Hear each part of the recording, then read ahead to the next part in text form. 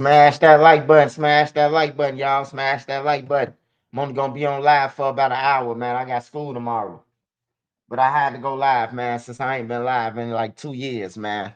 I let the people on the internet eat enough. Hey, I also made a typo. The kid wasn't in the car. The kid and the boyfriend who they was looking for, they exited out the car already. But the killers never seen them get out the car. So when she pulled up to the light, when she got the driving and pulled up to the light, they got her thinking that her the person who was woofing was driving her car. So that's my mistake. The baby is safe.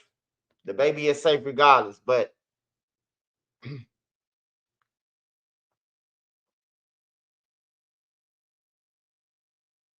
get off my page, man. How the fuck is these people coming through my page? What the fuck I'm gonna be bored for? I get paid for this. Y'all be asking some stupid shit, man. Y'all be asking some dumbass shit. Do you get bored? How you gonna get bored for some shit you get paid? When you go to work, do you get bored? Oh, you probably do. Cause your boss probably giving you orders and shit. I make my own schedule. I'm sorry. I'm sorry, Dominic. Dominic Dawes. You fucking gymnastic. Hey, shout out to everybody on here, man. 051 Burner. Shout out to 051 Burner. Shout out to the low end, man. Jay Cozy. Shout out to James Tonya. Shout out to Almighty Props. Shout out to Harry Thomas Jr. Chelsea Davis. What's up, Chelsea? Credit Manifest. Shout out Big Chuck 992. Quat Quay T. You Quay YT. You know what I'm talking about, man. Riri. Shout out Corey Carter. Shout out all my mom, Anthony Peterson, Tommy Shermer. Make sure y'all go and follow my wrenches, man. I just had to get on here tonight though, but it's new paperwork on Lil Durk though. It's new paperwork out, and Lil Durk finally finna get what he been looking for, man. He ain't gonna be able to see it, but his lawyer will, and we're gonna talk about all that. Make sure y'all smash that like button for me. We start at the 3 minute rule. I ain't got no music tonight. I got a freestyle.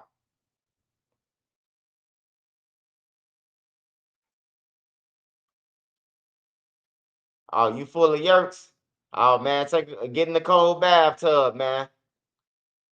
All right, y'all. So we're gonna start off first. We're gonna start off first with saying everybody say prayers for Jamaica, Haiti, and everywhere where they under attack by the storms, man. They over there. They need help, you know. And then second, I want to say before I get started, the food stamps. If the food stamps ain't going on next month, don't be spending all your kids shit. I just thought I had to tell y'all that. Cause I seen a lot of niggas walking to the store when I was just in Chicago, and everybody had a link card in the 39th gas station. And I know they ain't go to the link place. I say that's that female shit. She know damn well they cutting off the stamps in 4 days, 3 days, and she getting little Ray her link card. He got 13 niggas with him. Hey, I don't want to see none of y'all at Saint Sabina and shit on the news getting a bag, goddamn it.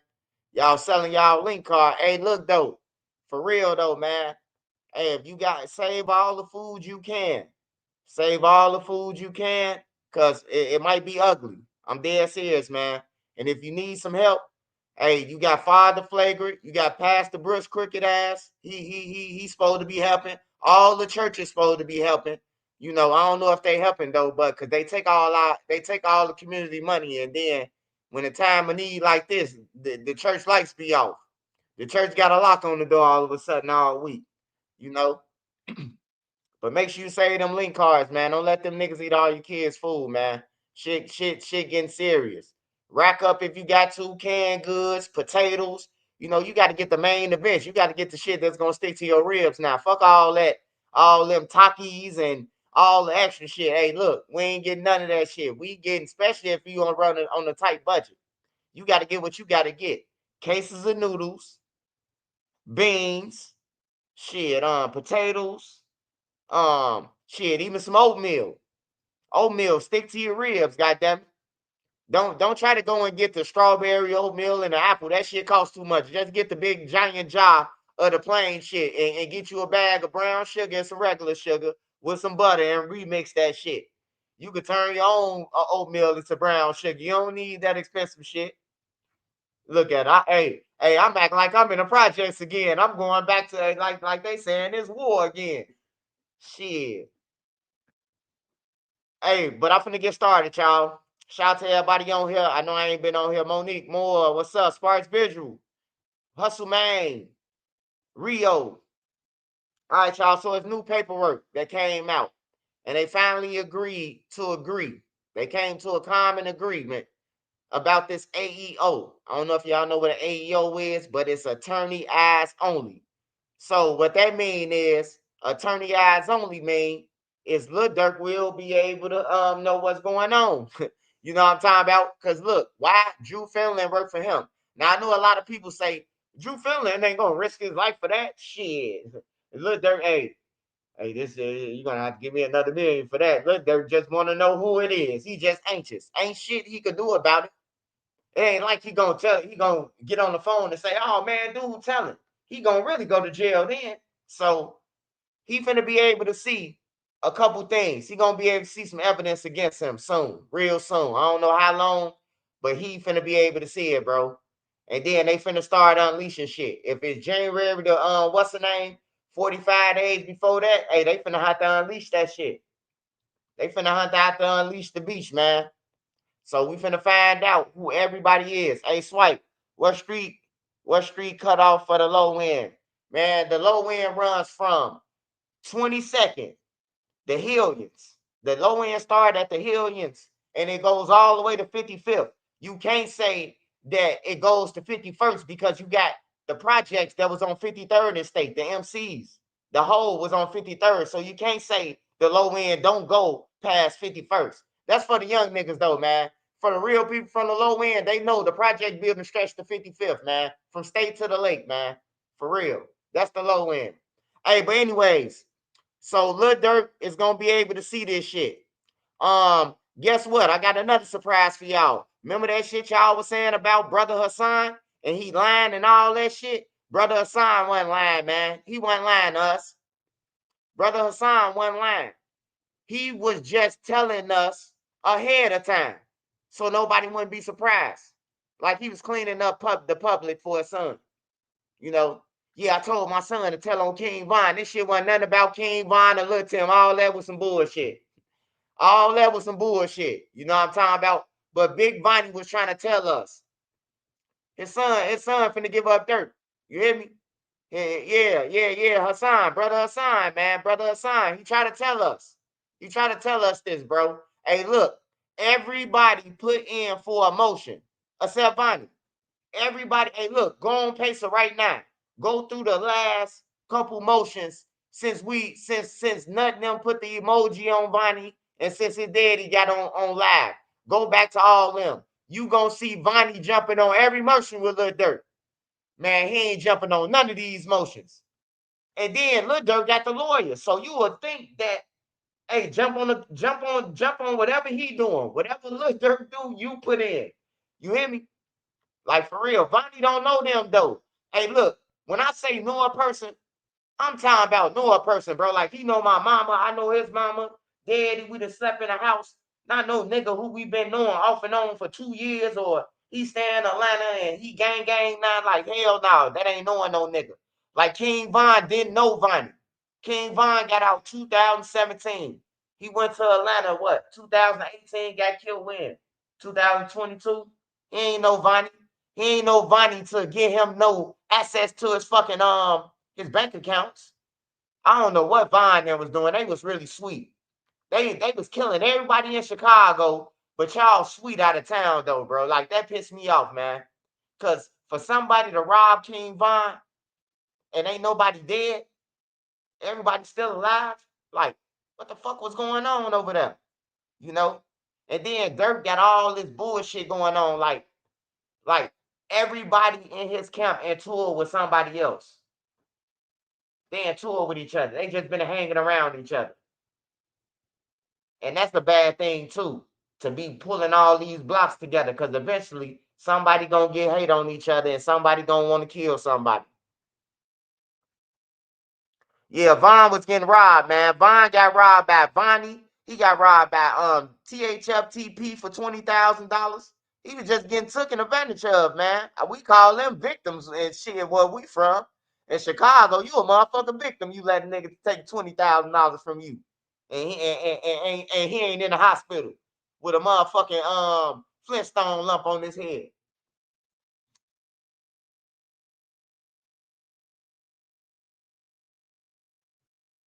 Hell yeah, TP robbed him, man. Y'all remember that shit. Y'all know TP robbed him, man. You remember King Von threatened TP? TP robbed his ass. He asked Louis Mary. Soon when he came back to Chicago, he was in a Mary store, goddamn it. Hell yeah, TP robbed his ass.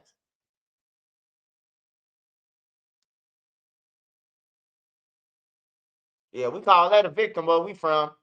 Hey, but anyways, back to this AOE shit. So this AOE thing is for attorney eyes only. So the attorney is agreeing with the government that he finna see the witnesses, he finna see everything, which is Drew Finley. They finna let Drew Finley get the paperwork. So he finna see everything that every motherfucking thing that they accuse Durk of, they finna end up getting it soon. Gradually. They finna be unleashing this shit, right? Yeah, it's a AEO. And yeah. So we gonna be able to see within like from no December. They finna have to start out motherfuckers in November. They finna have to start putting everybody out there. Whoever told them whatever, they finna be out there, man. They finna be out there, man. But that's the new paperwork. They agreed on the AEO and OTF Vonni ain't in that motherfucking motion either. He ain't in none of the motions, man. He ain't in none of the motions, the latest motions, bro. He ain't arguing about shit. What's to argue about when you already know what you're gonna do? Ain't no need to put in a motion if I know that I already calculated. If I get him this, I'm gonna get 7 years for this. If I tell him this, I'm gonna get 8 years off for this. That man already calculated his shit. OTF Bonnie already know how much the time is, the points. He ain't never been in the feds before, but he know the point system like the back of his head. If I tell him I was on a plane with Durk and Durk knew, 23 years off. That's knock off of 43. Hey, that nigga crazy, man. Hey, but that's what Durk them get though. Trusting a nigga you don't know. How the fuck you flying on a plane? Hey, look, it's one thing I'm around a nigga for 2, 3 years, 4 years or whatever. He around us and shit like this. But everybody's shooting people and shit except him. He the only one on. He the only one. Hey, he the only one looking on, and y'all committing all these crimes. Hey, look at the paperwork. It says it's talking about the Quando Rondo shit. Man, everything that Vonnie Daddy said on my page, bro, is coming back. I'm telling you. I don't know if y'all was listening when Vonnie Daddy was talking. I don't know if y'all was listening, but everything that Vonnie Daddy was saying, this shit coming back. Vonnie Daddy said that Durk was killing the guys. The feds say they put hits on the guys. He said all that. He said he a snake. He Mickey Mouse. You hear me? This shit coming out, man. I wouldn't be surprised, bro. Now, do I believe that King Von them took a bag to look to him? Hell, motherfucker, no, I don't believe that shit. I don't believe that. I just can't believe that.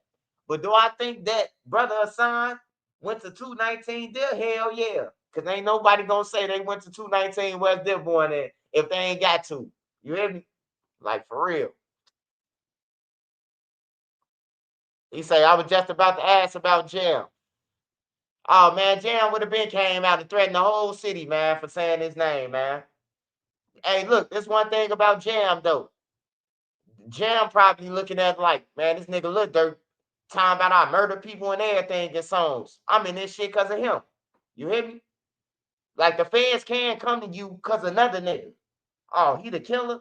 He been getting paid for murders way back then when the prices was up again. Like Lil Durk been told on everything, man. I don't know if y'all talking about, when you say snitching, all right, okay, Trenches News got to understand. Okay. I get it. I get where you get. I get where you going.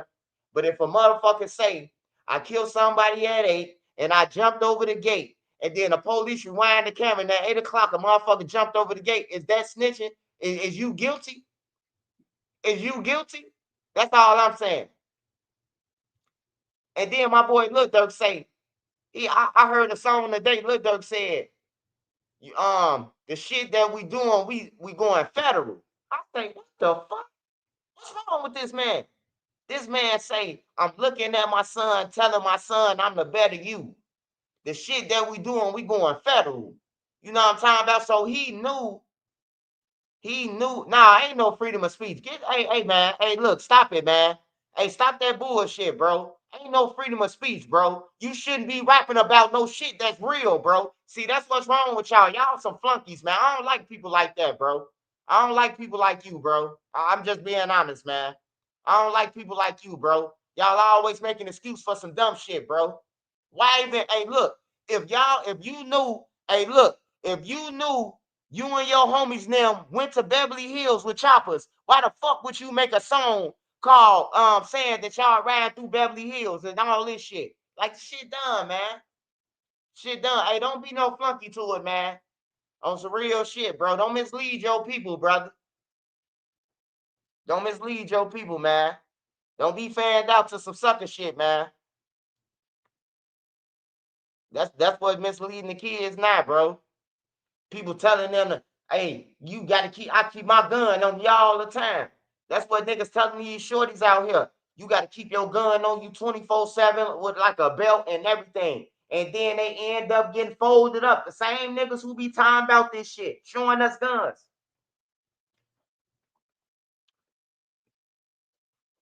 And then you don't even want to take no gun case when you get caught with the gun. You say it's the girl gun. This ain't my car. That's what Boss Top said. The police pulled out 2 guns out the car. Boss Top said, "Hey, I just got in this car. So you don't want to take your gun now." Okay.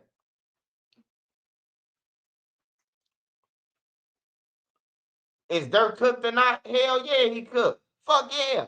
Hey, look, bro. I don't know if y'all know this, right? Hey, look, let me explain this to you real quick. With the feds, bro, the feds go off the witnesses, man. I'm telling you, bro. You know why the feds go off the witnesses? I'm finna tell you why the feds go off the witnesses. Because they coach the witnesses. They tell the witnesses every you get. Hey, look, they coach them. You. Once you tell the grand jury, hey, look. Once you tell the grand jury, once the feds grab you, bro, and you tell them whatever you tell them, bro. Now it's a session every time, bro. Like you gonna go over the shit. That's what I mean. Not coach you. You gonna go over the shit with them. The shit that you said to them about Lil Durk. Like, say Vonni. I was on the plane with Lil Durk. He knew. He gave me his credit card. He paid for these murders. He knew. Vonni gonna go over that shit with the feds 1,000 times, man. I'm telling you, he gonna go over them lines. We went to the bar. We went to here after this. Everything that he did, he gonna go over with them 1,000 times, bro. Because they gonna make sure they cross every T and dot they I. So when a person crossing examining them, you could, but no matter what you say on that cross examiner, your lawyer, Drew Finland, you still cook. You hear me? That's how the feds got it, bro. Like they cold with it, bro. It ain't like Lil Woody them. It ain't like Young Thug. It ain't like Boosie them, bro. It ain't none of that shit, bro. Hey, the feds, man. Hey, look, if they make a mistake, bro, they got some shit. What's that shit called, Nene? Once they make a mistake, what they did to Lil Durk? Supersede. They could just supersede, bro.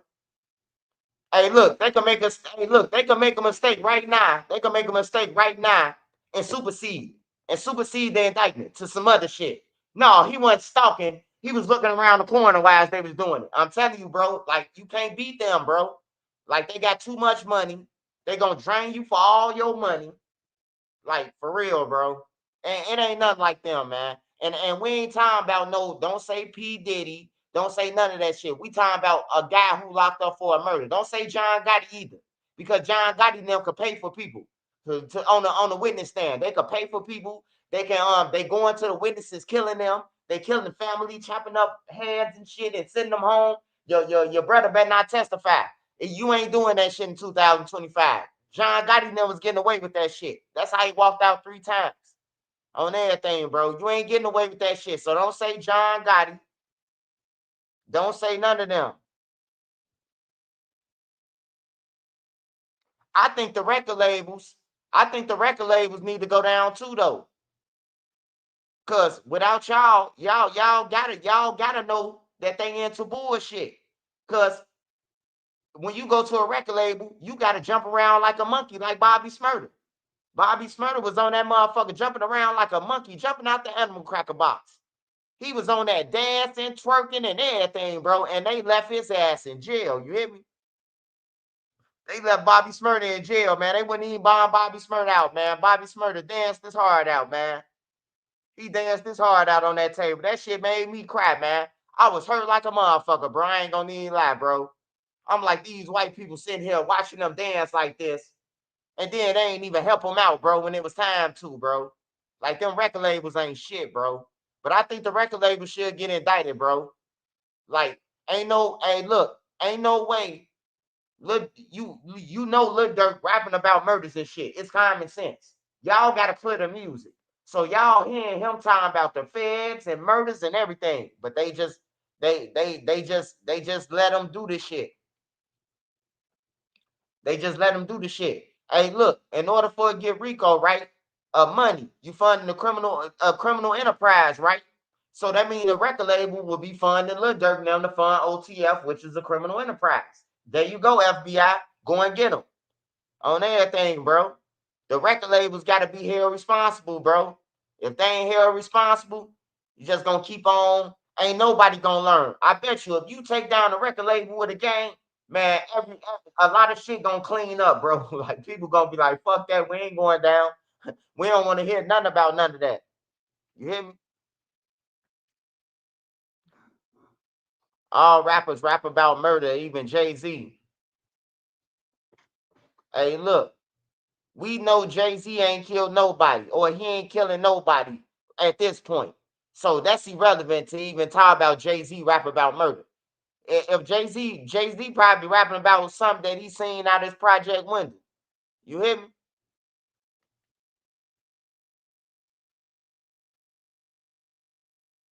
You talking about, hey, see, hey, look, this what I'm talking about, bro. This what I hate. Whoever this guy tied 9999096. You talking about don't wish jail on nobody.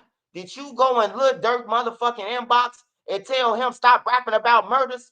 Stop talking about Boona this and Zoo this and them that, cause all them in the paperwork now. Everybody who Durk rap about in the paperwork. Zoo in the paperwork, Boonamo in the paperwork, every name that Durk said in the songs in that paperwork. Why are you talking to me? Get the fuck off my page. Hey, somebody block his dumb ass. Get your fan ass off my page. Hey, somebody block that Rico guy. Take his ass out. I hate these fans, bro. Y'all don't even know Lil Durk. At least I know Lil Durk. Y'all don't even know him. At least I know D Thing. You don't even know him. You a straight cum guzzler. Hey, get him off my page, man. Hey, what Dro at? Hey, somebody wake up Dro, man. Somebody wake up the dead, man. Wake up Dro. Where Dro the mob at, man?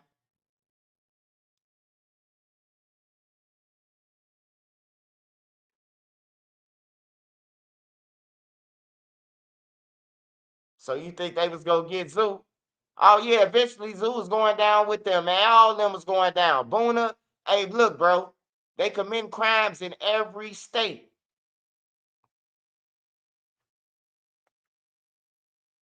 They commit crimes in every state, man. Was Zoo finna get picked up? Shit, they talking about killing people and shit. That's called conspiracy, man. Hey, look, if I'm in the group thread with you, right? What's your name? My hap WW. Don't block him, y'all. I'm just talking to him. Hey, look, say me and you in the group chat. Me, you, RSKD, Day Day, and Empire Mafia family. We in the group chat and we talking about killing somebody. We talking about putting money on O Block. We talking about killing Money Duke. We talking about killing Richo. That's called conspiracy to commit murder, man. On there, how come he wasn't gonna be in jail?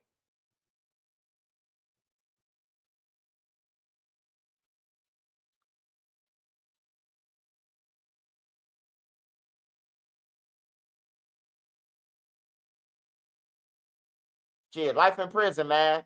I think they gonna come to them with 50 years, bro. In about 2 more weeks, Lil Durk and them gonna be off for like 50 years. And if they don't take that 50 years, it's automatic life, man. They gonna offer Lil Durk and them 50 years to start off like they did O Block. It's probably at 50 right now.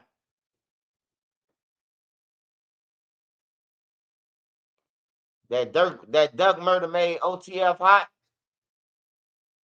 No, man, it's beyond Duck murder, man. Y'all gotta read the Stephon Mack paperwork and shit, bro. Man, it's two dudes who got killed at a gas station. Y'all remember those dudes? Y'all remember those dudes? Y'all remember those two dudes that Lil Durk was talking about on his video? He said, what you want for your birthday? I already got it for my birthday. Whew, it was two guys that got killed at a gas station in Chicago, man. Ain't nobody arrested for them motherfuckers, but they know who did it. They know who behind it, but they ain't arrested nobody yet. You get what I'm saying? Like, for real, Lil Durk them got a lot of shit on their hands, man. I ain't even telling. Hey, look, and they rapped about it. It ain't like I'm telling y'all something new.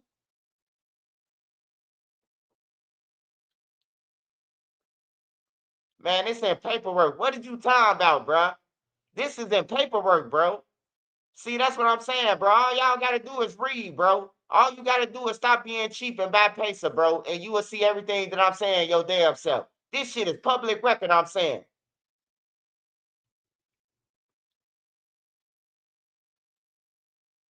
They already know who killed D-Thing. They ain't charge him, though. He in jail already for 2 murders. We already know this shit.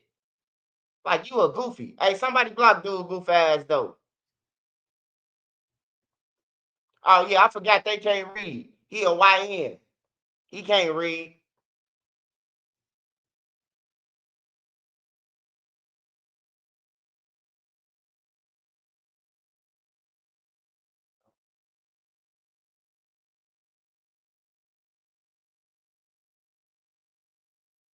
Yeah, that's what it is. That's what it is, urban girl. They be listening to all these little pages that ain't from Chicago. First of all, y'all listening to a Caucasian that ain't from Chicago, that ain't even from the trenches on some hee haw shit. Y'all listening to the wrong people, man. On some real shit.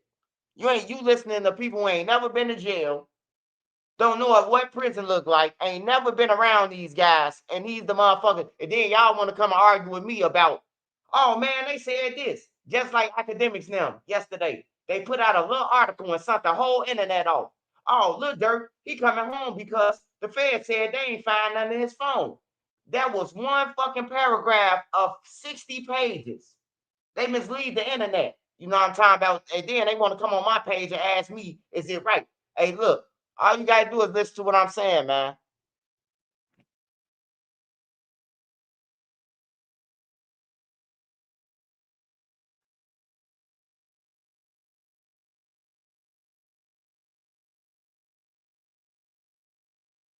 Yeah, Trap Lord Ross, he got it right. He the only one who got it right too. He got it right. Everybody else be fanned out. I think Lil Durk coming home because he like get your fan ass out of here, man. On everything, bro. I done been to jail before, bro. I done sat in jail. I done been on the deck with killers and all this type of shit. You hear me? Like, I done seen people say, oh, I'll be home. I'm coming home. Ain't got 90 years. I done been to the joint 5 times and seen them niggas every time I went back to the joint. Damn, Scud, you back? Damn, you still in here, motherfucker? Like, the fuck? You hear me? Like, for real, bro. I done been in there with them, with all these members. Lemron, OTL, all these motherfuckers. No Limit.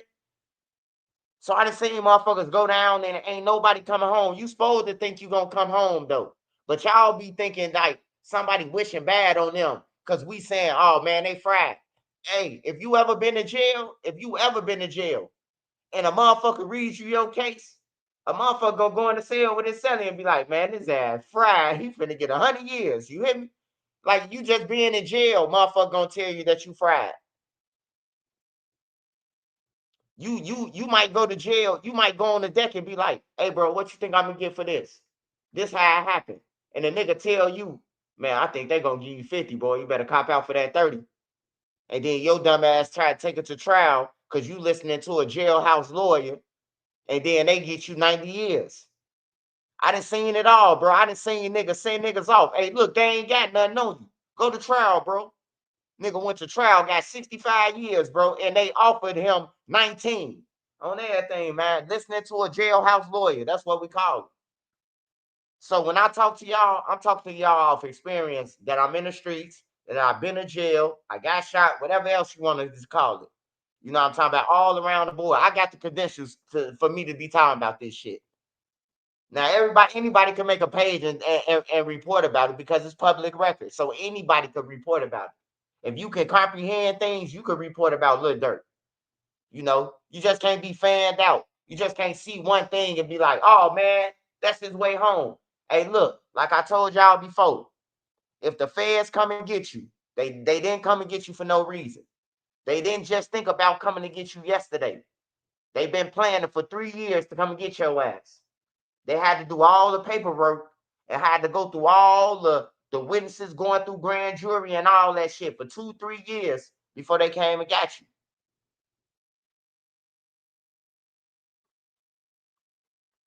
So Lil Durk about to see who the witnesses is, man. He about to be able to see all his paperwork. At a time though, I don't know if he gonna be able to see the witnesses right away. Well, he ain't gonna be able to see them. His lawyer is. But Drew works for Lil Durk though. He works for Lil Durk at the end of the day. And if I had a lawyer and I was paying my lawyer millions, you better tell me everything that was on that motherfucking paper. On everything, you know. That's how I want my own paperwork, you know.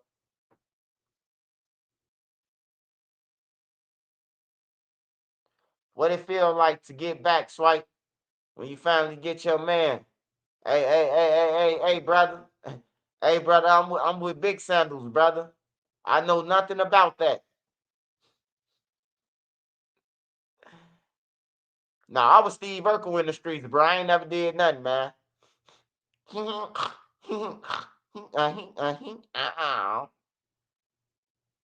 They called me Stefan in the streets, man. I ain't on shit. The feds don't got shit. Motherfuckers telling he say, she say. Hey, look, bro. I just told you. I just told you, Sincere Martin. I just try to explain this to you. But you act like you don't understand, man. Dirk homies is all they need. Y'all act like y'all slow. If a motherfucker went and go and kill Quando Rondo, Lil Pap, and they the ones who shot, and they say Lil Durk did it, what the fuck you mean he ain't done? That's what y'all fanned out. A lot of y'all fanned out, bro. Y'all just fanned out at this point, bro. I'm gonna stop talking to y'all on some real shit. Hey, look, matter of fact, anybody say something stupid about Lil Durk, about and they sound fanned out, just block them, please. Cause they sound fanned out, bro. And I'm steady telling you, all they need is a OTF Vonni to say that Durk knew. Drew ain't gonna be able to argue with him. Drew is not gonna be able to argue with them, brother, on everything. If Vonni say that me and Lil Durk got on the airplane, Lil Durk knew what we was finna go and do. He knew I was finna go and buy the mask, the gloves, the ski mask. Durk ass is done. If Jam say that Lil Durk gave us $100,000 to do this, we was chasing old block around and killing motherfuckers, he going to jail. I don't know what's wrong with y'all, man. I'm tired of y'all fan ass, bro. Like for real, I could deal with the NBA YoungBoy fans more than you motherfuckers, man. Y'all just fanned out on everything, bro. Y'all fanned out, bro. The man got too many witnesses, and then he got dumb and dumber. We ain't even say, hey, look, we ain't even explain Marley and AJ yet. Hey, Marley! What about Marley and AJ? Hey, Marley! Hey, the nigga went in the cell and said, hey, yeah, man, we killed the man and he ain't get no money, man, cause he ain't did nothing. You know what I'm talking about? The nigga Molly took off with, I mean, AJ took off with the money, man. They didn't got paid for killing Stephon Mack, and he ran off with the money on Molly, man. I'm telling you, man, this shit, hey, look, and it's involving Lil Durk. Hey, remember y'all said that the murder for hire in Chicago was over. Remember y'all said that, right? All the big platforms. Lil Durk's not connected to the murder for hire. Shit. I'm telling you. And them niggas young. Molly only like 19 years old. Them niggas ain't no motherfucker 30, 40 years old. Them niggas 19, 20, 21 years old.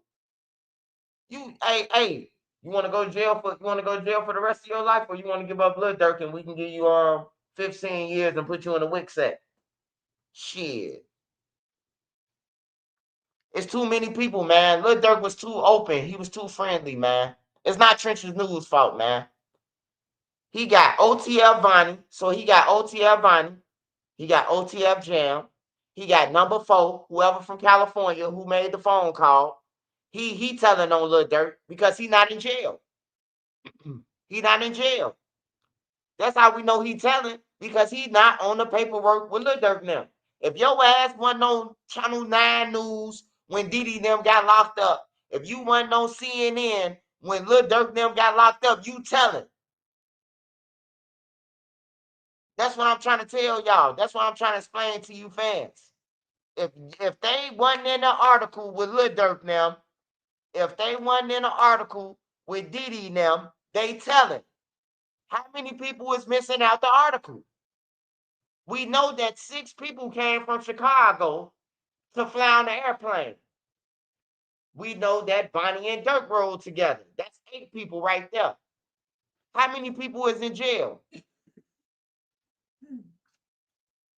Including the caller. So look, you got Vonni, you got Diddy. Look, I'm just naming everybody who flew from Chicago. They saying that Diddy flew from Chicago. They saying that Brown Eyes flew from Chicago. They say that Flocka flew from Chicago. They say that Jam flew from Chicago. And number 5, whoever number 5 is, they flew from Chicago. So that's 5 people that flew out of Chicago. Okay. Then you add on Grant, which is Vonni, and then you add on Lil Durk. That's 7 people. Because Lil Durk and Vonni flew on the airplane together. Then you got number 4, who from California, who made the phone call, who spotted Quando Rondo and called Lil Durk. So that's 8 people. That's 8 people right there, man. The caller, he made a phone call. You think he finna go down for the rest of his fucking life for talking to y'all for 30 seconds, 36 seconds, telling y'all that Quando Rondo in California? Hell no. You think Vonni finna go down? Hell no. Jam? Hell no. Lil Ted? Probably? Hell no. You know, Lil Ted, before he even got out the cop car. Shit, y'all talk about Trench's News. Lil Ted ain't even get out the cop car. He ain't even go in the police station. The nigga said, hey, I body. And you telling me Lil Durk ain't fuck. Man, man, hey, look, bro. Hey, I don't give a fuck what he say. He a fan. He a fan. I don't give a fuck what he say. What that guy say you talking about? He a big ass fan. And then next week he'll be saying he cooked. That's all he do. Switch sides. And y'all be sitting on that shit listening to that bullshit. That's all he do. He say one thing, Lil Durk cooked. Then next week, Lil Durk finna get out. Then I don't think it's looking too good. Hey, I'm telling you from the off the bat, Lil Durk ain't coming home on everything. Hey, look, if nobody don't come home, they won't Lil Durk. I'm telling y'all, bro. Just read all the paperwork. Go to pacer.gov and y'all just read the paperwork y'all self. They won't Lil Durk, man. I'm telling y'all, bro. They don't give a fuck about nobody but Lil Durk and them shooters. And the shooters. But apparently they don't give a fuck about the shooter because Jam ain't with them. Jam ain't in the Hall of Fame with Lil Durk now. You think Brick Baby tied to it? I don't think Brick Baby tied to it, man. Hey, yeah, I think Brick Baby just talking. Cause if Brick Baby was tied to it, they wouldn't hire him around Lil Durk. They would have been trying to put in a little movement or something. Vonni ain't around Lil Durk. Jam ain't in there with Lil Durk. You feel what I'm saying? Like they would have moved him. They wouldn't have kept him around there. Lil Durk got enough money to find out shit, man. You know what I'm talking about? He got that type of money where government officials will tell him who tell him. So they got to keep that shit in secrecy.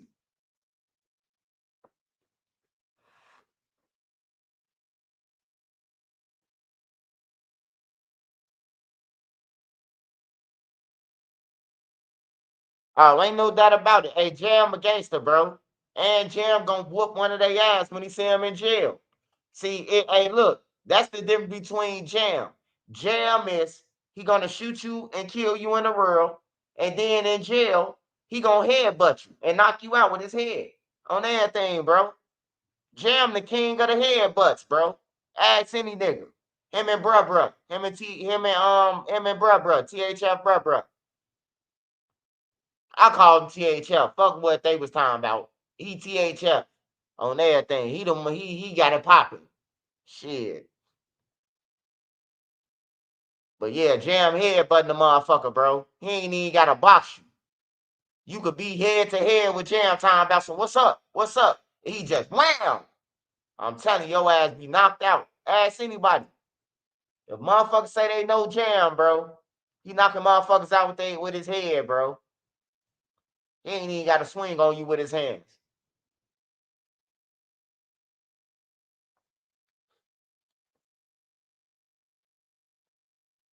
Imagine just getting knocked out with a nigga by his forehead. He just wham, you like wham. I'm telling you. So Jam could fight and he could do all that shit. Yeah, Rockhead.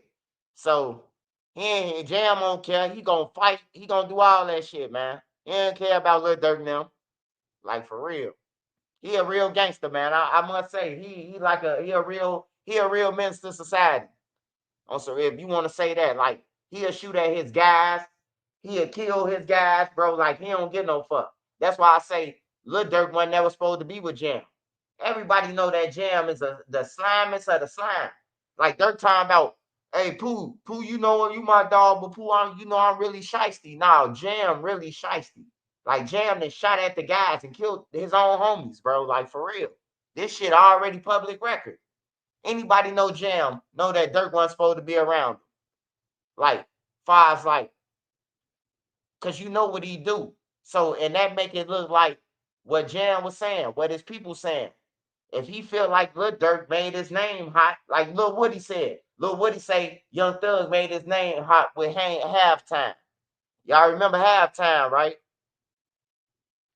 Halftime when he said Lil Woody pop at your noggin. Lil Woody said that the police, the GBA or G whatever, he said they was on his ass ever since.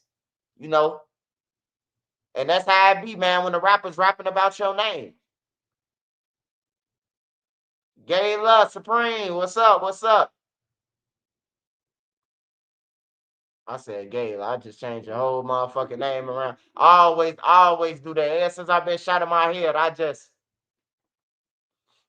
it bothered me, man. But my wife, she keep me, she remind me that I'm smart. You know what I'm talking about? Like, you know, yeah, head trauma is fucked up, man. Like for real, bro. I hate that shit. That shit get on my nerve, bro.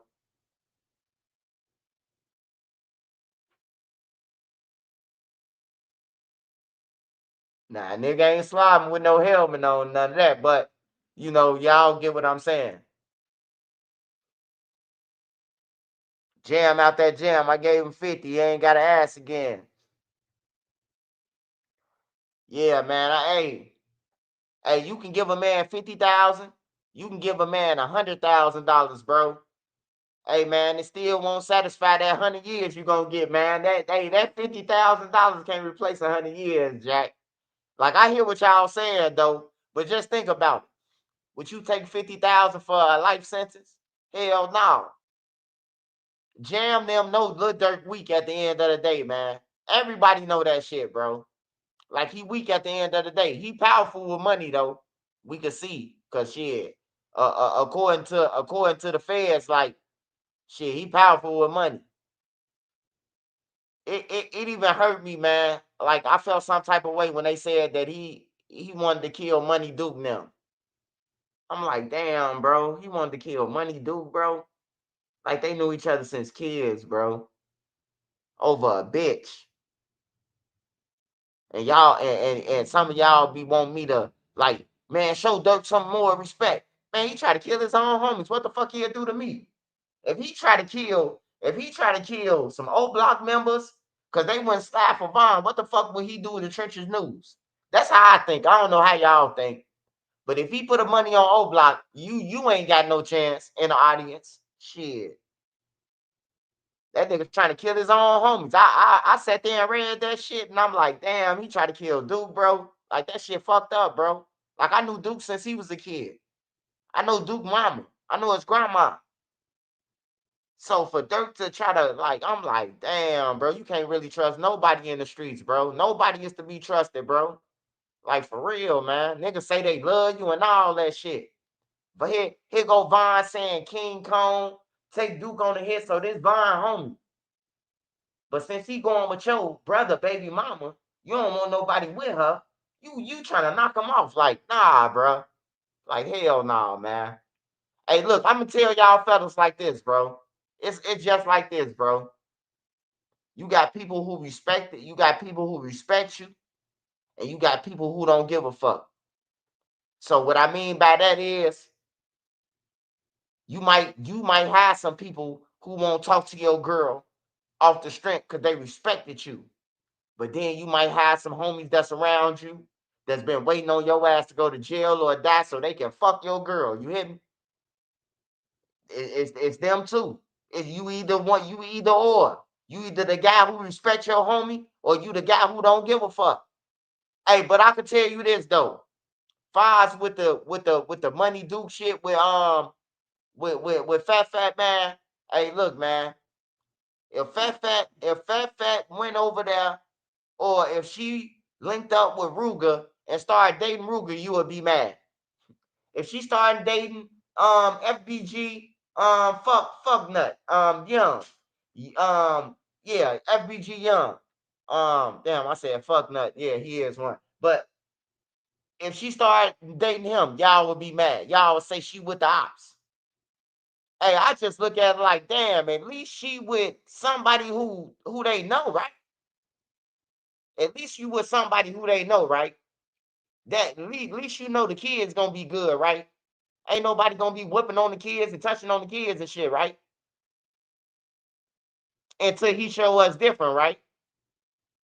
That's all I'm saying, man. No, man. Hey, look, you saying that they should fail back, but D thing is not Money Duke friend. That's what y'all don't get. That's not his homie. Y'all met up through King Von. You hear me?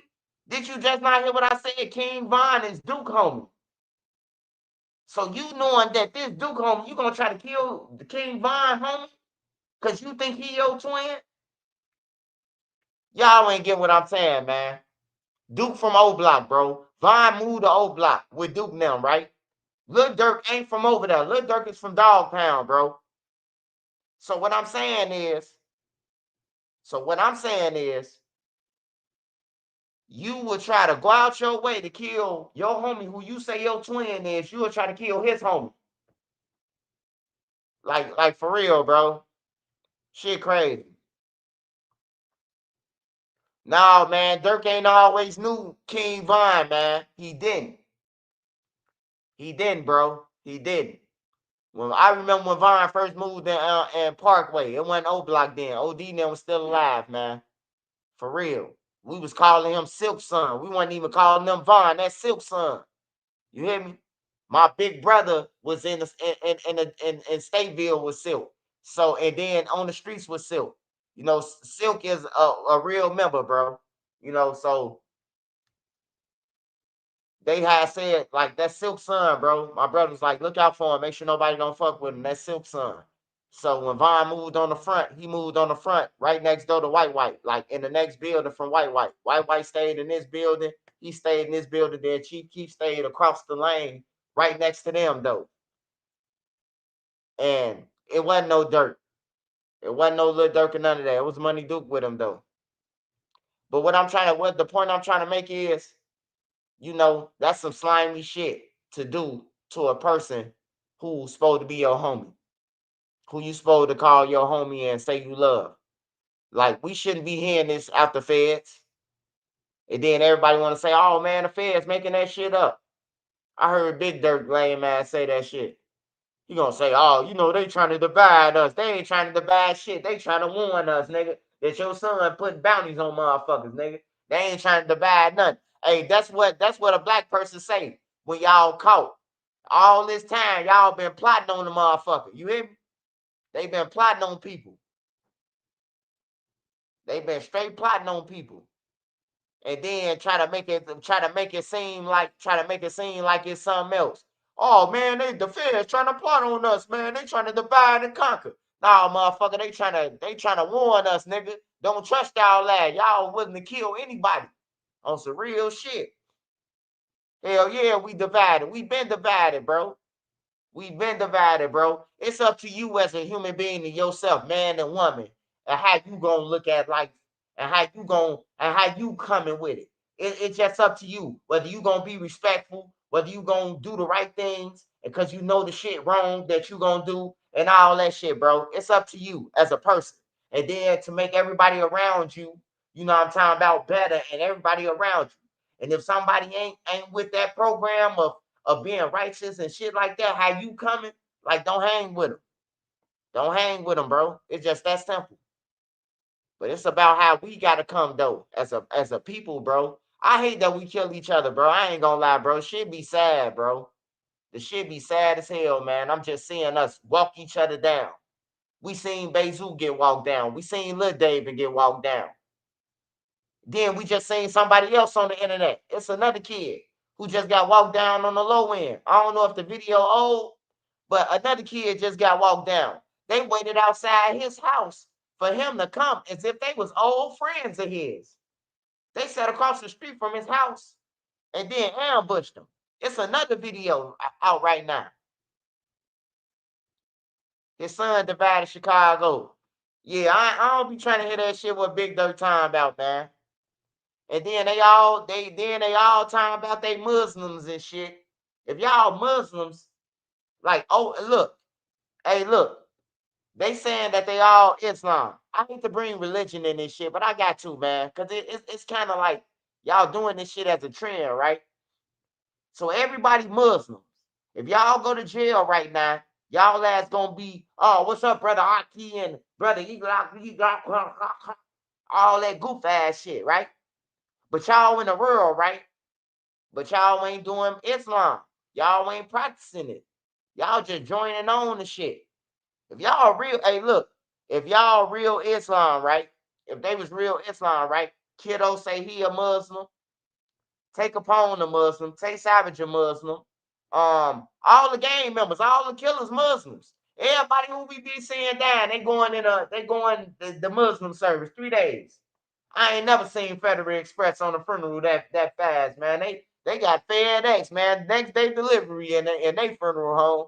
Shit, don't bury me that fast, goddamn it. At least let me stay up top for a minute. Goddamn, Nene, you sent me away in 3 days, you ain't shit. Don't bury me that motherfucker fast, shit. Let me look at some cakes in the morgue, shit. Let me look at the line that's coming through, goddamn it. You can't see it. I can see it. It's all in my mind, babe. It's all in my mind, babe. I think Babe 2 was actually Muslim. Yeah. No, Zoo whole family is Muslim, man.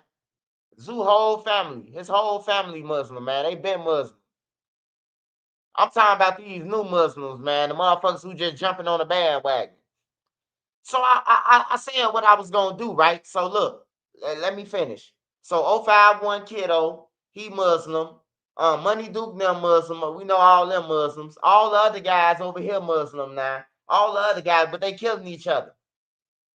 But they talk this Muslim shit. Like, that's why I can't take them. That's why I can't take these guys serious, man. Yeah, the whole O Block Muslim.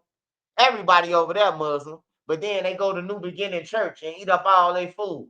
That's what I'm saying about Pastor Brooks. You ain't standing on business. You letting them come through, eat up all the food, and then they talking about how I'm do, all that shit, bro. Like, nah, bro, we gotta separate that. Yeah, Vaughn was a Muslim too. I know Brother Hassan gonna kill me, man. But hey, Brother Hassan, any day you wanna battle, I challenge you to a bacon sandwich, nigga. I told you that. I told Brother Hassan. Yeah, they flipped on Jesus, man. They ain't nothing but no Judas. All the motherfucking Judas. On everything, man. I rock out with big sandals all day. On everything. Motherfucker know who I rock with, big sandals. On some real shit. I love big sandals.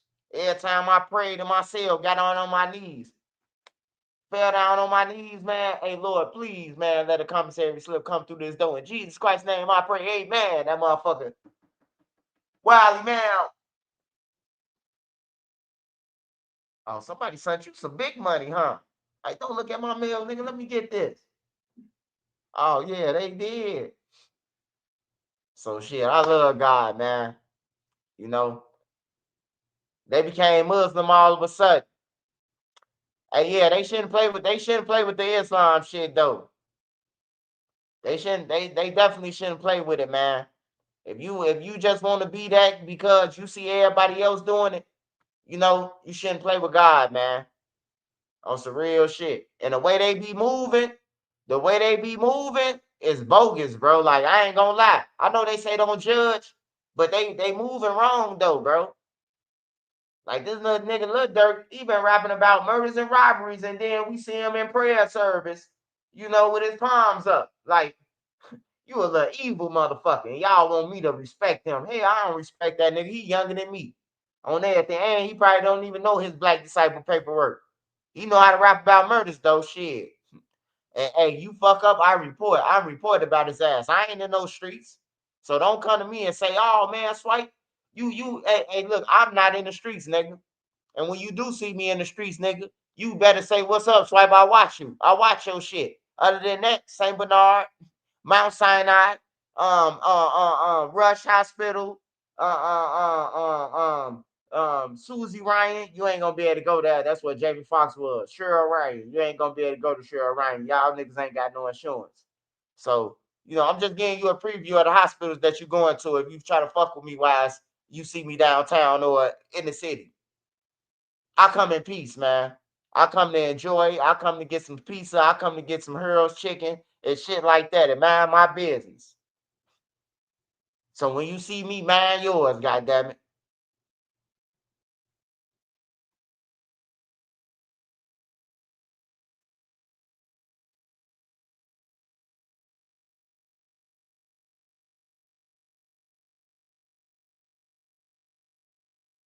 Oh yeah, yeah, yeah. I always tell them that, man. I ain't trying to hear that shit they talking about, man. Let's have a bacon challenge, nigga. I ain't trying to hear what you talking about, nigga. Y'all ass playing with y'all killing each other, bro. Like I be looking at this shit though, like everybody who be getting killed down there, they Muslim. I'll be like, damn, bro, y'all couldn't talk that shit out at Ramadan or at fucking Juma. Yeah. Like big, like, yeah, they Muslim. Like Dirk Daddy be no Dirk Daddy ain't Muslim. He Israelite, but he be with Dirk Daddy. They be together. You know what I'm saying? Um, but yeah, it's a lot of these. It's a lot of these people. Yeah, man, free them then. Free Smirk, man. Fuck it, man. Free them, man. Y'all gonna keep on saying free him, free Lil Durk, man. Free Lil Durk, man. Damn, man. Y'all keep on saying free him, man. He gonna be free. Lil Durk gonna be free. And when soon when he pass away in his cell, the ADX, and motherfucking go up in the sky, he gonna be free. He gonna be free one day, man. Don't worry about it, WB Jono. Don't worry about it, brother. I assure you, he gonna be free one day. He gonna be free on everything. After he done all this time, after he done all he could do, and they say Dirk Banks is pronounced, he gonna be up in the sky, my brother.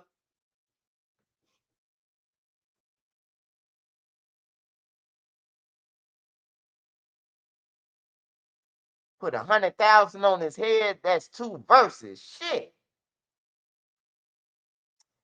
Yeah. Hey, you ain't lying though. Hey, you ain't lying, man. Hey, brother Haki, what's his name? Damn, I'm making up names and shit now. Um, brother Hassan. Brother Hassan said, he said Trenches News. I say, so, brother Hassan, tell me this. You will kill me, you will let a motherfucker kill me and you will know about it, and then you will go to them and tell them they owe you some blood money. Like, fuck nah, I don't want to be a part of no shit like that. Hell no. Hell motherfucker no. That's some snake ass shit. Hey, you gotta pay me. Like, what? Blood money. This nigga just blew off my shit. And you ain't finna tell nobody. You just talking about you need to get paid because they killed me. Like, hell no, man. Hell fucking no. I don't want to participate in that shit. I'm with Big Sandals. I'm rocking out with Big Sandals, man. They go off blood money, man. That's crazy, bro. Hey, it's true though. I had read it in a book, right? I had not in a book. I had seen it. It was this Islam dude talking. He was this old ass man, the Ayatollah, Eli Ayatollah, or whatever the fuck his name is. It's the old man. He a blind man, and he was talking about that shit, the blood money. Like if a person kill your family, you can either accept money, they could get killed, or you could forget them or some shit like that. He was saying. I'm like, man, that don't sound right, man. I wouldn't want to hang with no nigga. Nigga blow off my head and then you going to them talking about some, man, you done kill Trenches, man. You got to pay me $5 million in blood money. You ain't trying to kill him or nothing. You trying to extort him. Hell yeah, I love Big Sandals, man. Jesus Christ. I call him Big Sandals, man. You know, I got a nickname for everything, man. That's my nickname for him, bro. We call him Big Sandals, man. Everybody got a nickname, man. They call me Swiper. What's your nickname? You got Sparks. Sparks, that's his nickname. You hear me? Big Sandals is his nickname. I got a relationship with God, man. I talk to him on my own, bro. I don't never hear him talk back, but I know he understand me because I be seeing the shit. Like in real life, I see it. Whatever I be asking for, bro, I see it in real life. So now I don't see him in the physical. I never seen him. But I know when I pray, it comes. And you might not believe me, man, but man, it's just amazing to me, man.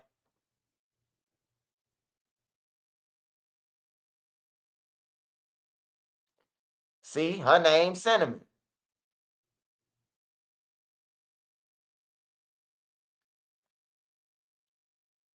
See, nickname Momo. See, Momo, Monique, Momo. That's what it is. Everybody got a nickname, man. God don't take shit that damn serious, man. Where a person to be like, oh man, you disrespected God. Nah, bro, chill out. Chill out, man. You stuck in 1800s, man. We gotta fast forward Jesus up to now. Now we ain't putting no Mary on Jesus and none of that shit. But what I'm saying is we gotta fast forward Jesus up to now. I know Jesus ain't still walking around naked, free balling. Jesus gotta have drawers on now.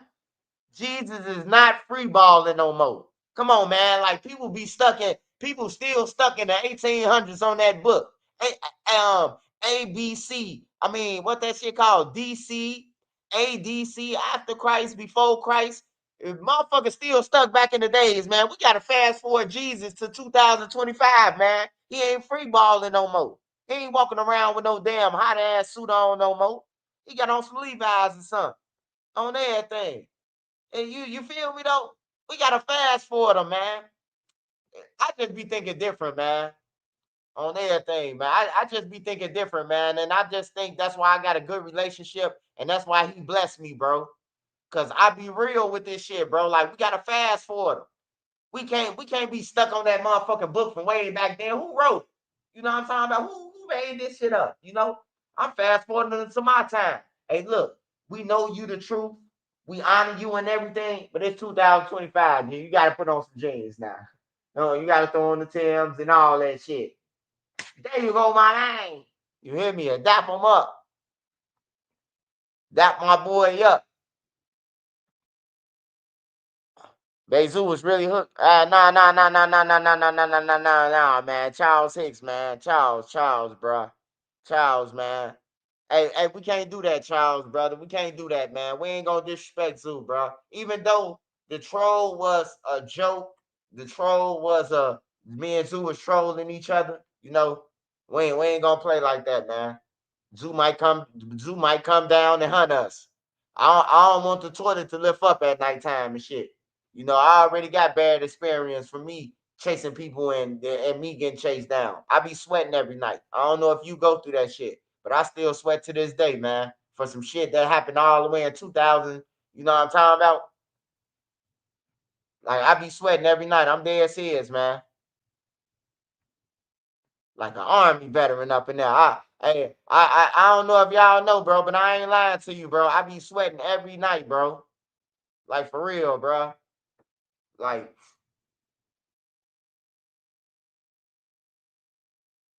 shit be real.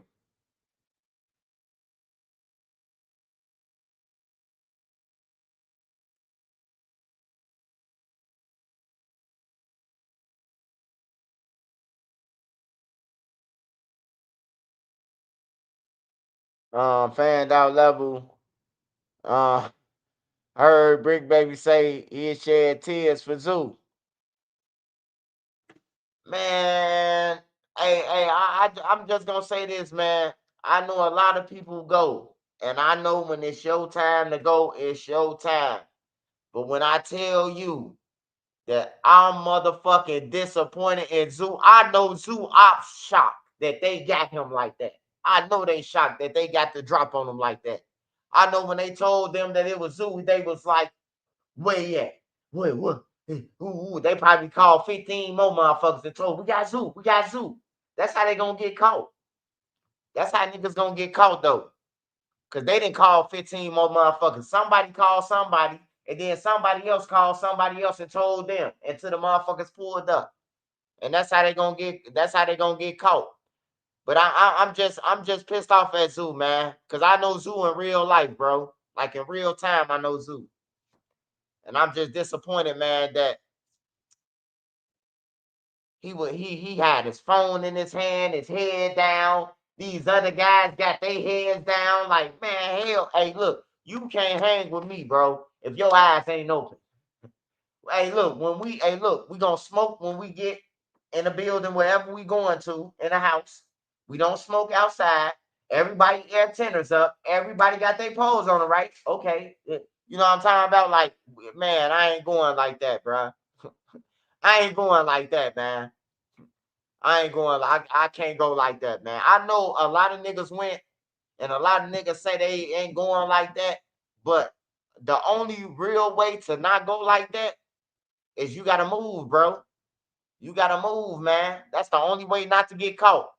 Cause you could say you ain't going like that, and the nigga catch you and fold you up, but you have to move. You have to move, man. Like for real. Zoo just showed some money where I was like, what the fuck is he buying parts for? I'm confused now.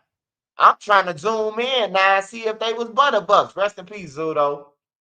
Rest in peace. Rest in peace, little homie, on everything. But I was just trying to see if that was Butterbucks he was flashing shit.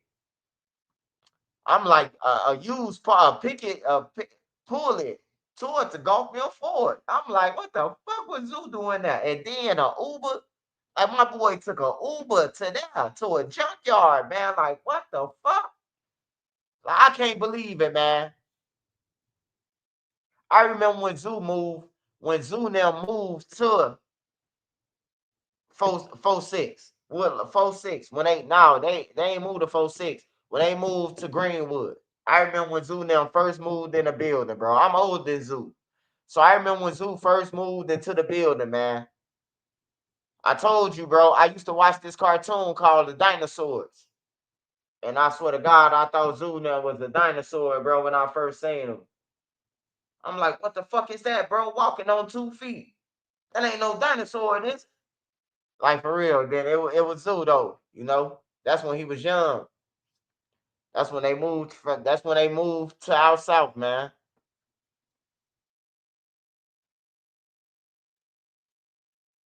But yeah,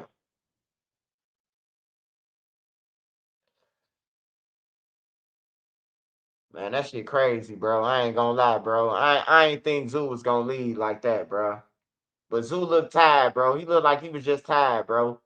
Zoo looked like he didn't. He like I done enjoyed everything. I done been to the top. I done been to the best of the hotels. Been in the best of the mansions.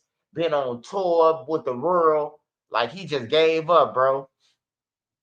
He just gave up, man. He just gave up, bro. And I'm gonna tell y'all this too. I think it's a low block. I'm telling y'all, man. I think it's some niggas who, when these people get caught who kill Sue, it's gonna be some people who we wasn't even expecting, man. Only way they gonna get caught by the feds. But we ain't gonna even be expecting the people who killed Zoo. Watch, it's gonna be some no namers. Kuglo Sam, he a thief. He a thief. I know that for a fact. He a thief. He ain't killing nobody. He ain't graduated from robbery to homicide. Kuglo ain't graduated from robbery to homicide. He waiting on niggas to fall asleep. He put NyQuil. The nigga is so thirsty.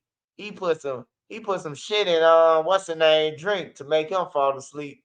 Not NyQuil. What's that shit called, Nene? Melatonin. Yeah, he put some motherfucking melatonin, some melatonin in the nigga drink so he could take his chain off his neck. That nigga a thief. He ain't killed Zoo, man. But whoever killed Zoo though, I'm telling y'all, man, like you gonna have some problems in jail. You unless you go to the unless you go to the Fed if the Feds pick it up. But if you go to Cook County, you gonna have some problems. Cause first of all the BDs gonna jump on you. All the BDs gonna jump on you in jail. Then the MCs gonna jump on you, and the Stones gonna jump on you, and the Kings and the Latin Kings, cause they under the fan. So you gonna get jumped on a lot, cause you killed Zoo. Just trust me. And then they got a big family too. So you're gonna get jumped on a lot in jail. You ain't gonna want to be the motherfucker who just they be saying, oh, that's the one who killed Zoo. You ain't gonna want to be that person, bro. What about Glow Gang? Man, I love Keith, man. I knew Keith since he was a kid. Keith used to have to come up my house. He used to be roaming around O Block. You know, back then we ain't play that. You know, it was still a little structure left. So Keith couldn't just roam around O Block. If you roam around O Block, the police gonna come because somebody gonna call the police and say, hey, it's a kid walking around and he doing shit. Keith was breaking in cribs and doing all type of shit. So he had to come up my house and learn his paperwork, his literature. And Keith will tell y'all, like he'll tell y'all, he ain't gonna say cap like he said when another nigga said something about him. Like he gonna say he know who I am. Reese know who I am. All of them know who I am. They know my story's real. So I knew Keith since he was a kid, man, and I'm proud of Keith, man. Keith came from nothing, bro. He came from nothing, man. I'm talking about he deserved everything he got, man. He said he was gonna be rich. I remember he was under the building, 6358, and he was rapping. And he was like, I'm gonna be rich. I'm gonna have me a weed dispensary. I'm gonna have me a whole bunch of weed. You know, it wasn't no weed dispensary at the time, the name, but he said that he was gonna hire him a whole bunch of weed, like a weed dispensary. I'm gonna have a whole warehouse full of weed. And now he got dispensaries. You hear me? Like, yeah, keep motherfucking that motherfucker, man. He deserved everything he got, man. I know Keith uncle, his mama Lolo, his granny, on everything, bro. I know Keith whole family, his cousins, Fredo. That's my homie. I used to be with Fred. Fredo used to be with me, bro. Like when Dark come in town, he calling me and Fredo. On some real shit. He come back with his bag from Iowa. Me and Fredo riding with Dark. I got real stories, man. I don't be knowing. I don't be. I ain't with the play.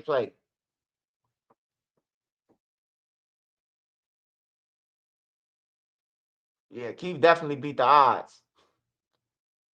He definitely beat the odds, man. But Keith had said what he was gonna do, man, and he got it now, bro. He rich. He said he gonna hire him some fast cars. He got it. He got them, man. He said he was gonna hire the fast cars, bro. And niggas, hey, and niggas was, man, you ain't gonna be nothing, man. You gonna be over here in 10 years, But he did that though. Fredo was smart though. Fredo the one who Fredo the one who made the Glow Gang shit. So that's how Fredo became a millionaire. Just off making Glow Gang. Just off making it. This my shit. So when Interscope had to sign Keith and them, they had to give Fredo millions because he owned Glow Gang. He made the name. Keith owned it, but Fredo made the name. They was walking around that bitch saying they was Glow Boys. Been doing it. Glory Boys, all that shit. They been saying this before. Fredo been saying that shit before anybody, bro. Fredo, Trey Five, all them. We the Glory Boys. Before y'all even know who GBE was on everything, bro. Like I'm a witness to this shit. I witnessed the history though. I never thought that like all them have an opportunity to get out the hood off rap and then they still stay here and get killed. Like all them had opportunity, bro.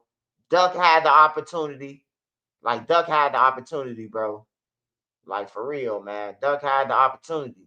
It don't cost $1 million, man, to get out of here, bro. On some real shit. If you could make $1,000 a month, $2,000 a month. I'm gonna say 2,000. If you can make $2,000 a month off rapping, off feature money, bro, you can stay out of town somewhere. You can stay anywhere. Niggas just don't want to move, man. Niggas like the excitement. I told my nephews, man, I say, hey man, you my nephew, bro. I don't want you to get killed. Hey, I want to pay your rent and move you somewhere, wherever you want to move to. No, man, I'm good, man. Man, it ain't busting. It ain't busting out of town. It's busting over here. Hey, bro, the man. Hey, I call. Hey, Nene. Then I call the man a week later, 3 days later. The man face look like Hannibal Lecter. Cut his shit off, man. I say, what the fuck wrong with you, nephew? He say, man, my cousin had stabbed me up. His cousin scratched his face up with a knife, with a box cutter or something, bro. I said, God damn, bro. Your cousin did it. He said, yeah, my cousin, man. Attacked him with a box cutter, bro. His shit look like, man, he look like Freddy Krueger, man. My nephew light skinned, man. Look like Freddy Krueger, bro. Look like Freddy took his nails and scratched his face up. I said, I told you, bro. You should have left, bro. You gotta learn, you gotta leave. They don't want to leave Chicago, bro. I offer my family, bro. I offer my family, bro, to get up out of there, bro. Y'all want to get up out of there, y'all can, bro. I'll pay y'all rent. And they just don't want to leave, man. They want to stay there. They love that shit. They love to hear gunshots and motherfuckers arguing outside they window. Hey, if I ask you and something happen, I ain't gonna feel. I'm gonna be hurt, but I ain't gonna feel too bad. Cause at least I know that I ain't gonna blame myself. Like, oh man, you ain't offer them to get them out of there or none of that. Like they'll tell me they want money. I'd be like, bro, I'm trying to move you out. Hey, just give me the money. For real, bro. They'll tell you just give them the money and study moving, bro. And study saving your life. Just give me the money, bro. Man, whatever you was gonna spend on the apartment, just get to me, man. I got some bills to pay. Like, man, bro. Like, they ain't trying to get out though. I offer though. At least I offer my people though. And I ain't rich. I ain't rich at all. But if I see some leeway where I can help out somebody and get them up out of there until they could get on their own feet, I'm gonna do it. Shit. I'm gonna pay your bills until you can get up on your own feet. Until you can pay your own shit. You know?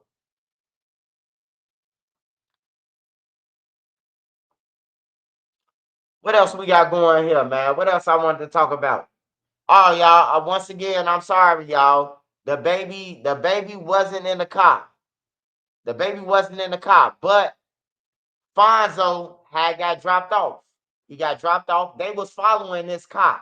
It wasn't no mysterious car. Like they know. Hey, look, they know that they bogus. The shooters. They know who they is. I ain't gotta say no names. Y'all know who y'all is though. But if y'all don't give up y'all homies, I'm gonna put y'all name on blast in a couple days, man. I ain't gonna compromise with you niggas. Y'all killed the girl. Y'all thought her boyfriend who was woofing, disrespecting Zoo was in that motherfucker.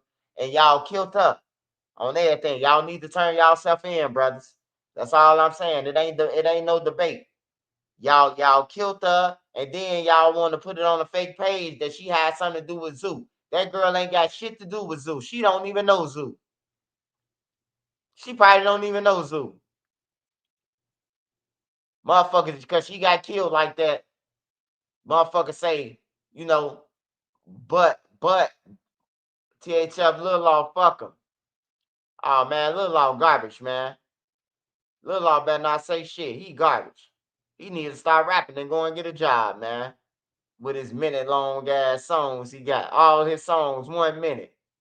That motherfucker ain't graduate past sixth grade, man. Your songs 1 minute, nigga. We know you was in the slow class.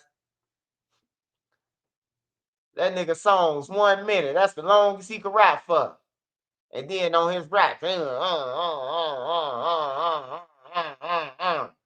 want my motherfucking click back, nigga. Had me click on this bullshit.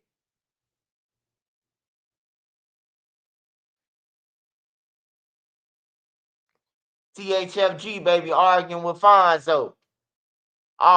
Okay. So then Fonzo said, oh, Fonzo. Hold on, bro. I know Fonzo family too. I ain't talking about Fonzo, bro. Damn. Damn, I know Fonzo whole family too. Fonzo, yeah. Damn. Y'all talking about 6,700 Fonzo or some shit like that? That little motherfucker be on some bullshit. I thought he was in California. How the fuck he get involved with this shit? How Zoo is Fonzo out? And see, that's what I'm saying. I be lost. I be lost like a motherfucker, man. I thought Fonzo was in California fighting wildfires.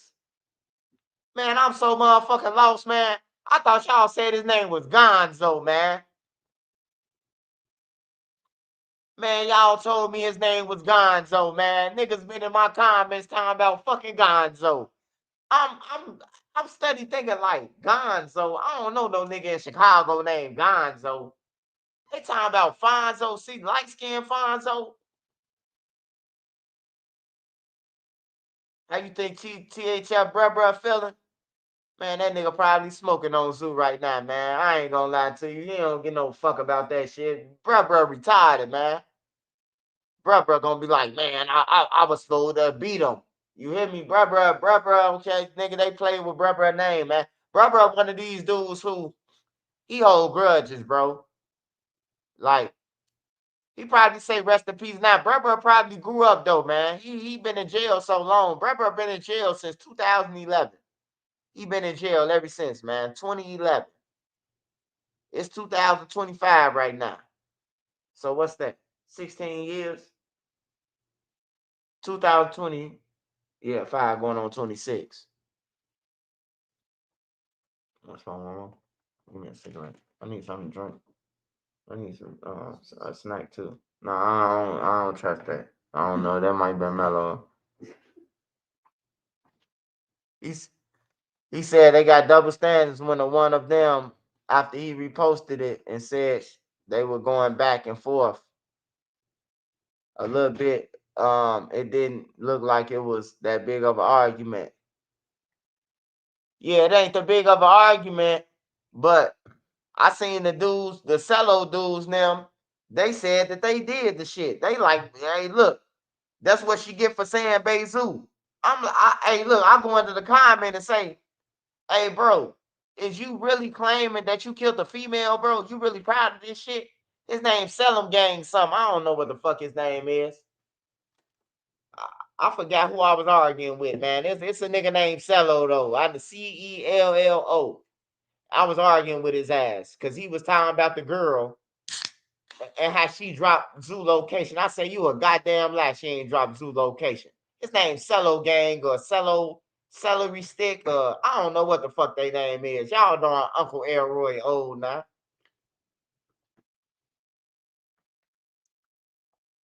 Y'all know what gang I'm talking about? Do anybody know what gang I'm talking about? Hey, where they from, man? Where the Cellos from? They from out west? Yeah, he claiming like he did it or something. Where they from? Make sure y'all tell me where they from, man, so I can watch out for them niggas. They been woofing at me. Where they from, y'all? I need to know everything about them little motherfuckers. Where they from?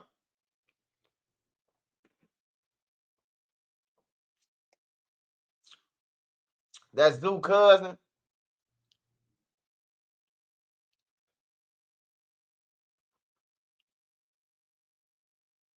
Yeah, Zoo was around them, Smitty, yes. So they from the west side or they from out south, man? King Fields, yes. The guy he was going back and forth with G Baby. Yeah, G Baby, he remind me of a little motherfucker Chucky, a little black version of Chucky.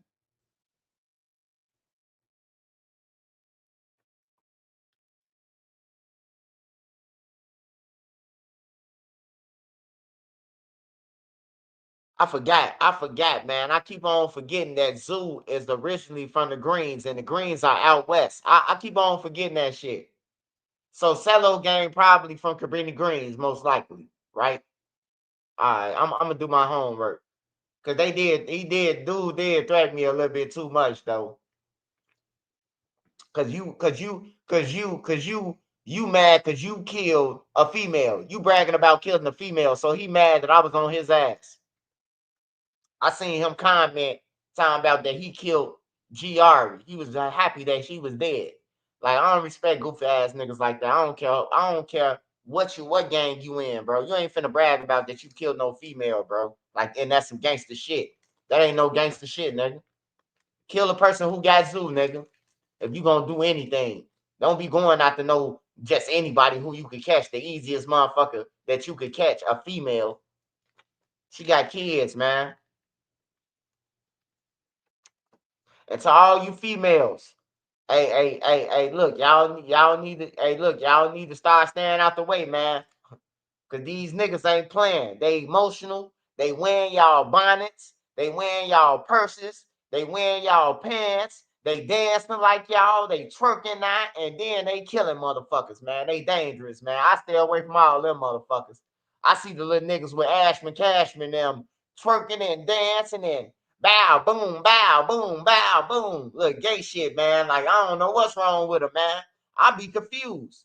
I'd be like, shit, is they killers or are they, is they like Wayne Perry? I don't know. I'm just be trying to figure it out. They twerking, they got on bonnets, like they throwing me off. I'm getting nervous.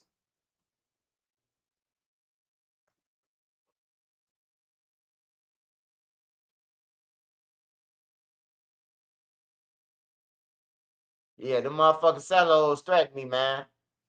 Hey, don't do nothing. Don't nobody retaliate for me. I ain't trying to catch no Rico now.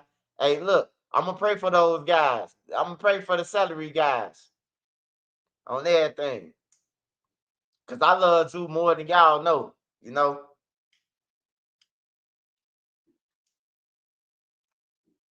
I just hate we was trolling each other, but that's how it is sometimes, bro. He wanted to troll, so I troll him. He say he was too something ready to do something.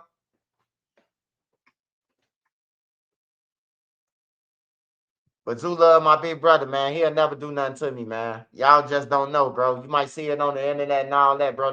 He love my big brother, bro. He love both of my brothers. They ain't gonna do nothing to me. He love my dad, them, all of them. He ain't gonna do nothing to me, man. My whole family he love. He ain't gonna do nothing. It might y'all might stick it like that. And then, I get that phone call like, I'm just playing with you, nigga.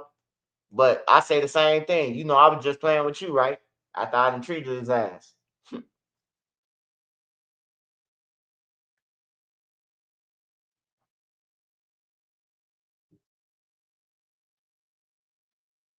Oh, I'm sorry, man. I don't play with the people. It sparks, man. I'm sorry, man. I'm sorry, man. Yeah, they threatened me though, man. They threatened me though. They should never threaten me, man. All I'm trying to do is get justice for this woman, man, who got killed by some cowards. That's what I do, man. Y'all know, y'all been on my page. I get on people's backs. You see how I got on Fade back? I got on Fade back. I jumped on his neck, his shoulders. Come here. Get over here. On everything. Y'all seen it with y'all own eyes. Once I learned that they killed J-Dog, bro, it's over with, bro. On everything, man. It's over with. Y'all just backdoored y'all homie. You can't be on the street. You have to go. You gonna go one way or another, nigga, and we ain't gonna be in your paperwork. The law gonna identify your bitch ass. On everything. We ain't gonna be in your paperwork, nigga. You ain't gotta worry about none of us being in your paperwork. We gonna trick your goof ass off the street. We gonna put your ass on a billboard where the law gonna come and get your bitch ass. That's what they did to G Fabo, whatever his name is. G Fade. Nigga killed his homie on camera and shot down an innocent person. His brother was innocent. Y'all don't know J-Dog brother innocent. J-Dog brother don't claim no motherfucking no limit or none of that. He innocent. He just came over there with his brother, bro, and ended up getting shot up. He ain't deserve that shit, man. He ain't deserve none of that shit, bro. His brother dead. He shot. He fucked up now. And then he got to tell the police, I don't know who did it. like that's crazy. I know who did it. Officer G Fave did it. He got beat up by He got beat up by J Dog beat big op ass on that thing. Blow that shit up. You killed your homie, nigga. Hey, it's rules to this shit. Y'all say it's rules, man. You can't kill your homies, man.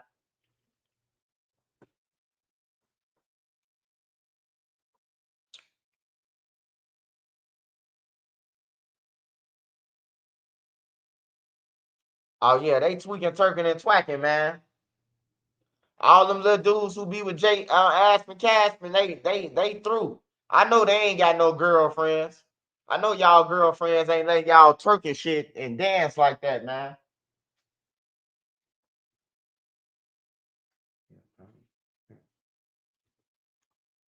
I had the shit out here. Throw it away. I be throwing shit away.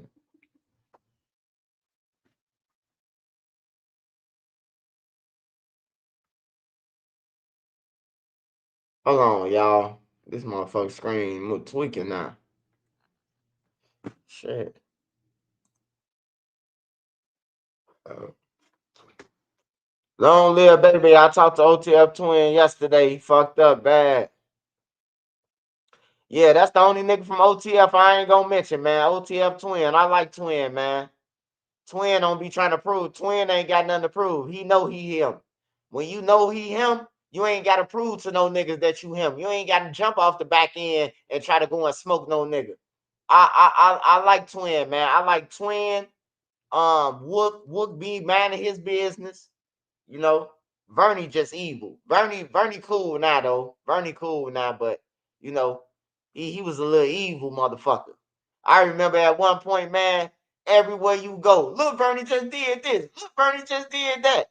I remember Lil Vonni got us shot at, man. The nigga jumped in the car with us. We on 63rd, man. I'll never forget this shit. My homie them on 63rd, bro. I just get off the green line, right? I get off the green line. My homies them from the low end, they right there in the truck. They what you about to do, swipe? Shit, go ahead and match us. I don't know if y'all remember back in the days, right? Everybody used to match each other. Like if you had a nickel bag of weed and you had a blunt, your homie had a blunt, that's called matching. We used to match each other. Everybody get them a nickel and a blunt and we matching each other. You know what I'm talking about? We having a smoke out. So we about to go and hot box their truck, in the back of O Block. So we see a nigga running. I see a nigga running. I'm like, who the fuck is that running towards y'all car? We here. Don't. He get to running towards the car. He jump in the car. We see Twink them come around the corner. Like, I jump in the car with them. They skeet off. I come back over there. They like, man, look, Bernie just jumped in the car with y'all. Man, I ain't got nothing to do with that shit, man. I don't, hey, look, hey, go ahead on, man. Find some business on everything, bro. I had to tell Twinkle Toe that. Find you some business, brother. This ain't what you want on everything. That nigga say, man, he jumped in the car with y'all. Lil Bernie just came out of nowhere and jumped in a truck. So he got a gun in his hand. He just got through shooting, jump in the truck. I jump in the truck too. What the fuck I'm finna stay there and look for? So now they come they come to me talking about some, man, we seen you jump in the truck. You damn right I jumped in the truck. Shit, he unloaded. I jumped in the truck. Shit. The fuck? And then he a light-skinned nigga trying to check a dark-skinned nigga. You hear me? Rest in peace to Twinkle Toto.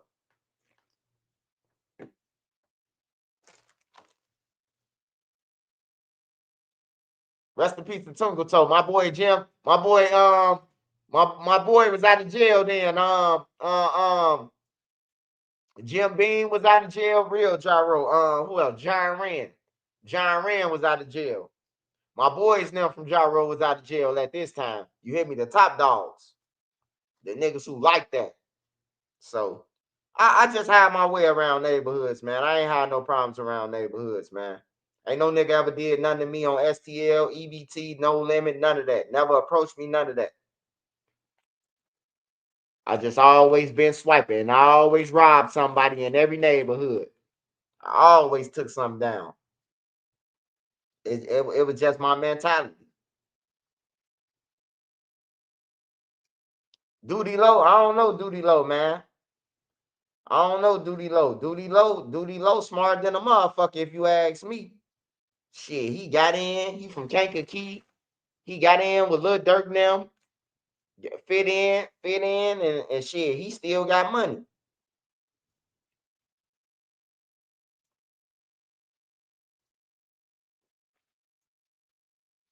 I don't know Duty Low though, bro. I just heard the Duty Low when I came home, man. 2019. I ain't know who Duty Low was before that. I ain't never heard of him until then. I know who Wook is. I know they daddy. I know who Vonni is. I know everybody around Dirk. I know who they is except him and OTF Vonni. I ain't know who he was either. I ain't know. My brother and them know. Brother Hassan, Craig. They know him. He a real nigga, bro. Like for real. My big brother and them. They say that motherfucker brother Hassan. Back in the days, bro, he would have killed the nigga for playing with him on the internet. How they playing with him on the internet, y'all would have been dead, bro. I'm like, damn, bro. OTF money did like that. That's why he want the blood money now. He done killed everybody. He wants some blood money. Hey, somebody get OTF Bonnie Daddy up here, man. Somebody tell OTF Bonnie Daddy to come up here. We got some questions for him. And we ain't getting you no money, nigga. Don't try to extort us.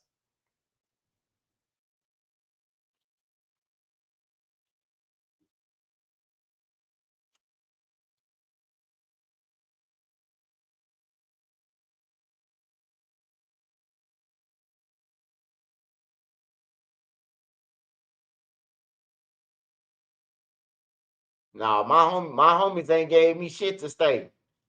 My homies ain't gave me shit to stay on everything. It wasn't no homies. They ain't had nowhere to stay. Shit.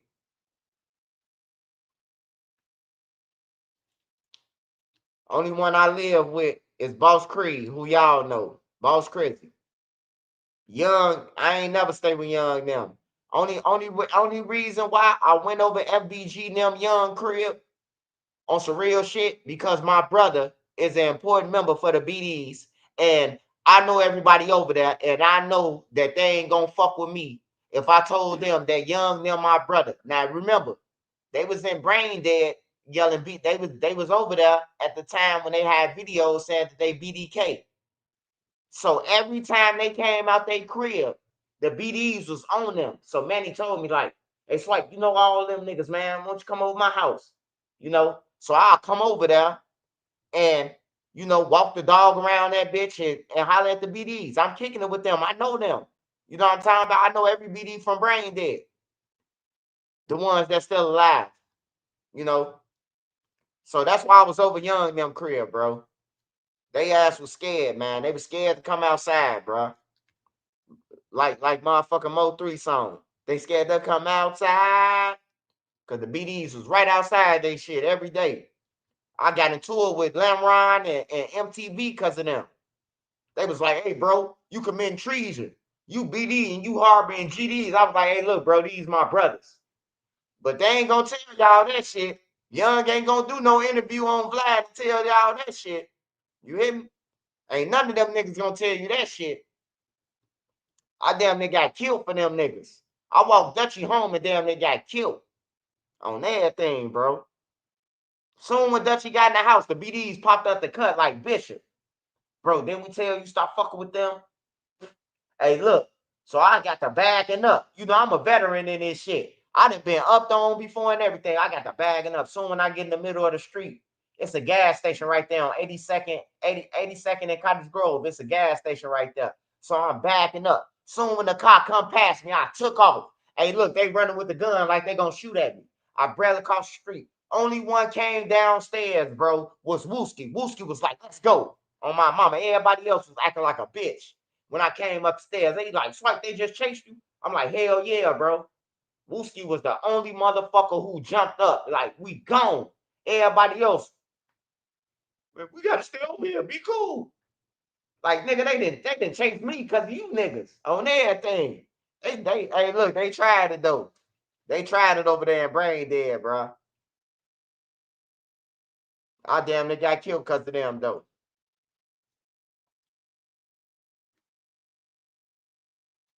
But I don't regret it though. I was doing that shit to make sure Duck was safe though. In the end, I really ain't give a fuck about them. I was just making sure that Duck was safe because Duck was over there with these niggas. So whatever I had to do, to show my face in a BD neighborhood to make sure Duck was straight or the Stone neighborhood, I was gonna show my face. So I know that Duck cool. They know that, oh yeah, that's your people. Yeah, Duck my people. You know. All the rest of them niggas was acting like bitches. They ain't want no parts.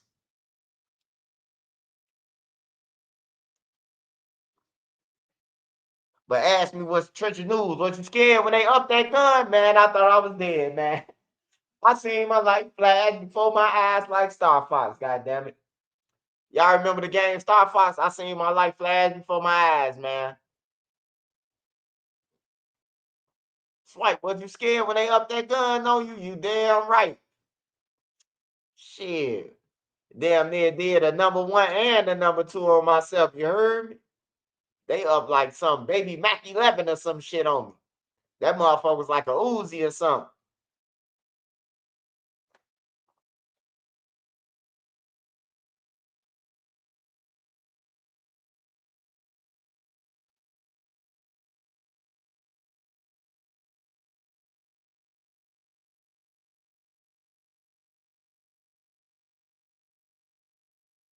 Slow. Hey, yeah, I love Cole on my mama. Cole whooping ass, man. Cole is whooping ass, bro. And Cole with it. Only reason why, hey, look, I swear to God, man. Only reason why Cole didn't beat Lil B is because of Duck now, bro. Like he would have beat him. He would have beat him up. He was finna fuck Cole. I mean, he was finna fuck Lil B up.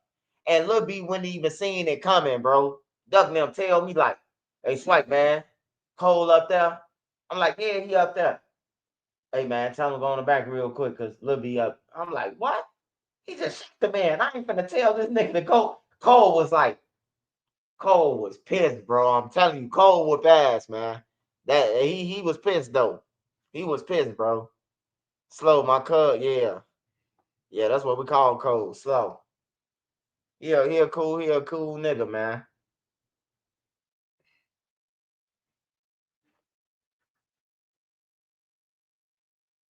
Man, Butter be official when he stopped living in a motherfucking fake ass, make believe fantasy ass world. That's what he live in, a straight fake world. Like you ain't no gangster, dude. You alright, bro. You the box niggas. You done made it out the hood. Alright, get some money, bro. You hear me? Like he just be doing too much, bro. He do too much. He overdo it like he a real stepper, bro. Like you ain't no you fighting all that shit, bro. But stop it though. Like for real. I know you niggas, bro. Like I know what you would do, the farthest extent you would go and everything. I was out there with them.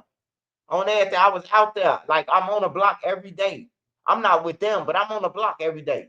You know, they coming to smoke up my weed on some real shit. I have Boss Creed get on this motherfucker. He'll tell y'all. Nigga, every time we smoking blackjacks and shit, Duck bringing him, and then Butter be with Duck, and then all of them want to smoke and hit the weed on some real shit. I ain't never asked them niggas for nothing. You just gotta grow reality, man. See, they be with the clickbaiters, so I don't even be with that shit. Like they be with niggas who troll the internet and clickbait. I don't be on that shit, bro. You know, I can use my platform to clickbait and oh yeah, I just somebody just got shot. It's then somebody really gonna get shot when you keep on playing like that. You know, they keep on playing the click. I don't do that shit though. I ain't got to clickbait to get no views. I ain't got to link up with no other bloggers to get no views. I ain't got to do none of that shit. I ain't got to go on no world tour or none of that. You know what I'm talking about? I'm blessed that I got all y'all though. I thank God for all you guys that's on my page and in them comments and everything. I thank God for y'all. Cause y'all make it where I don't need no motherfucking interviews. You hear me? Like I don't got to do nothing. You know, y'all give me a position where I could be my own boss. I could do whatever the fuck I want to do, you know. And I thank y'all. All y'all who support me and smash the like button and watch my videos every day. I thank y'all.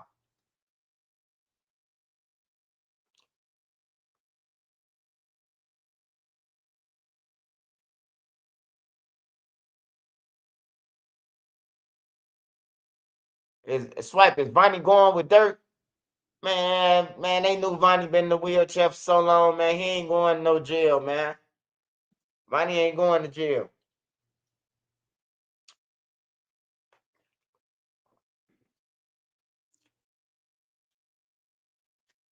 I just can't wait. I'm gonna own OTF in a couple of years, man. I'm gonna speak it into existence. I'm gonna own OTF in a couple of more years. I'm gonna speak this into existence.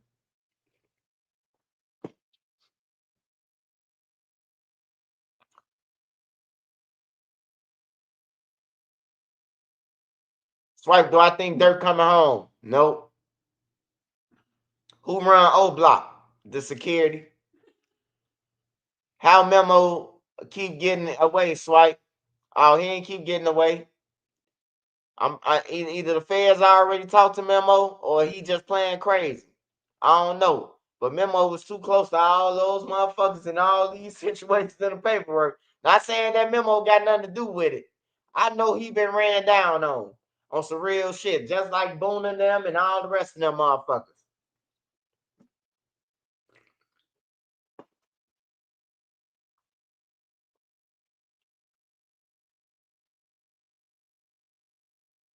You say the murder game got to be put down a little more for it to be push peace. Hey, I'm glad you said that, Heavy Bank. Cause you know what, man? I had a dream, man, and I woke up sweating last night. And it was three guys in my dream, man. Three guys. And they told me to tell the message was to tell these guys to run or they gonna be taken off the earth. It was Lil Zay, Memo 600, and it was somebody else. It was Memo 600, Lil Zay Osama, and it was Shoebox Baby, man. I couldn't believe it, bro. I'm like, damn, you finna take Shoebox? You like, son, I have to. So shit, I can't argue with big sons. Y'all know what the fuck it is. You hear me? You niggas better run, man. I'm telling y'all on the time clock, bro. Y'all been down here destructing shit. I'm telling you.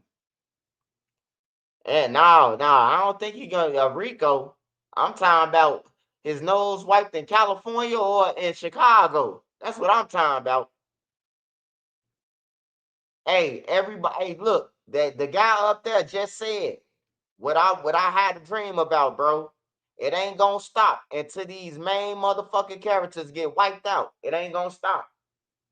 It ain't gonna stop until the trollers get wiped out. Who the biggest trollers? Memo, Zay. I don't know about Shoebox Baby. I don't know why he was in there. I think I fell asleep listening to that Butter song of Shoebox Baby. Yeah, it's a Shoebox song with Butter in it, and I fell asleep. That was the last song that I heard on the thing. He said Butter, da, da, da, da, da, da, da, da. I can believe that shit. Yeah, it was a Butter song that I was listening to by Shoebox. I don't think Shoebox gonna go, man. I just think he was in the wrong place at the wrong time in my dream. But I know Lizzie was there and Memo was there because Memo was doing a little. You be with them steppers on. Yeah, you better get to stepping, nigga. You about to be gone off this earth.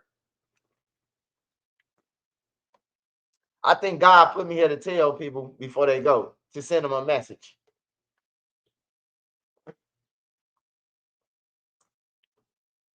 Can you come to me for help? What help you need, brother? I can help you with a lot of shit. I can tell you where to get the jobs at. I can tell you where the temp service is at. I can tell you the link card place. I can tell you how to get social security check. I can help you. Yeah, I can help you. What you want that information? Because other than that, if you don't want that help, then you ain't you. Hey, that's the starter kit. That's what we call a starter kit. I got help for you.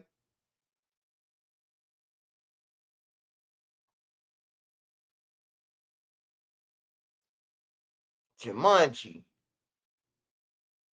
Every player gotta go first. It's Jumanji. Damn, I never thought about it like that. Yeah, I gotta watch Jumanji, man. Hey, you finna make me watch Jumanji tonight? Cause I'm gonna stay asleep all the way to 1 o'clock tomorrow. I ain't gonna lie to y'all. I ain't dropping no video. Yeah, everybody gotta roll the dice. Yeah, ain't no more link card. Hey, look, if you got somebody in your family, man, that needs some help, bro, and you could break bread, bro, break bread, bro. Don't let nobody starve, brother. Don't let nobody starve, man.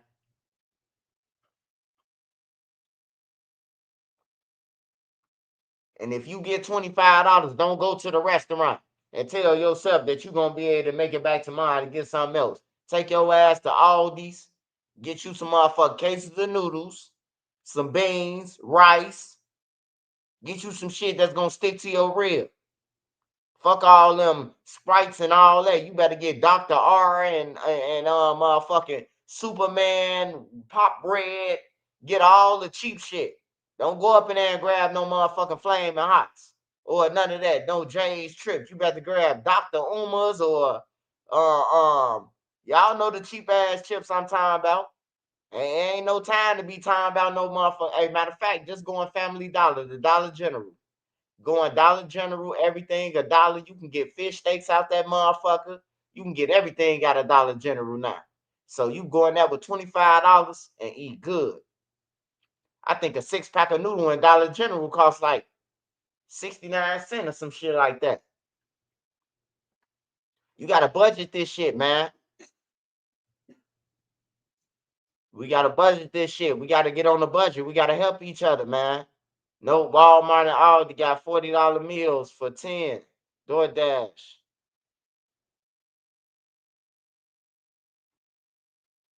What I think about Mac Muller. I don't even know Mac Muller. Who is Mac Muller? He a no limit soldier. You talking about Mac off you talking about Mac off no limit? Oh, Mac off no limit, he cold, man. He used to be one of the coldest ones. He say Mac Muller. He got to be talking about Mac Shell Shop. You talking about Mac off no limit? If not, I don't know what the fuck you talking about. What's the best grocery store in Iraq? The best grocery store is One Stop, 43rd and Lake Park. That's where you get your meats, your barbecue, everything. That's where you get everything at. He from Chicago. He a YouTube blogger. Where he from in Chicago?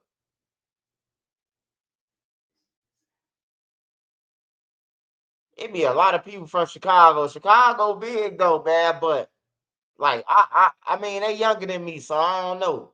I just be want to know where I was, cause I was in the streets. I was in every alley, on every block, bro. Like I'm telling you, bro. Like when I tell you, I done been on every damn block, damn near it is in Chicago, bro. Like from the low end all the way to the hundreds, from the lake all the way to Western, where Zay them at, bro. Like for real, bro. Like I done been on every fucking block in the hoods. Baco, fucking Face World before M Block. Way before M Block. The low end was over there. Lil Donnie them was over there from 35th. The BDs was over there from the low end. Before M Block and all that shit. I've been over there. You know what I'm talking about? Like, I've been a lot of places, man. Swipe, you think DD telling? DD ain't telling nothing, man. Durk is paying for DD lawyer. Durk paid for DD lawyer, man. You think Mac Mula is from the south side of Chicago? I'm from Bronzeville. It must be two Bronzevilles. I've been on 39th my whole life, brother. That's where Sheena from. That's where Duck from. That's where Katie got bands from. I know all them. I know all them. Shit. I ain't never seen him. Like I said, he probably young though. Yeah, he probably young as hell though, bro. I don't know him. Probably my little sister or my little cousin them probably know him. He younger than me, man. You know Uncle Elroy pushing 40s, man. Come on, man. You know I don't know that nigga. That nigga look like he motherfucker be my son, man.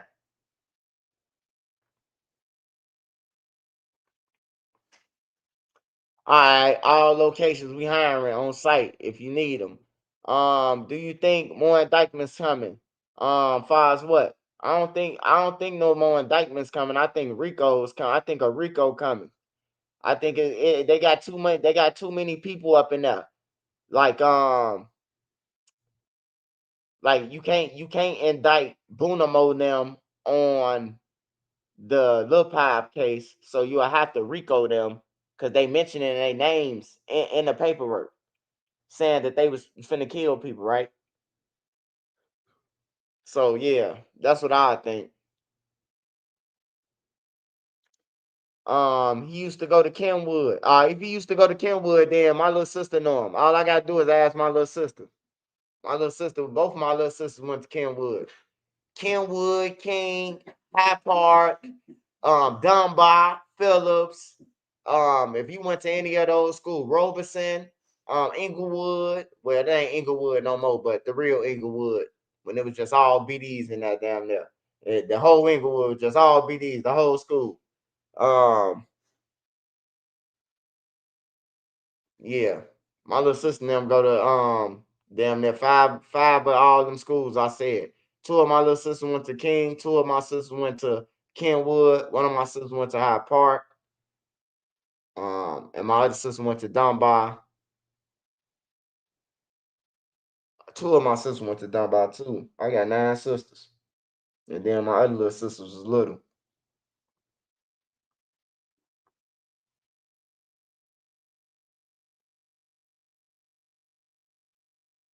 You want to work, you can get damn that unlimited hours this Christmas.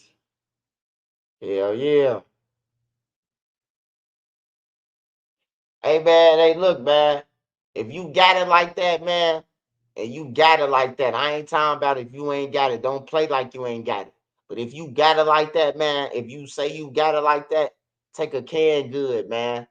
Take a can good, a ravioli or something, man. Don't get no motherfucking, even though they gotta be grateful. Cause if a nigga gave me some green beans back then, and when I was starving out in the street, shit, I done ate, hey, look, believe it or not, y'all, I done ate motherfucking 3, 4 cans of green beans, seasoned up. My homie going to crib like, hey, Swipe, we ain't really got no food, but we got cans of green beans. You eat that? Hell yeah. Go ahead and put some pepper and all. Bring the cayenne pepper and all that shit. I remix that shit. You hear me? A green bean meal. Shit. Hey, look. One thing we could laugh about. Oh, he ate green beans. The only thing we ain't gonna laugh at, I ate. That's the funny shit about it. I ate. You hear me? Like I know them days, man. I remember going to the hospital. just to have somewhere to sleep for the night with a gun on me. I got a Mac 11 on me in the hospital and all these bad, bro. Nodding off. Security study coming. You seeing the doctor? You been right here asleep? My baby mom in the back. He get on, fall back out, sleep. You hear me? Wake up. Everybody out the hospital room. The whole hospital emergency room clip from last night. It's clip. I'm the only one still there. Like, man, I just left you there. Look like you was sleeping good, man. Like you ain't have a long sleep. Good. Hey, thank you. Now I'm back on the block. You hear me? I can't go to my friends them crib. I'm robbing people. They mama tell me you can take a shower over here, you can stay over here through the day, you can't spend the night. The killer's looking for you. You know? Like, keep it real. So I was thankful for that one though. Then I ain't want to go to like my main family house, like the people who I really love, who if you touch them, I know I have to go to war. I know I have to risk it. I wouldn't want to put y'all in jeopardy like that. So get the fuck out the street if you in the way. Hell yeah.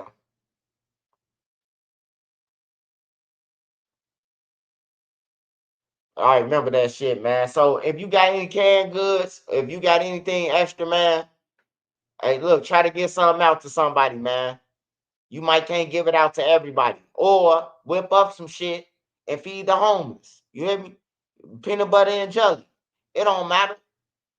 Motherfuckers say they hungry. Motherfucker can't be choosy of what they get. Shit. If a motherfucker say they hungry and they give you a peanut butter and jelly sandwich, you know, try to get them two if you can. Peanut butter and jelly. Because once you finish that first motherfucker, you gonna need another one if you ain't ate. That one gonna make your stomach growl. That second one gonna calm your stomach down and give you something to think about. Try to get you some money in between time. You hear me? So what's the update on the link? It's finna get shut down, man. Ain't gonna be no link. Shit, Didi gotta go to the store with the cash. We gotta swipe card, nigga. Shit, ain't no more link. I finna be asking motherfuckers for dollars in 1 minute. Shit. Got food expensive. Hey, bro. Man, bro, me and Nene went in motherfucking what's that shit called, Nene? The warehouse store?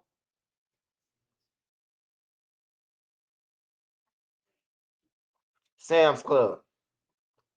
And that motherfucker, I'm talking about we went in there. I couldn't believe the total at the end. I couldn't believe it, man. We go, we go to we go to shop on 39th at my Mariano's. Me and Nene. We come out that motherfucker. We got two carts, 850, some shit like that. Sam's Club on 95th and Western. Yeah, they got the good chicken nuggets and shit over there. So we go in there, man, and for two carts, it was like 850, bro. And I'm like, damn, fool, hot than a motherfucker, man. So if you got it, man, and you can look out for somebody else, man, feed them, bro. Don't let nobody go starving, man. Like I know you can't feed everybody, but everybody ain't got it. Hey, but look, I must tell y'all this, man. I must tell y'all this. If a nigga talking about he hungry and you smell some weed coming out of his apartment, that nigga don't get fed. You hear me? That means he putting drugs over him eating. So if you smell some marijuana coming out somebody's apartment, they talking about some, hey, you gotta you got this or you got that. You hear me? Don't get them shit. Motherfucker talking about they hungry, but got a blunt in their mouth. Don't get them shit. You should have took that blunt money and got you something to eat. Hey, look, we can help out the people, but we can't harbor the people. We can't. We can help you out. We ain't gonna harbor you though. We ain't gonna help you. You know what I'm talking about? Feel like you could be manipulating motherfuckers and just be out here. If you got money, nigga, don't go and buy no weed. Go and buy that motherfucking go and buy some food first. You know what I'm talking about? Don't be letting them finesse y'all, man. I know a lot of people got good hearts and shit, and a motherfucker finesse you. I had a cousin was just in Atlanta. She said that the motherfucking water boys got her cash app information, and then they went on a spree, $1,200. I'm like, how the fuck did they get your phone? Oh, I gave it to him, and he could put in his information, and he done sent himself some money. I'm like, you let a motherfucker get your phone. That's why I say my cousins down south slow. My cousins son down south, they don't act like we act in Chicago. They act like they 10 years behind, man. Who the fuck gonna get some niggas you don't know your phone because they water boys? And then he done supposed to put $12 in his thing. He put 1,200, and her shit went through. And she was behind somebody that honked the horn, which made her not even look at her phone until she got that motherfucker. You spent $1,200. Shit crazy, man. So don't even help the water boys no more. Fuck them too. Fuck them water boys. Motherfucking and robbed my cousin for $1,200, nigga. I had to listen to her story.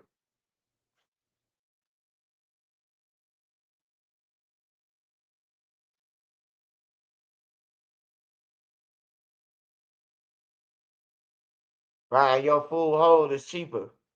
Hell yeah, yeah, yeah. Buy your food whole. But remember, survival is everything, man. Cause food is gonna be expensive. And you got multiple kids. If you got, please keep trying to uplift and educate our people. I appreciate you, Lola Andretti. Andretti. I had an Andretti in my school, my high school, in Hersey High School. Smitty Firms is one of the Indiana and the state line around the corner. Hey, yeah, go to the butcher. The butcher. The butcher would be cheaper too. I don't think they got too many butchers though left. Like you really got to go to a neck of the wood to get a butcher probably now, unless you go to a meat market. Like one stop. Don't try to get the chicken wings. You gotta hey look, don't try to get the chicken wings. You gotta settle for chicken knuckles. You gotta settle for chicken thighs and arms and kneecaps. Ain't no time to get no chicken wings, y'all. I'm just telling y'all right now, man. I'm trying to help y'all survive, man, on Trenches News. We not getting no chicken wings. The food stamps is may not come back on to December. So we gotta get the chicken thighs. I'm talking to y'all women for y'all, man, because y'all women, they gonna go up in there because you got some money and think that she finna break the bank with chicken wings and shit. Them chicken wings sure look good. Nah, baby, better get that chicken butt. Shit. My boy Savage Black say the chicken nuggets taste just as good as the chicken wing. What Savage Black used to eat, Nene? Them was chicken knuckles or something, right? Nah, they weren't chicken knuckles. Well, what they was, you was eating Savage Black. Savage Black was eating some turkey butt or turkey knuckles. What it was? It was turkey knuckles or something. Chicken knuckles. It was something Savage Black was eating, man. What Savage Black at? Bring your black ass up here, nigga. Turkey knuckles. Turkey knuckles. Savage Black say turkey knuckles good, so imagine what chicken knuckles taste like. It tastes like chicken, baby.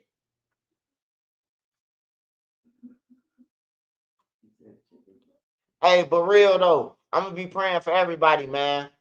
I'm gonna be praying for everybody, man. I hate when shit like this, and I know that you know y'all might not be a fan of Trump and thinking that it's Trump, but man, Trump trying to make the country safe, man. And I don't think by like taking a link card or whatever, I don't think that's the proper thing to do. I don't agree with everything that Trump do, but I do know that he makes some power plays, bro, for the people. He really cared. Like Chicago. If Chicago really cared about people dying, Zoo would have been alive if they would have brought the military. Who else would have been alive? Giari would have been alive if the military was here. They wouldn't have been able to do that shit. You hear me? I don't know how Zoo died. Ice supposed to have been over there. We finna sue Ice. We finna sue Ice. They were supposed to be over there arresting people. Cause I know the Migos over there, so you know,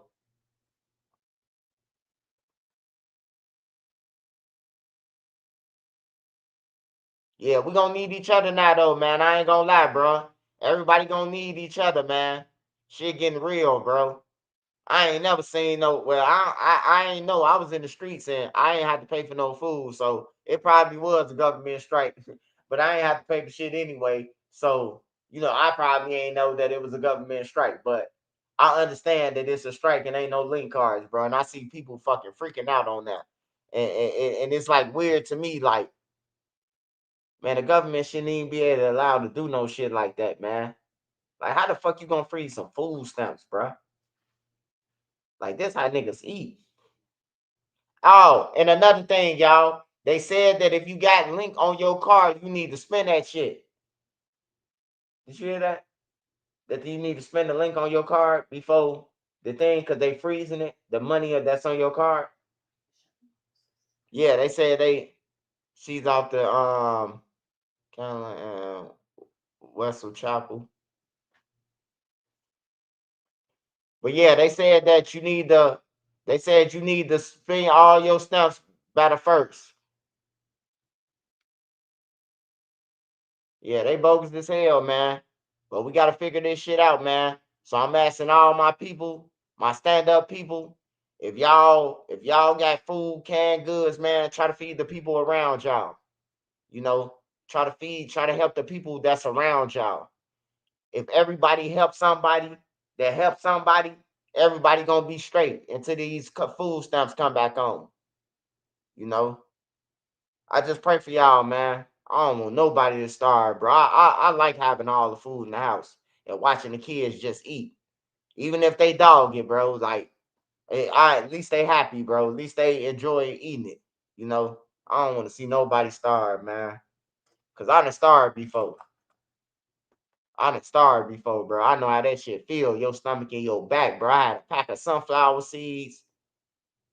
I had a pack of sunflower seeds and like 3 containers of cereal. And it was the regular Cheerios, bro. I was pissed. It wasn't even a honey nut. And that's all I had to eat for about so I was in the group home then. I was on emancipation. So I had my own crib. I had my own apartment. I was on independent living.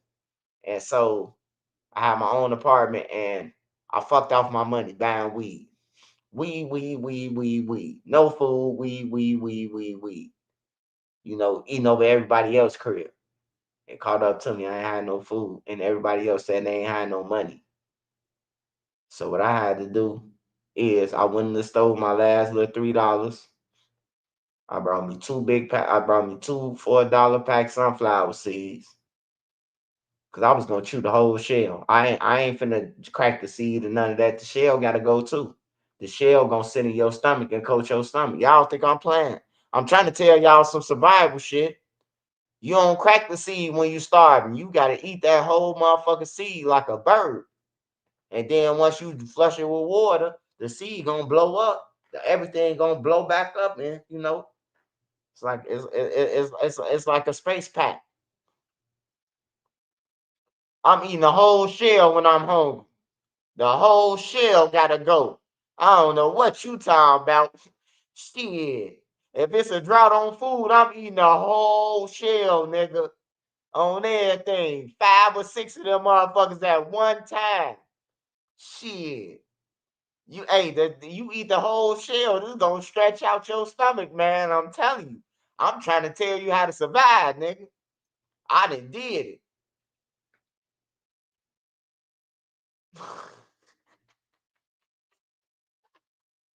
And that nigga he said, what? He said the whole shell swipe. You crazy. That's diabolical.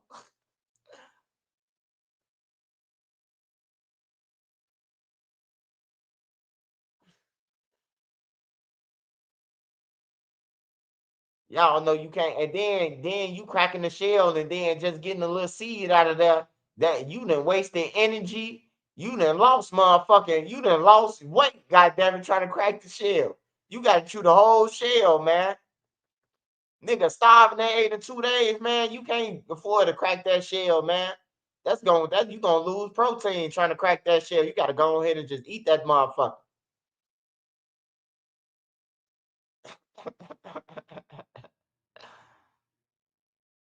What's the worst shit I ate?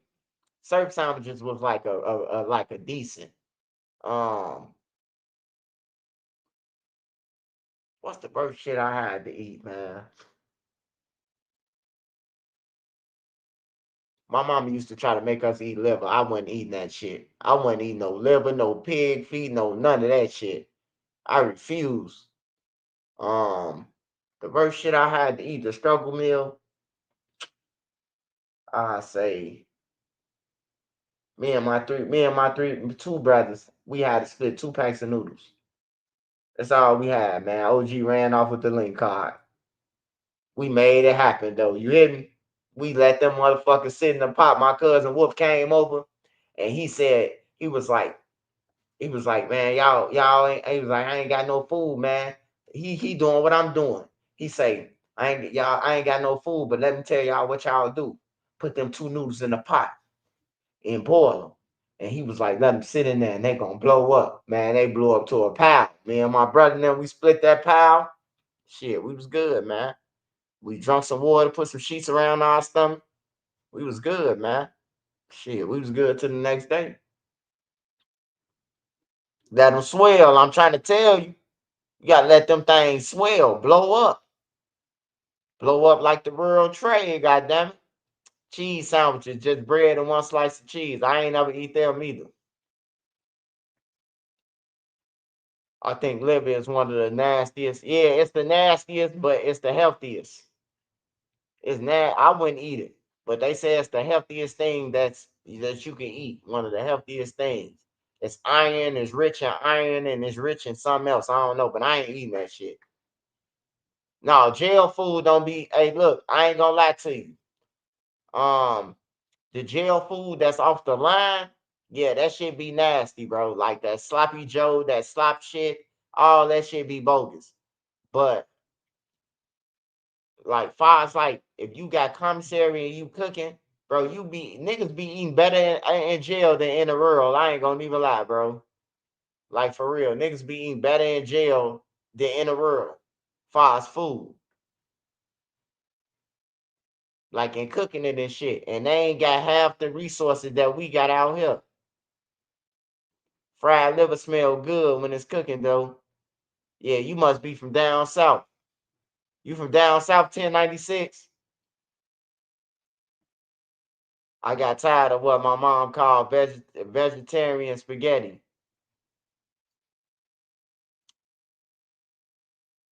Yeah, my mom used to hit us with that too.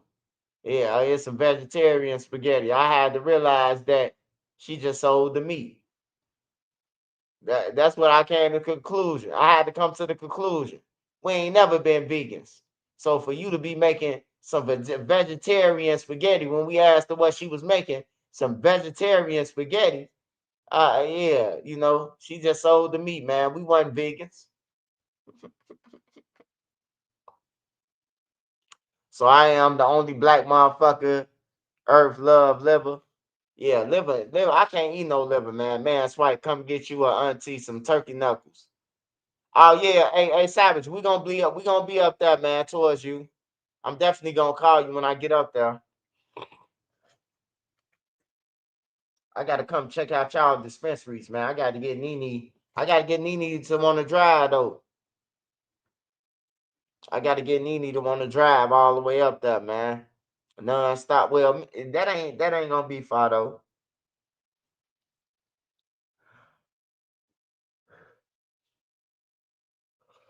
I'm sure we're gonna go and check out y'all dispensaries. They say Michigan smoking.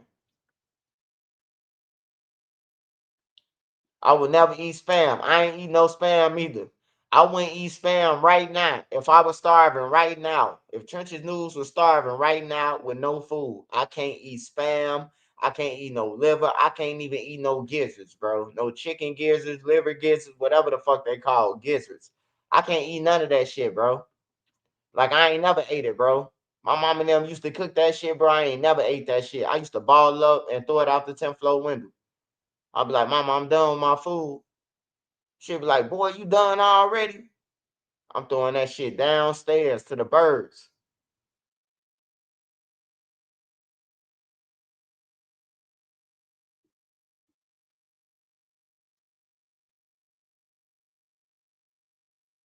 You just moved to Seattle from Louisiana. And I ain't gonna lie, Louisiana got some good food, man. Or New Orleans, whatever you want to say, man. They got some good food. They definitely got some good food. Instant tuna package be like say, hey yeah, get you some fish steaks. They cost $1 in Walmart. Fish steaks, sardines, all that shit. I don't eat sardines, but I eat fish steaks. You know, get you a fish steak, bust open the can, hit it on the noodle, stir it up, get you a tortilla shell, put that thing in there, drop some chips on there on the crunchy side, roll up at that burrito. Now you got you a burrito. You hear me? For nothing. $2 meal right there. $1.50 meal right there.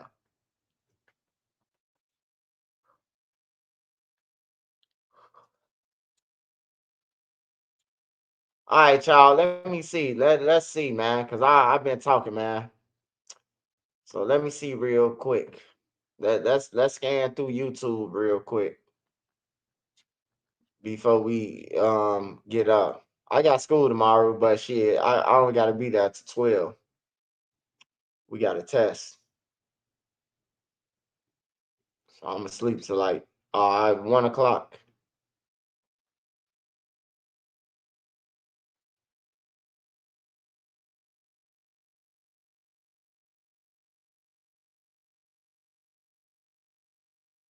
Long live Zoo, man.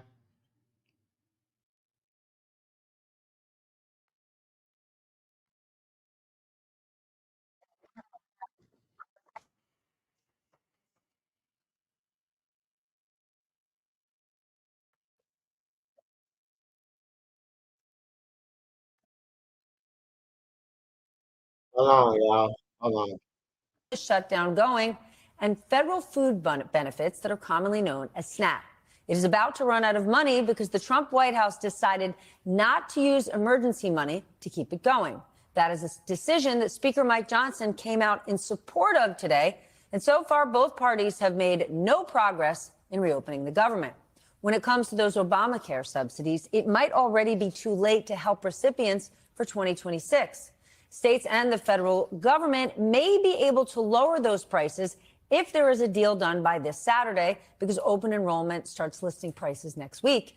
But right now, there's no sign of that. And by the way, you might be surprised by just who benefits the most from these subsidies. They have been most popular.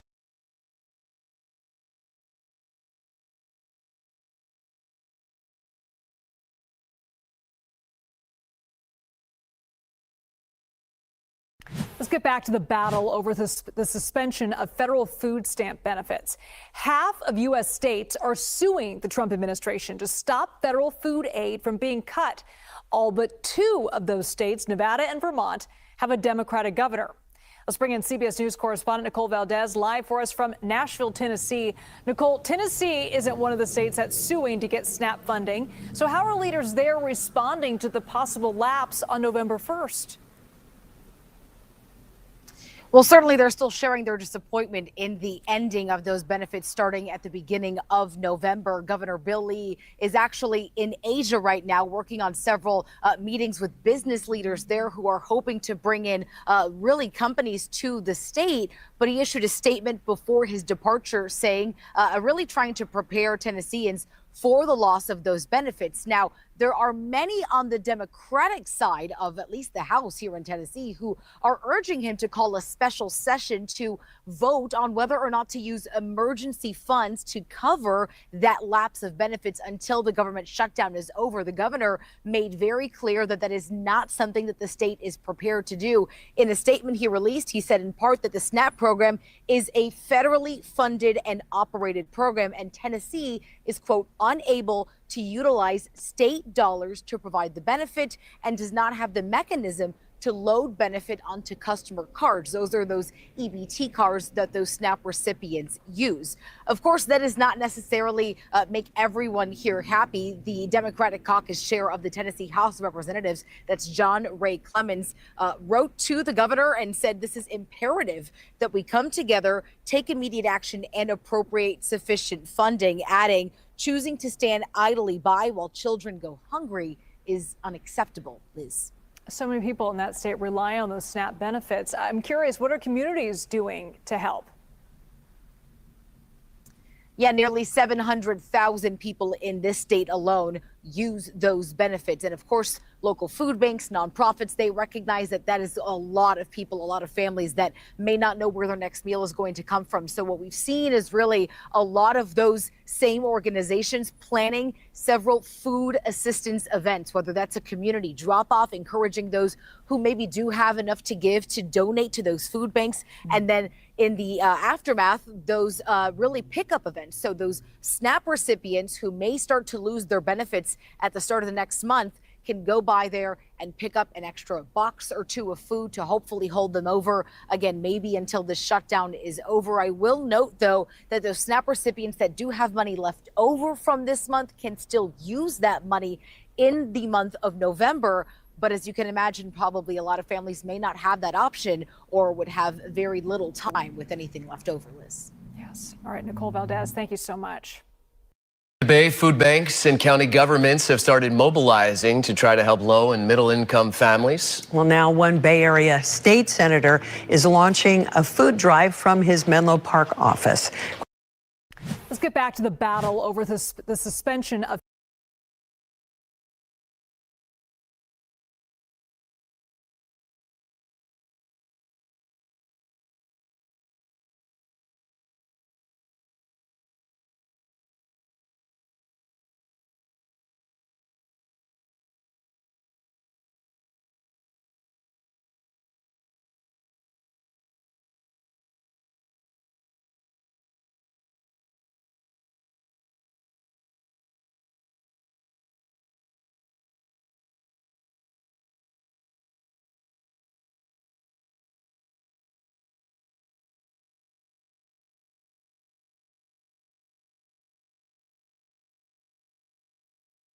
Florida? Yes, I did. When could you? Yes. What was the? Saturday, June 22nd. Sunday, the 23rd. And that is when they are being dropped off by the Uber driver? Correct.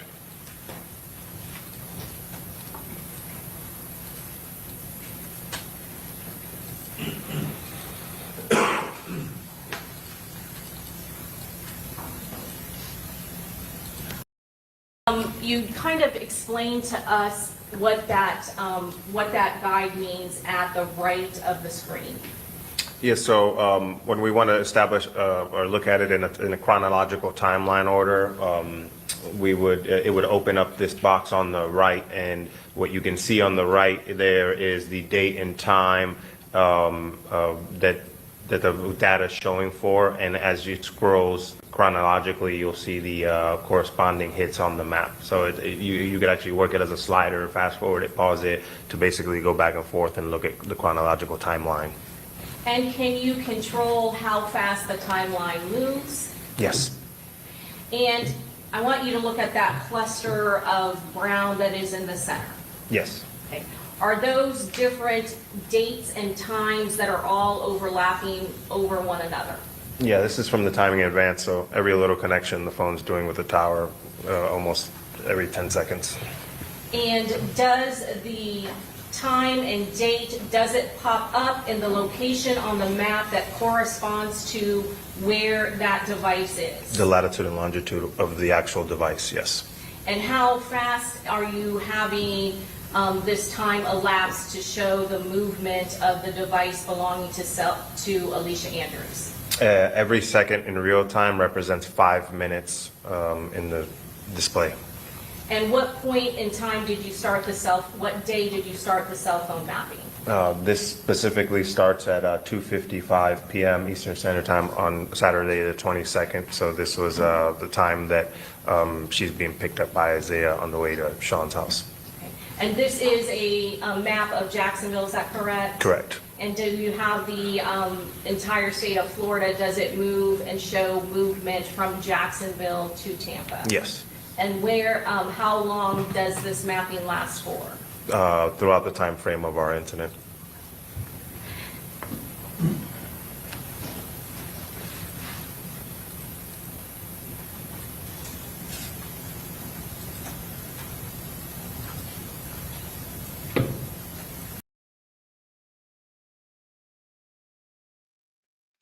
Man, you telling me they took their phone? You telling me one of them dropped their phones at the crime scene? That's crazy.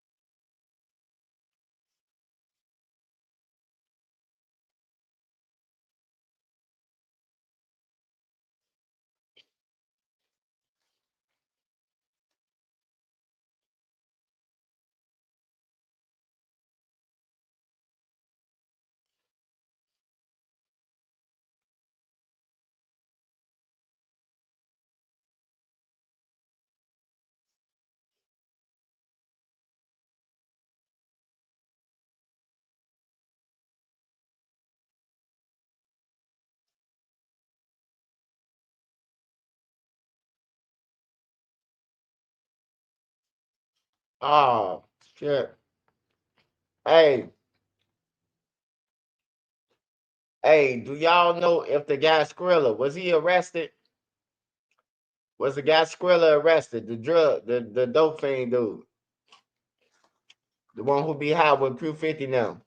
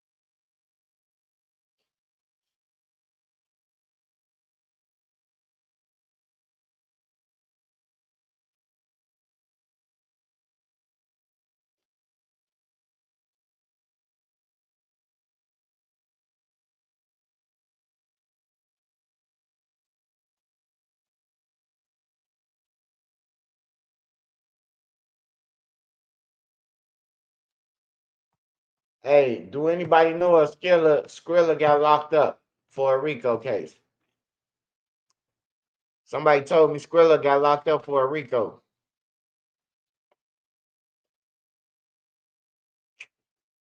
Matter of fact,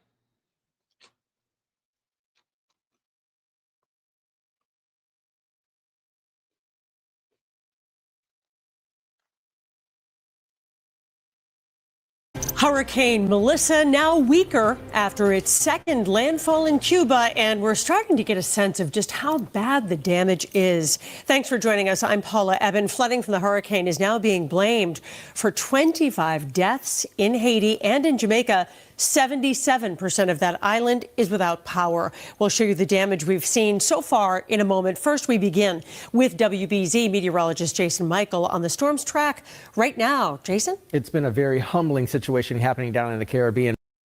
And we want to take you right out to the latest scenes out of Jamaica. Much of the island is looking unrecognizable. This is where we actually find Fox Weather's Robert Ray. He starts us off tonight. He's in St. James Parish. Robert, I mean, we've seen your videos coming in today. What a 24 hours. Walk us through what you have experienced today as you see the destruction. Yeah, Steve, good evening to you and everyone watching.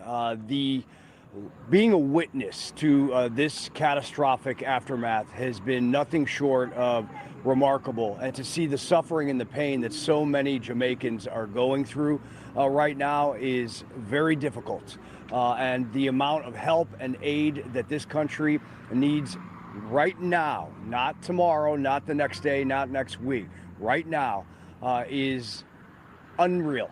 And what you see behind me is a neighborhood here in St. James Parish, about 15 miles to the east of Montego Bay, and it is just ripped apart, destroyed. And if we could, let's take a look at some of the video from our journey throughout the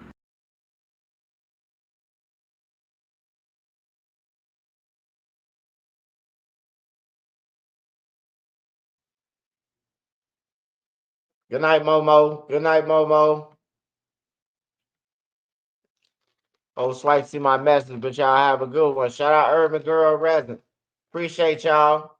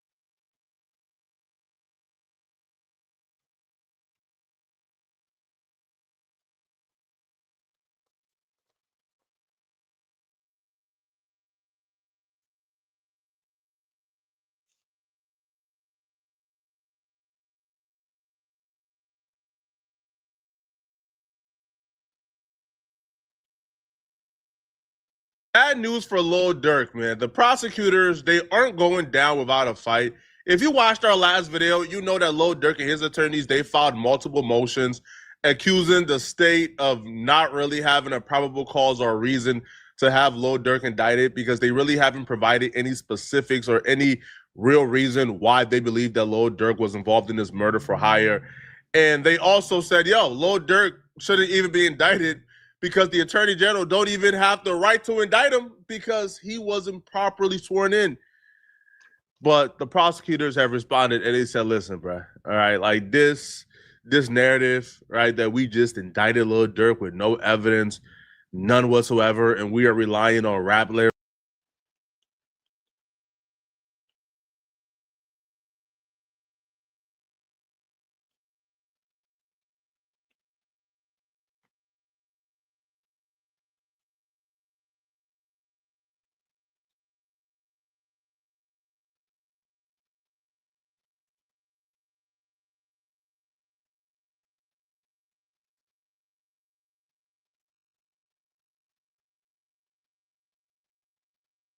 We got this fool, Philly.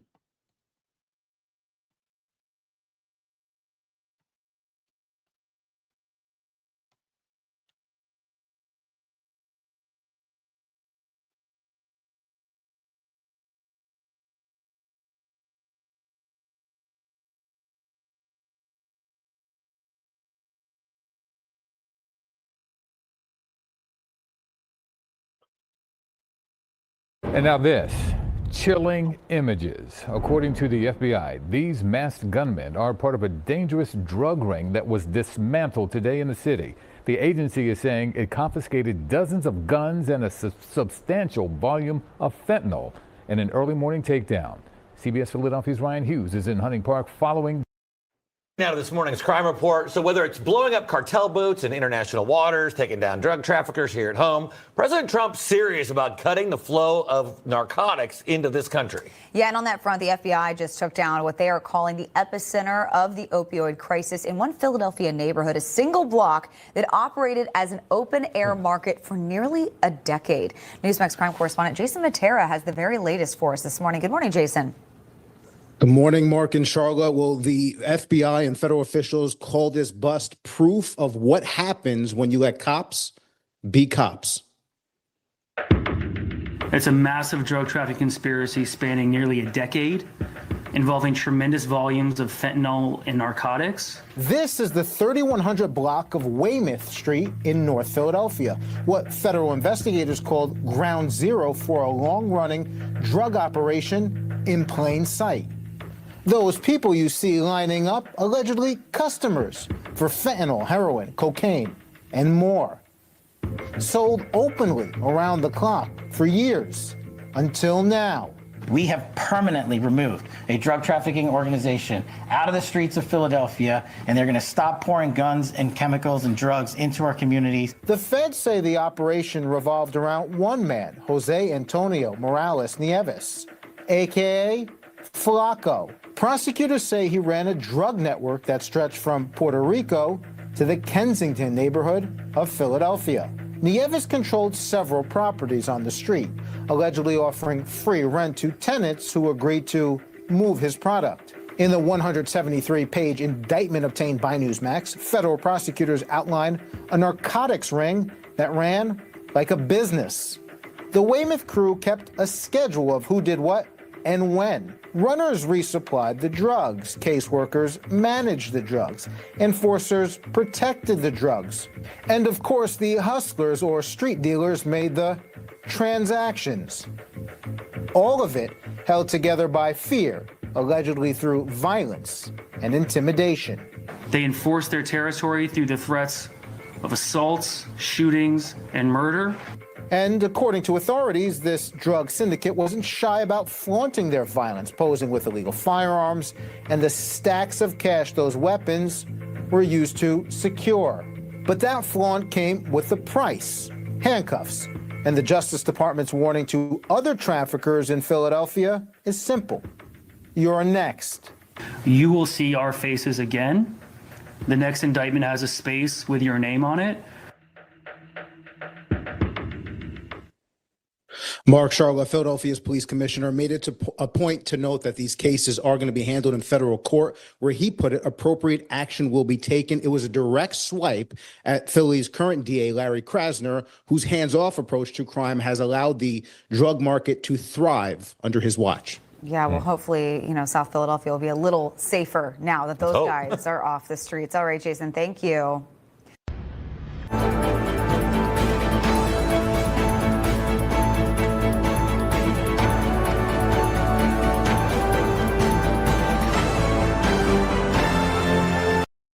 Grieving family now has some answers after a man turns himself in for playing a role in a deadly shooting in Starlight Park back in September. News 12's Lindsay Tanney is at the 43rd precinct with more details this morning. Good morning, Lindsay.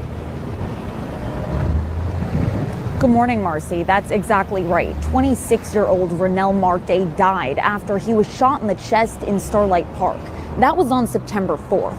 Now, nearly 2 months later, a man turns himself in, saying he played a role in that deadly shooting that cops say all started with a cell phone robbery. Now, News 12 was at the scene last night here at the 43rd precinct when cops walked 19-year-old Luis Alberto Lopez Castillo outside. Police say Lopez Castillo acted alongside 20-year-old Axel Martinez, who's accused of firing the first shot that killed Ronell Marte. After his death, we spoke with Marte's family.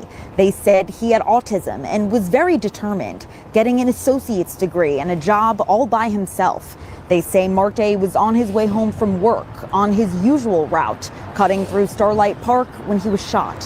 His sister telling us last month that Marte was quiet and kept to himself, but sometimes trouble found him.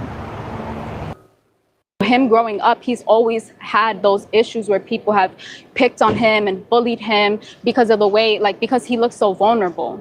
And I feel like this was also a situation like that. It's just very sad that it had to be taken to the extremes of you have to take someone's life to take a phone. It's crazy. Lopez Castillo is facing multiple charges, including murder and criminal possession of a weapon. Police say Martinez was arrested back on September 18th and is facing charges of murder. For now, we're outside the 43rd precinct. I'm Lindsay Tanney, News 12, The Bronx. If you had to choose between flipping a house or flipping dirt, what would you pick? Here's the truth. Land beats houses every time. And I'm going to Nobody wins when the family feels. Investigators still working a triple homicide that happened in an East Macon neighborhood over the weekend. 2 guns found on the scene and 2 brothers are dead. A 16-year-old also died Saturday night around 11 on East William Street.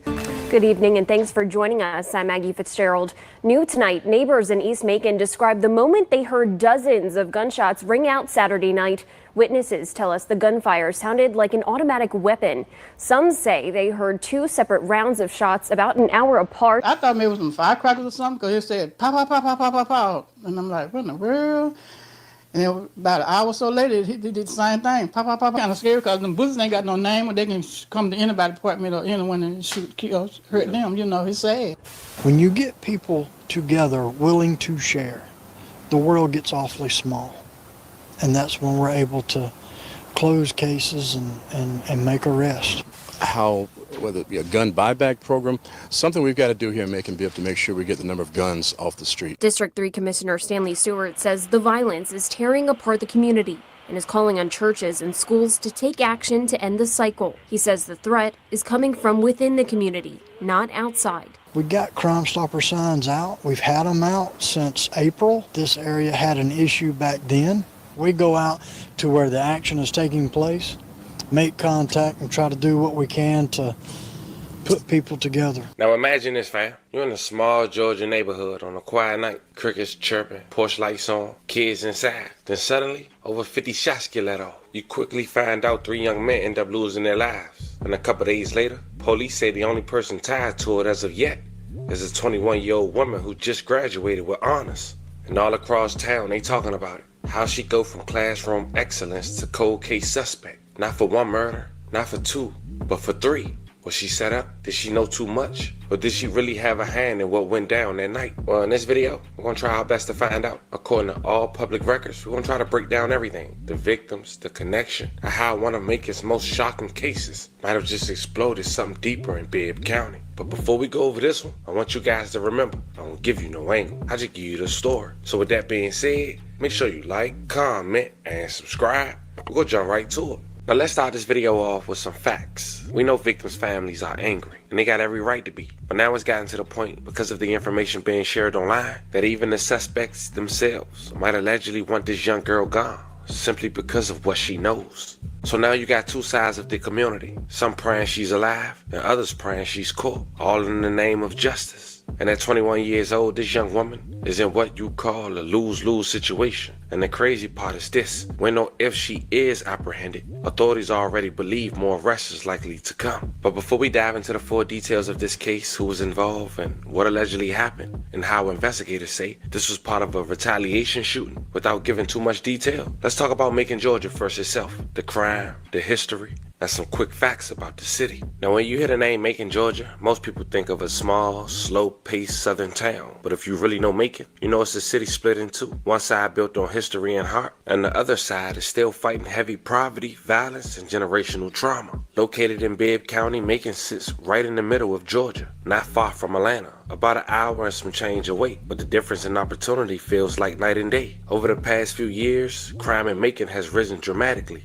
In 2024 alone, the county recorded more than 70 homicides, most involving young people under 25. And just like a lot of other smaller southern cities, Macon's biggest problem isn't just the violence itself, it's how fast retaliation spreads. One shooting turns into 2, then 3, then you having families left with no answers. But at the same time, it's also a city full of pride, music roots, church culture, and tight-knit families who've been there for generations. So when something like this happened, especially involving a young woman who once represented the best of her community, it hits home a little different. That's why this story grabbed the entire county's attention, because it wasn't just another case of senseless violence. It was a reminder that no matter how small the town, darkness can still find its way in. So now we got that foundation laid out, fam. Let's talk about what really happened that night, who the victims were, and how investigators believe the entire situation was part of a retaliation gone wrong. Fam, meet Rikimia Henley. She's only 21 years old as of today. At first, she went to Westside High School, but she found herself going off track until she transferred and decided to attend a school that wear uniform, more strict, and less distractions.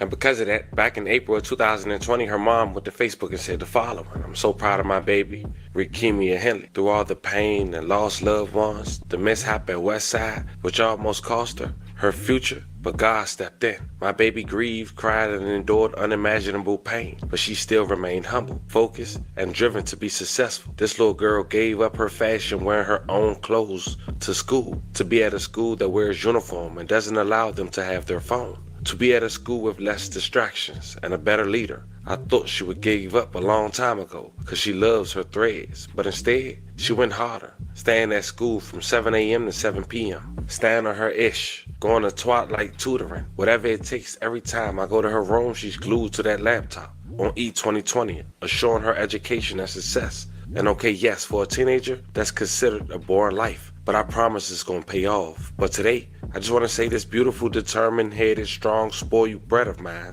that I love her, and I'm so proud of her, and she deserves every dime I spent on her. And her hard work is not going unnoticed. I see you, babe, and your priorities being in the right place at such a young age is awesome, but your hunger for success is absolutely breathtaking." The following year, May of 2021, she graduated, and her local news platform has shouted her out for graduating with honors from Northeast High School. It didn't go on to say she's the daughter of Corinthia Henley and the late Jesse Henley. And then that's when I found out more about the parents' relationship and how the dad had lost his life after doing research on him. And that's when I found out that Rikimia's mom had killed her dad back in 2009 with a kitchen knife after coming home for stabbing a man in 1999 and doing 3 years. According to an article by the Macon Post back in 2009, it quoted that a woman who fatally stabbed her husband early Sunday morning had previously served 3 years in prison for stabbing a man in 1999, according to court records. Bibbs County Superior Court records show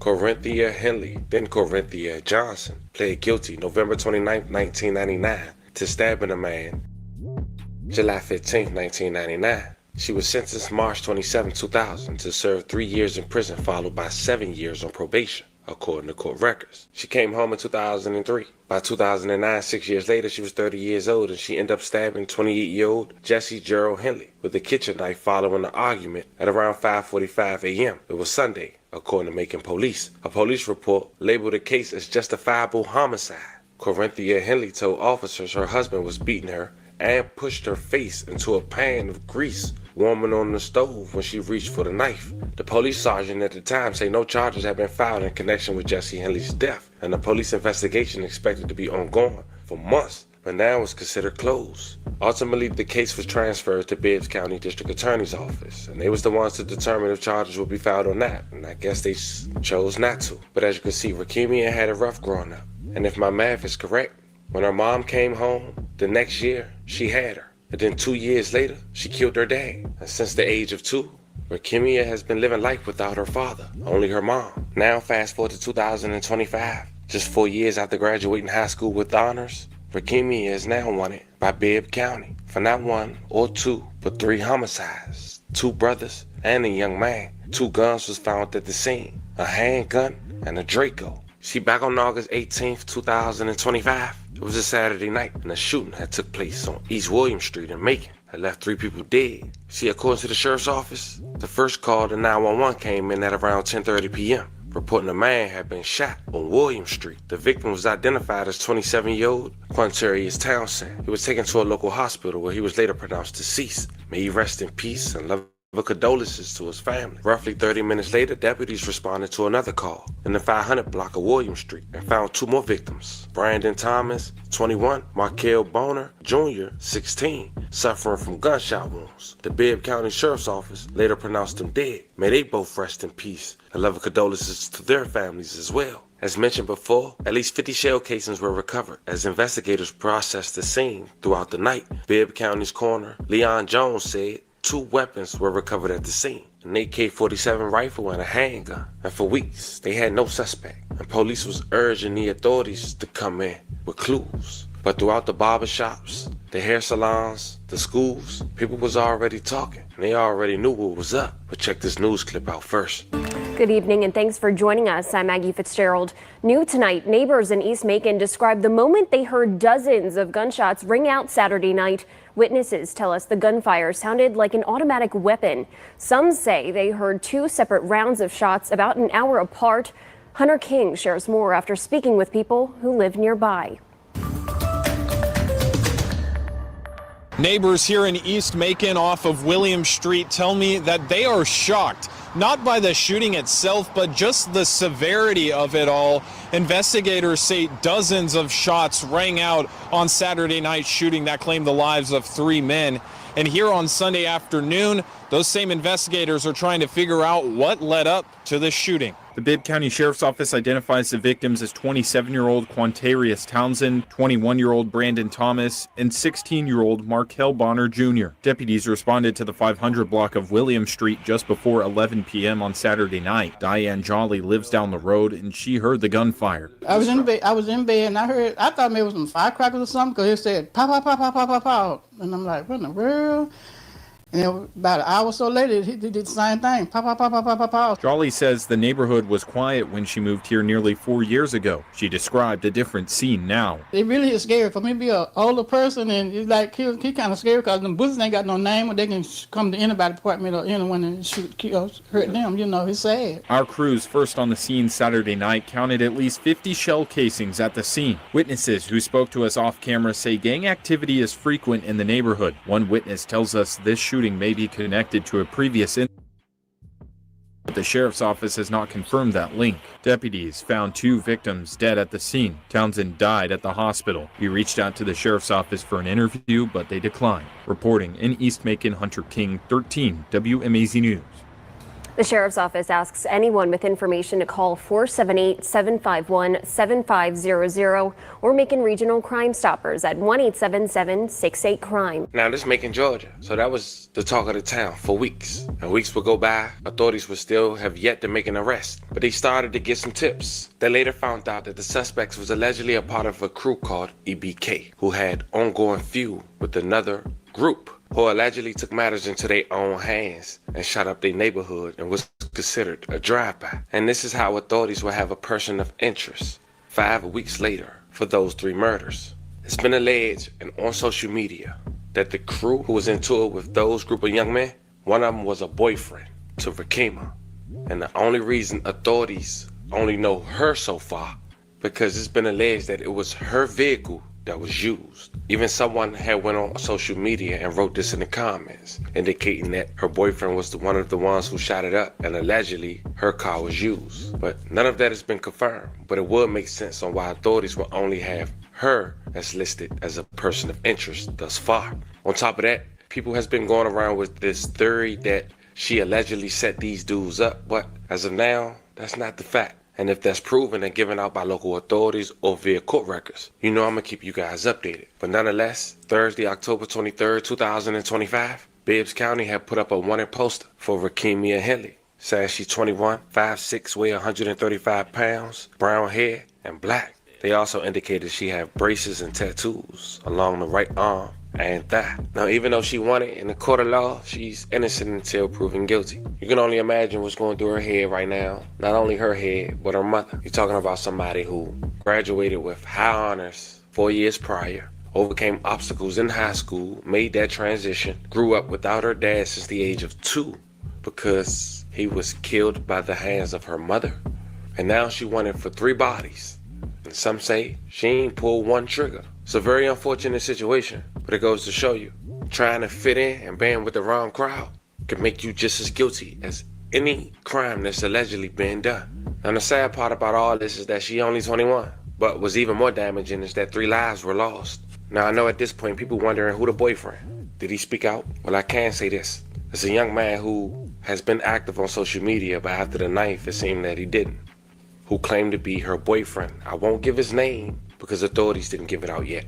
But I will show you public videos that was presented on Rakima's birthday just 2 years prior, as he wished her a happy birthday to his girlfriend/wife. As of now, he has yet to speak on this situation or speak period on social media since the week before this incident. Now, people was making parlays, I'm quite sure, the over and under. If she was over or her telling, the money would be flooding in. But as more developed, I'll keep you guys updated. Until then, let me know how you feel about this one in the comments. Don't forget to like and subscribe. Until then, I'll catch you guys on the next one.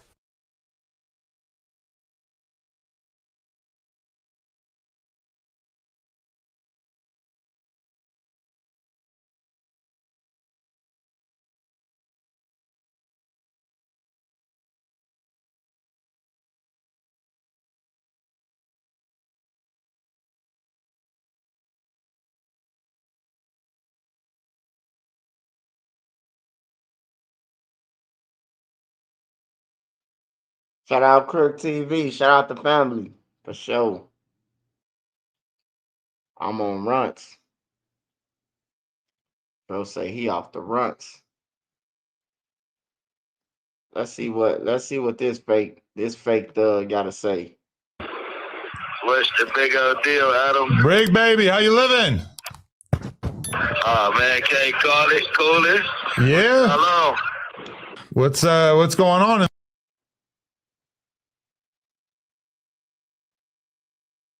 I'm not gonna use this situation as a sweet one today, man. I dropped some tears the other day when I heard that my boy Zoo didn't make it, man. OTF, you know what I mean? Everybody put your man, I don't even know what to say. This shit like really making me emotional, but Zoo, THF 46, man, the low end. Man, rest in peace to one of the greatest to ever do it. I remember the first time that I met my boy, sticking and moving. Alicia's phone sending a live location to Sean's phone. This is minutes before the murder. Her phone is sending a live location to another shooter's phone. This is approximately 15 minutes before the shots are fired. But you were at the hotel where Julio was murdered at the exact same time. No, listen, this is a time where we're gonna, I have your phone everywhere. I have the beef between your boyfriend, his people, and you don't have to play dumb with BL. Okay? This is high definition footage, okay?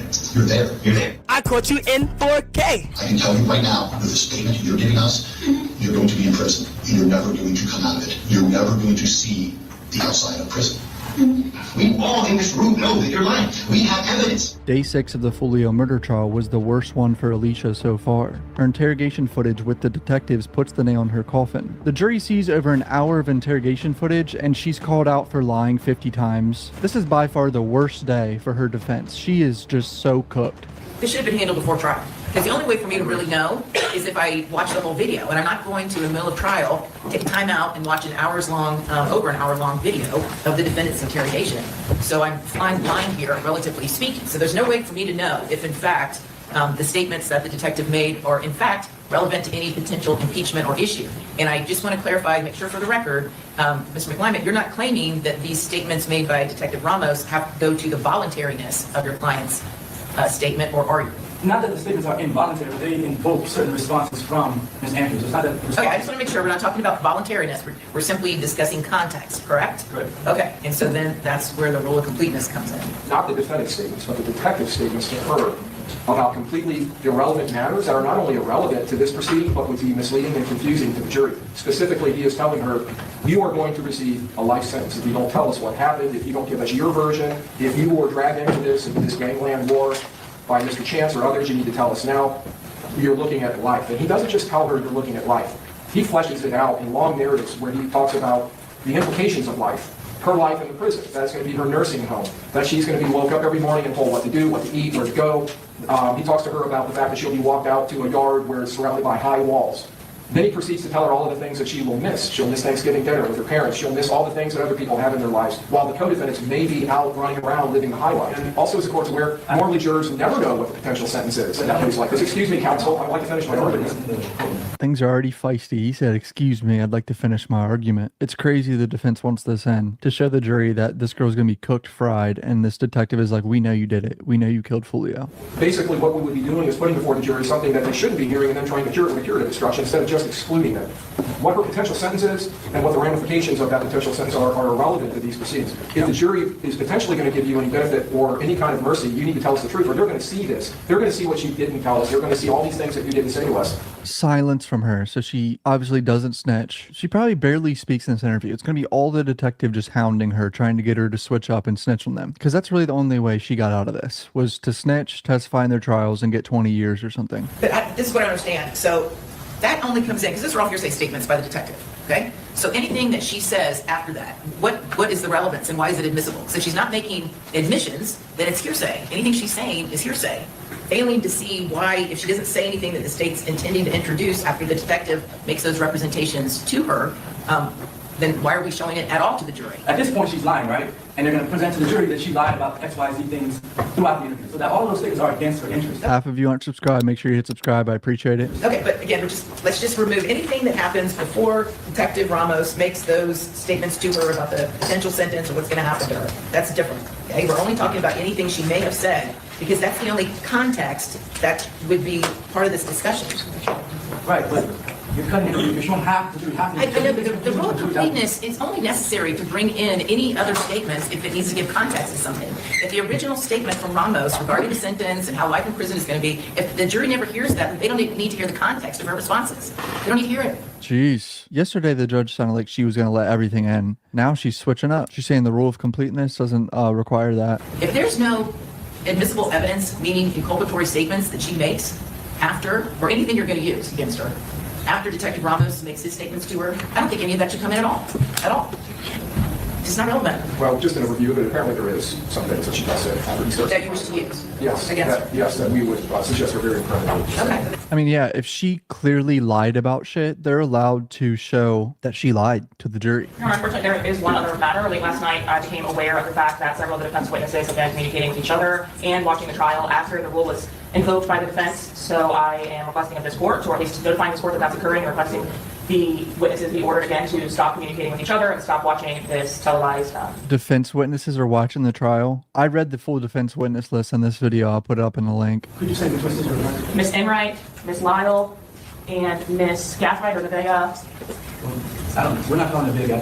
Okay, well, Miss Enright and Miss Lyle have been communicating with each other, have been communicating with the co-defendant, getting daily updates up to yesterday as to what's happening in this trial, and speaking about their meeting together via Zoom, whether that's the truth or not, with the defense attorneys this weekend. Kyla Enright, I think one of the shooters tried to text her to get Fulio's location at one point. I don't think she gave it to them. And then Nevaeh Gaithright is Sean Gaithright's sister. I made a whole video on this. If you missed it, I'm sorry. I don't want to explain it. I just want to parse that out. I want to make sure that we're saying what's accurate. You're saying that somebody spoke to a co-defendant. Which co-defendant are you referring to? Sean Gathright. All right, so I have no control over whether they speak to Sean Gathright. I can tell them not to do that, but I have no control over that. I did not know that was happening. You also said someone spoke to Sean Gathright. So Sean's getting information on this trial, clearly, in jail calls. There was a Zoom. You're talking about this coming weekend or the one before? This past weekend, they indicated that they were meeting with you, your office, the defense, about their testimony for witness press together on Zoom. What I'm asking is, who was meeting with us this weekend? I presume the callers, or at least the person on the other end of the phone. So Mrs. Enright and Miss Lyle, the co-defendant's mother, who were listed. All right, so I don't recall meeting with them, but if I did, there is no problem with us preparing our witnesses for trial the same way the state prepares their witnesses for trial. The same way that the state talks to their witnesses outside, whether they're grouped together, whether they're separate. They spoke to witnesses. We speak to witnesses before trial. The court will give an instruction, a jury instruction at the end of the trial, which says that it is not improper for the attorneys to talk to the witnesses. Well, so, that is true. They should not be, I guess, paying attention to the trial, watching the trial. But I have no control of that. I know. I'm assuming you told them, right? The rules I of told, administration. I know particularly, I told Sean Gathride's mother, Miss Lyle. Oh, that's Sean Guthrie's mom, Miss Lyles. Okay, so they're watching the trial. Oh man, still can't get over how this Uber was only $187 from Tampa to Jacksonville, which I'm pretty sure Uber takes like half of the fare. That's what I've heard before. So $187 divided by 2. This guy got paid $93 to drive them 3 hours. And let's be honest, I doubt they tipped him. They didn't tip this guy. So I know the volume isn't very loud here, but you said that you were able to hear some of that conversation. Is that correct? Yes, when co-defendant Isaiah Chance walks up to the driver door and he has it cracked open, there is some chatter. You kind of listen closely, but that's what I made out of the chatter. So now they're just showing the lock code on the fucking front door of the Airbnb. I mean, just really putting the nail in the coffin. This is kind of unnecessary. We see them on the camera, bro. Davion Murphy is captured by the ring camera. Oh, I didn't know Davion was on a ring camera. Defendant Alicia Andrews is captured by the ring camera. I think I asked you yesterday, who was the only defendant who was not captured on the ring video footage in Tampa? Co-defendant Rashad Murphy. Yes, I sent him photographs from Sean Gaithwright's residential cameras that showed 3 of the defendants arriving there in Jacksonville and asked him if these were the same 3 people that he picked up at the Airbnb in Tampa. Did you also send him a photograph of him at the Airbnb? Yes. And did he confirm that that indeed was him? Yes. I mean, these guys are just on camera everywhere. Every day blows my mind how much they're on camera. Before the murder, during the murder, after the murder. Tracked with license plates, like pictures on their own phones. I'm going to ask you about this time down here, 3 hours and 25 3 hours and 25 minutes. 3 hours and 25 minutes for $187. I can't get over that. You earn more for this trip because you got a wait time fee. Of course, they took forever to come outside. No surprise. So this is a side-by-side. On the left side of the screen, we have footage from co-defendant Sean Gaithwright's residential cameras being compared to a photograph taken when co-defendant Rashad Murphy was arrested by Gwinnett County several days later. If you want to make a video on how he wanted to represent himself and not have a lawyer, yes, you heard me correctly. At a certain point, he was debating that, and he was all impatient and kind of upset about how long it was taken to go to trial for this in court. And did you obtain a search warrant to get the security video footage from Sean Gathwright's home in Jacksonville, Florida? Yes, I did. And Detective, the timestamp is not reflected on this, is that correct? No, it would be on the name of the file of this specific clip. So. But this is occurring on June 22nd of 2024? Yes, this is Isaiah Chance's arrival at Sean Gaithwright's house in the early hours of the afternoon of Saturday, June 22nd. Is this a different camera view? Yes. Still on June 22nd of 2024? Correct. And each of these small video clips, was the name of the file of the video clip, did it include the date and time of the video itself? Yes. And approximately what is the time range when we're looking at him at Sean Gathwright's house on June 22nd of 2024? Approximately 2 p.m. On the 22nd. I used to have a big, bulky, ugly brown wallet, but once I got sponsored by Ridge over 5 years ago, I've never looked back. This is my wallet.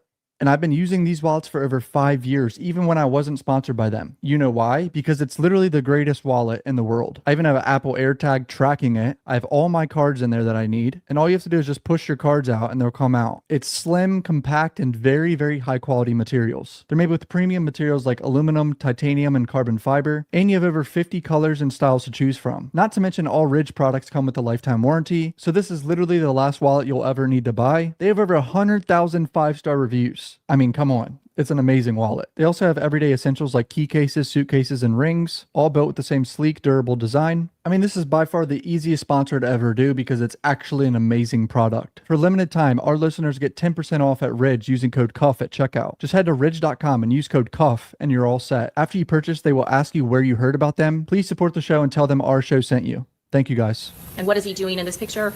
He appears to be moving bags from his registered BMW into the residence at this point. I'm pretty sure he brought the Glock that Rashad used with the switch and the extended mag. Again, same time period, but showing different angle camera, is that correct? Correct. They got multiple angles. They got multiple angles, these motherfuckers just walking around. They could literally edit a movie of the murder. Like a 4-minute movie of all the camera footage. Maybe even like 5 to 10 minutes. I don't even know, dude. From before, during, and after. And I'm not even trying to be funny here. They could do that. What is Mr. Gathright doing now?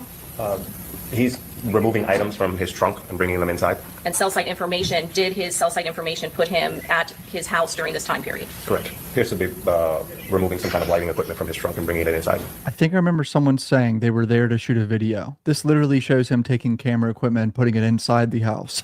Can you describe what's going on now? At this point, they're starting to bring out bags that they're going to load into the Impala. You see these big ass bags, right? They were in Tampa for 17 hours. Why do you need this many bags? Look how many bags they have. And plus the big ass bags. What color are the bags that he's bringing out? A pink one in his left and a blue one in his right. I know it's not funny, like they murdered someone, but it's funny how stupid they are.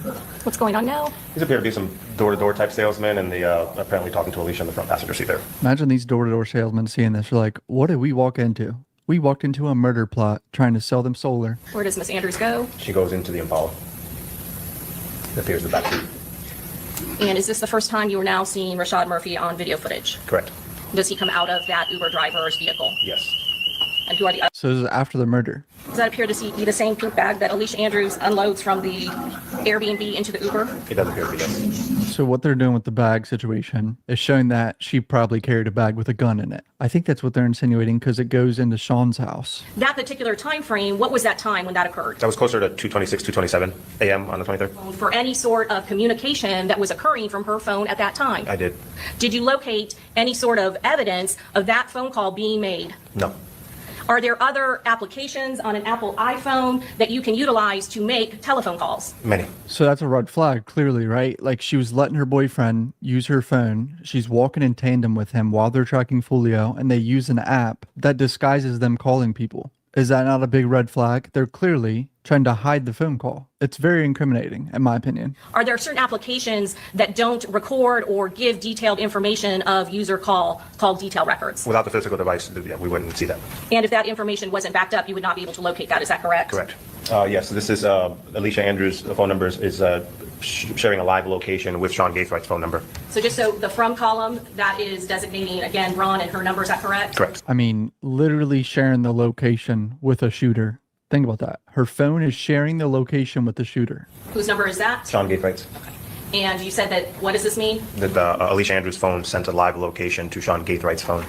And does it show in this box when that is occurring? Yeah, the correct Eastern Standard Time, 2 a.m. on Sunday, June 23rd. 2 hours before the murder. And then this box, what's going on? What time are we at? We're at 2:31 a.m. on the 23rd, Eastern Standard.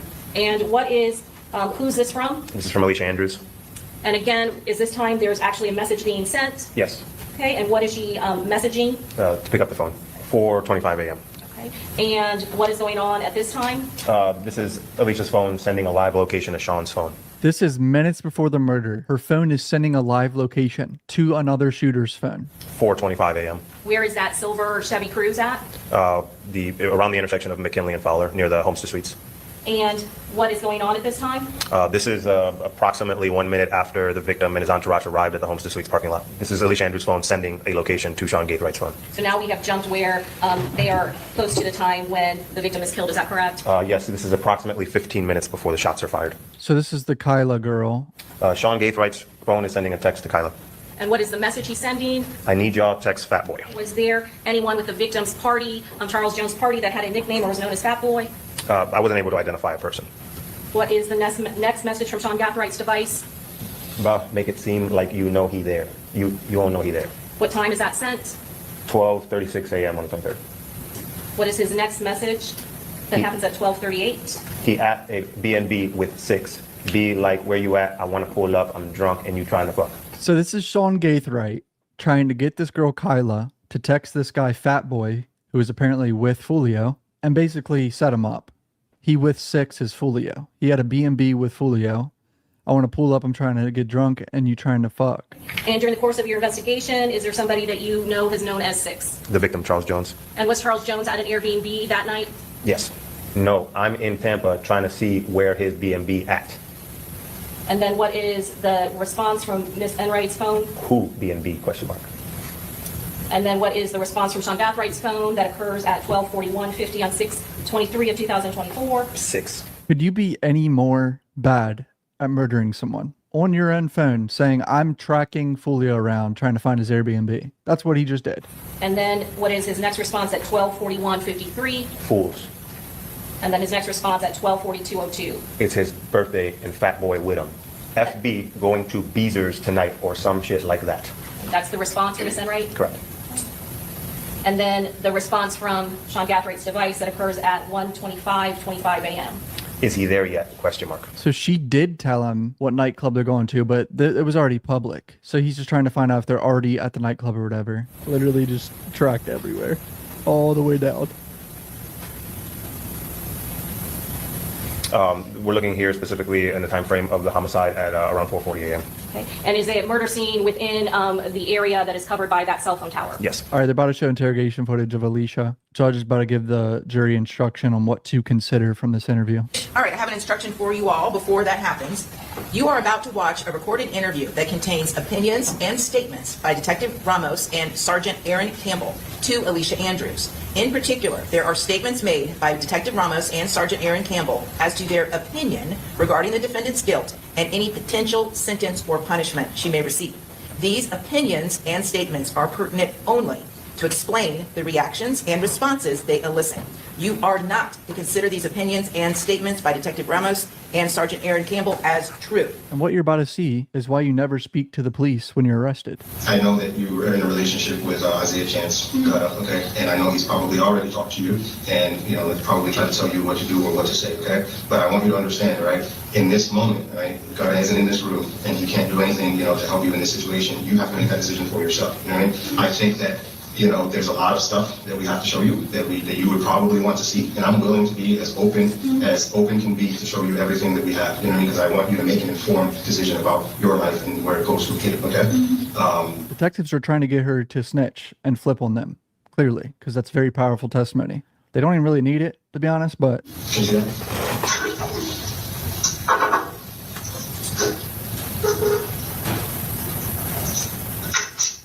Can't really see what video they're showing her, but they're going to show her all the evidence. Be like, you're cooked. It's kind of hard to even hear what she's saying. I hate this about interrogation footage. Why do these police stations not have 4K video and a microphone on the table? They know they're being recorded. Every trial I watch, the audio is fucking terrible in interrogation rooms. What are we doing? You can buy a $50 microphone. That sounds fucking incredible. Is that you in footage? Yeah.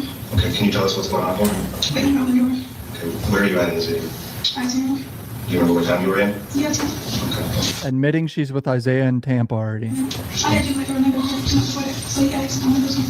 Who's he? My boyfriend. Got him? Yeah. Okay. What do you call me? What do you call him? Zay. Zay? Does he go back? You never call him Gutta? No? That's not good. She's laughing at them calling him Gutta. So, tell us a little bit about what you guys do in Tampa. Well, we just found a place to go, and I was hungry a lot. I'm not eating, so. Okay. Was Zay big? Is that you? Yeah. And that's Zay? Okay. Do you know the name of the club? I think we're living. I'm just playing something. Okay. So, you tried to get into this club and you couldn't get in? Well, he's one of the prize, but they can have someone. You guys didn't want to pay for it? Or you just look too bad? Yeah. Okay. Oh, we went to the club and didn't go in because it cost money. Yeah, okay. What's going on here? Is he using your phone? Yeah. Who's he talking to on the phone? I don't know. Who was his little brother? That's the gentleman driving. You've never met him before? Was he at the Airbnb with you guys? How are you in the car with him? Your boyfriend's not there. He was in the backseat? Okay. So how did this gentleman join you guys at some point in the evening? I don't know. I just found him with him. I don't know, did he come to the Airbnb? Did you guys pick this guy up somewhere? Was that silver car that you're in the drive-thru in? Is that the car that you and Zay traveled down from Jacksonville in for the weekend? I don't know. Admitting to be in the silver car in the drive-thru. Do you know that? Do you know this kid? I don't know him. You never met him before? Lying about not knowing, I think, Davion Murphy driving the car in the drive-thru. Are you excited about being pregnant? I don't know. I lost the accent. You did? You like having a baby at some point? No. No? Okay. How long have you and Zay been together? Like 4 years. 4 years on and off? Damn, okay, 4 years on and off. I can understand the tattoo. Not really, but whatever. What I need for you to do right now is very, very honest with me, okay? You're 21 years old, correct? Yes. So your phone, it tracks you, right? You know that, right? Your telephone? Yes. It tracks you. Tracks you everywhere you go. That's how we knew you were at these places to get video from, is because your phone showed you there at those exact times. Yeah. So we just go to those places, we download the video, and then what would we see? That's how we knew the Airbnb you were at, that's how we knew all the places you'd gone to. It was because your cell phone was tracking you approximately every single minute with high accuracy gaps. No, it's real. Yeah, your phone tracks you everywhere you go. So you drove down in a car you don't remember, and then you took it. I'll tell you, I follow him. Okay, alright. If you say go, we're gonna. And I was like, we're going to make it from me. Is this the gentleman that was driving the cruise at McDonald's? Probably. Yeah. He's going into the Airbnb at the same time. You guys are coming in and getting ready to leave at your room, right? Yeah. I don't know. Do you have any conversations with him at all? Did he introduce himself in any way? Street name? Talk about anything? No. You don't? No. And that picture that I showed you and I asked you about Zayd's little brother. Do you know his real name? Do you know Zayd's little brother real name? Have you spent any time with him? Okay. Lying about not knowing who Sean Gaithright is, when Isaiah Chance and Sean are literally like apparently best friends. That Airbnb video of when you're coming in, okay, to the Airbnb. Where's everybody else at? Where's Zayd and Luke? Because they don't come in at the same time. How did they get in? Yeah, but this camera goes off every time somebody passes it, and in order to get in, you have to put in a code, and that code gets tracked on the app. I spoke to the owner of the Airbnb. Nobody else went in. How did they get in? Can you open another door? Is it possible you could open the back door? So now she's lying about them going in the back door. Another red flag. I mean, this is nothing but red flags. She shouldn't be talking to the police. So how did Zayd get inside if you were the one in the front door? I did not. Huh? I don't know if I did not. No, I'm just how you got in the front door. Yeah. How did anybody else get in? Because nobody else was on camera. You stayed with you. You stayed there, right? He didn't know in the front door. I don't know. I did not. Zayd didn't know in the front door. I'm not sure what you mean. Was he inside with you? Yes, of course. Okay, I'm sorry. Okay, they didn't know in the front door. Well, I don't know. You don't ask me that, I don't know. This is we labeled the Airbnb, okay? See that? And every single minute your phone is pinging off. You see those little bubbles there? That's your phone pinging off with, okay? He's like, yeah, you see this? This is your phone being tracked everywhere around a murder. That's your phone pinging off with, right? So you arrived at the Airbnb around 8 p.m. And this is the Airbnb, and here we are at 8 p.m., okay? You know who else was at Teaser's Club while you were there? The rapper from Jacksonville, Julio, that died in Tampa, right? He was at Teaser's as well, and we have him on footage at Teaser's. After he leaves Teaser's, no, that's fine. No, you gotta watch this because you gotta know, okay? After he leaves Teaser's, he goes to Truth 18, right? For his after party, which he posted on Instagram, walking up the stairs. Guess who else shows up at Truth 18 after Julio shows up at Truth 18? You show up at Truth 18. It wasn't crowded, so... Okay, no, but there's one place that wasn't a club, right? So there's one place that wasn't a club. You have to come up with a reason why you were there. It's a hotel where Julio was shot and killed at. I never stayed at a hotel. Oh, no, you didn't stay. We know you didn't stay at that hotel. We know you didn't stay at that hotel. You were in the parking lot. But you were at the hotel where Julio was murdered at the exact same time that he was murdered. Okay? So the reason we're showing... No, listen, this is a time where we're going to... I understand this is... I want to make it... Because you've never been arrested before, right? And you might not understand the gravity of the situation you're in, okay? You're familiar with Zayd's old friend Tilly that was shot and killed? No? You're not familiar with that? Lie. You don't know your boyfriend of 4 years friend that got killed? His killer had a girlfriend by the name of Diamond, okay? And Diamond helped set Tilly up, lured him to a location where he was shot and killed, okay? Now, Diamond was not at the scene where he was shot and killed. Diamond did not pull the trigger, okay? All she did was send a few messages on the phone, okay? And they took a case against her, and now she's already been convicted 20 plus years. She's in jail right now. She's not getting out for decades, and she wasn't even at the scene where Tilly got killed. You understand what I'm saying to you? I'm not making any threats to you by any means, but this is damning evidence.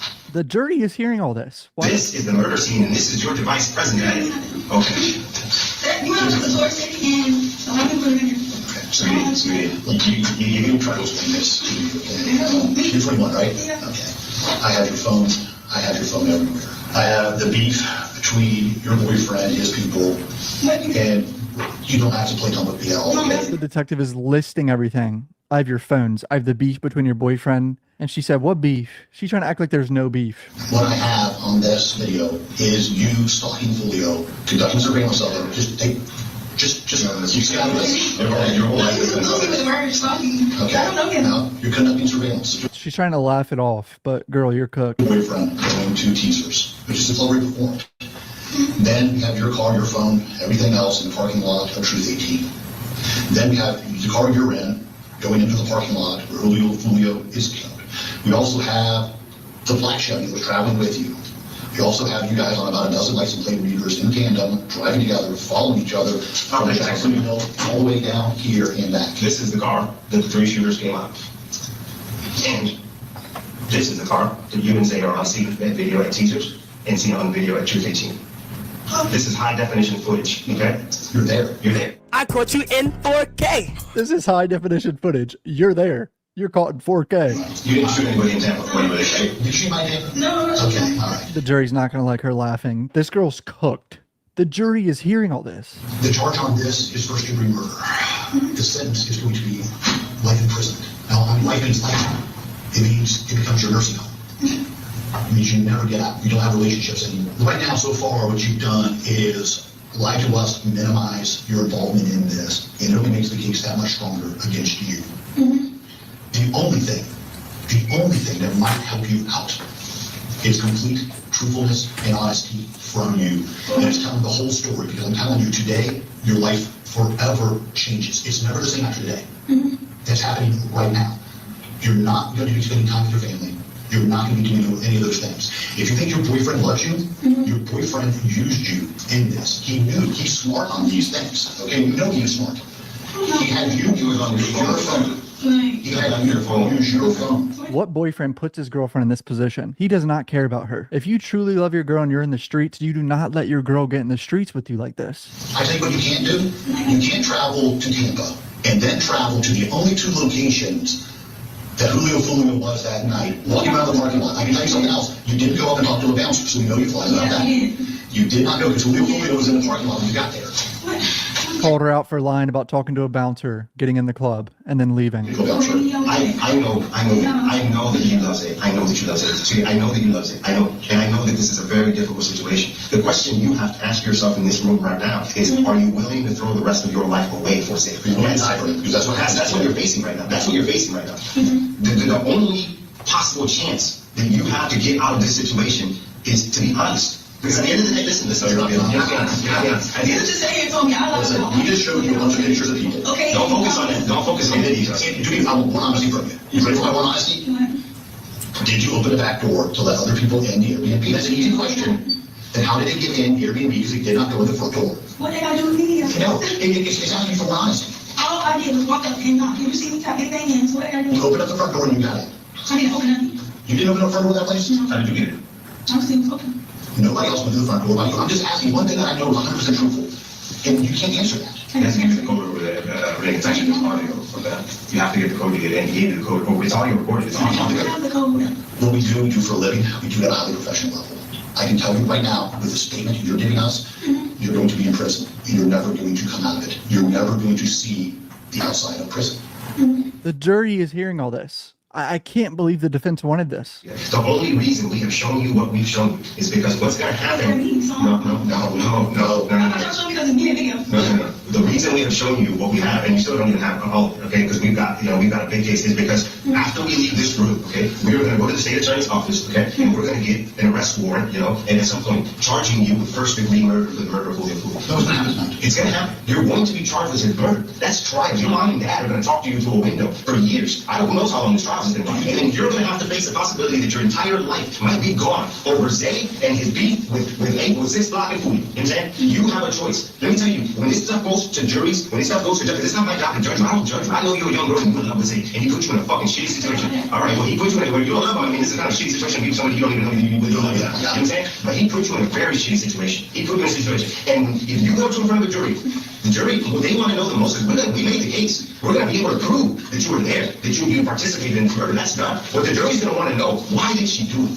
And is she sorry? That's all they care about. When they decide the jury's hearing all this. You're doing 30 years or you're doing 15 years, they want to know. They want to know, why did she do it? And is she sorry? That's what they want to know. That's what you need to answer in this room. If they drag you into some shit you didn't want to be a part of, you have to tell us that. But the only way that jury and the people who do decide your fate moving forward are going to believe that is if you're 100% honest. I don't need to answer the question of whether you're lying or not. We all in this room know that you're lying. We have evidence, okay? Don't focus on one thing, the whole story. We know that you were down there with Zay, okay, to kill Julio. We know that Zay was communicating with the gunmen in that Black Impala, and we know that the gunmen in that Black Impala were acting on this information that you and Zay were feeding him from the cruise to target Julio, down to the point where you knew exactly what seat he was seated in. You know what seat Julio was seated in? The cruise, the silver cruise you're in when you're driving by it. This is just baffling. Don't miss this opportunity to save your life. I know y'all tell me I'm lying. Let me ask you something. How serious do you think this is right here? Will you answer that question for me? How serious do you think this is right here? I can tell you it's the most serious thing that is ever going to happen in your lifetime. Today is going to be the most serious day you have ever had in your lifetime. I can't even stress that enough. to you how serious today is. You're 21 years old. We want to give you the opportunity to explain this to us. You know what else? We have more on you than anybody else in that crew that came down here. You know why? Because you're experiencing these things. You left your phone on. Your phone communicated with the cell phone towers in your exact location the entire time. All right? You just identified himself into 2 videos of him truly team and a teaser. Listen to me. You just screwed him. I already said who we count. Hey, no. I know what you're thinking in your head. No, I'm saying y'all thought about myself. No, I never thought about yourself. I already knew you were with him. We had videos. We knew that was you. We knew that was Zay in that video. I'll be able to say he's communicating with his brother and father to kill Julio. Here's the thing. Before we talked to you, we didn't have him. We do now. He's done. Zay is done based off of you identifying in that video. Detective is lying here. They had Isaiah already. I mean, he's on video with the shooters before the shooting and after. Like, they had Isaiah already. Little brother's done too. He's done too. You've already put them in this. Okay, here's the thing. You don't know what you don't know. The problem is, right now, 19 years old or 21 years old, you don't know a ton. You don't know a lot. The problem is, you don't understand that those cell phone records seal your deal. I'm not talking about phone calls. I'm talking about it puts you every single place of the murder. You don't have any explanation for why you were in the car at the scene of the murder. You're looking for food in a hotel parking lot or food. Okay. Looking for food in a hotel parking lot. That's her defense. And her defense lawyers allowed this to be showed. That you and Zay are in the silver car in the parking lot, feet away from where Julio gets gunned down. You have to understand how it looks. Just because you are pulling a trigger doesn't mean that. You ever heard of an accomplice, a Sherman accomplice? Here's the thing. Okay. Let me try to break this down. Super simple. Okay. Did you see the black Impala there with you at different places? Okay. So let me explain something else about this black Impala. You and this black Impala come from Jacksonville all the way to Tampa together. You guys pass where the license plate reader is. There's cameras all over the place on the interstate. Tow trucks have them. They record every single license plate that comes by. We catch you and that other car together multiple times on the way from Jacksonville here. Okay. It means you have to hit the lottery to make that happen again. It's impossible for those 2 cars to hit license plate readers hundreds of miles away at the exact same seconds. But your 2 cars did because you followed each other all the way down. Okay. It's crazy you don't get it. So, you know what license plate is? You're all this, okay? You know what license plate is? Or a camera that takes pictures of license plates, okay? The license. Here's a camera. Okay? You're going down the interstate right here. And here's a car. Here's a Chevy Cruze. Picture taken. You have the license plate. Right behind it is another car. Picture taken. That means those 2 cars are together. No, it means those 2 cars are traveling together at the exact same time at multiple places in the state, coming from Jacksonville to Tampa. And you're going to tell me, huh? Does that make sense to you? The fact, did you see the black Impala? You never know anything about a black Impala. You know anything about a black car. Was anybody staying in your Airbnb that had a black car? You're not sure. Was there anybody staying in your Airbnb other than you, Zay, and Zay's little brother? Was there anybody else staying in that Airbnb? You were in the room all the time. You came out of the room and you went places. Was there anybody in that Airbnb other than you, Zay, and his little brother? Did you go into the front door of the Airbnb and let anybody else in another door of the Airbnb be in the back door? Lying. She said, I'm not sure who else was in the Airbnb. Did you go to the parking lot of Teasers with your boyfriend, Zay, and decide not to go in the club? Because it's packed? Because it was packed? Can you tell me why you were wearing a COVID mask in that parking lot? I'm a mistake. People drinking, smoking. Can you tell me why you don't have a mask on in other places? You're in a car with a guy you don't even know in the McDonald's drive-thru and you don't have a mask on. That's not a bunch of people. We're smoking. If you go into a club, remember? Your first line was, I don't want to get sick because I'm pregnant. Could a guy you don't even know a foot away from you in the McDonald's drive-thru get you sick? Cool. He's catching her in lies. She said she had a mask on at some point because she didn't want to get sick because she's pregnant, but then she didn't have a mask on in the car in the McDonald's drive-thru with a bunch of people. Like, she's just fucked.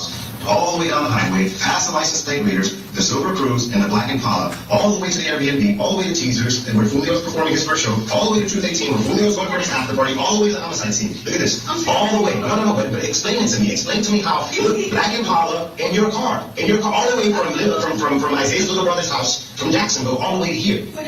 You think that's a coincidence? That Isaiah's little brother's car, because that's his car, traveling with your car. That's why. You were at his house before you came down to Jacksonville. You were at his house before you came down to Jacksonville. Were you at his house before you came down to Jacksonville? That's not answering the question. It's a yes or no question. Were you at his house before you came down to Jackson? So you were at a house. Was it Black and Paul there?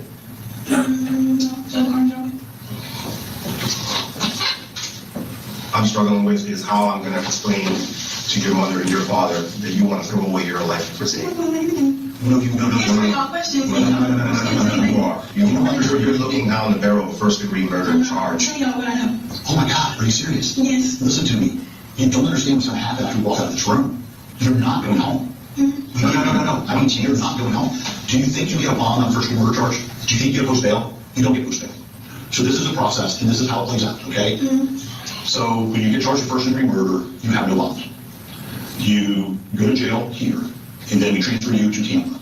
And then you sit in jail in Tampa between 2 to 4 years. During those 2 to 4 years, you're waiting for trial.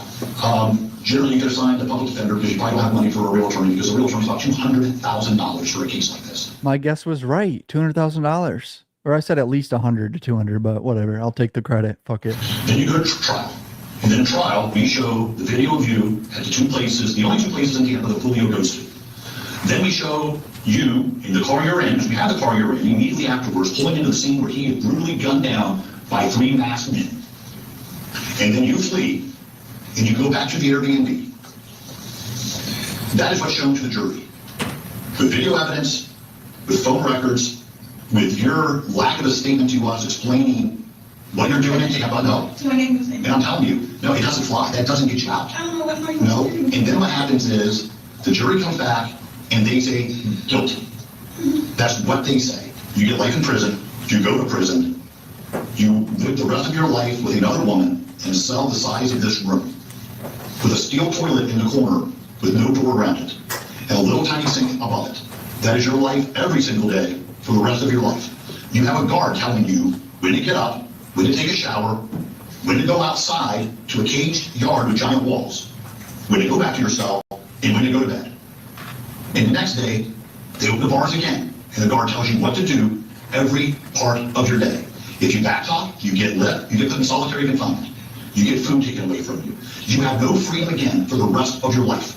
So whatever you did today, I hope it was fun. I hope it was the most fun you have ever had in your lifetime, because you're going to need those memories to carry you through the rest of your life, because you won't make any more memories after today. I can't believe the jury's hearing this. Your parents do not want to see you through glass until the day they die, all right? If this was my girl in this seat, okay, I would beg her, be honest. Detectives are doing a good job at trying to get her to switch. We have to go in front of the jury. We get to tell our story, and then your story is what you're telling me here right now. Who do you think the jury's going to believe? I went down, I don't know what car went down, and I don't know really where we went. You know, we really want to go in here. You know, I only did this. No, your story, listen. This is your one opportunity. So this is, if you don't care, I get it. If you're the type of person that can participate in a ruthless murder, whether the guy deserved it or not, okay? No, but that's the thing. Just because you don't pull the trigger doesn't mean that you can't participate. Okay. You obviously don't give a shit then. Did you see Julio in that parking lot at all? No. The car was in line looking straight at him. Communication was made to the other people. We have your car following the 3 cars there. Let me tell you how this goes, because this is all on video too. You drive up past the hotel, you're heading north, you might not know directions, I get it, okay? You're not from Tampa. The 3 cars do a U-turn. You and your boyfriend make a right U-turn. Then you do a U-turn, and you make a right, and you park at the Embassy Suites. Then you wait at the Embassy Suites. Then, at a hotel parking lot, just about 10 seconds away from where the murder happens, okay? Then, the black Impala comes out.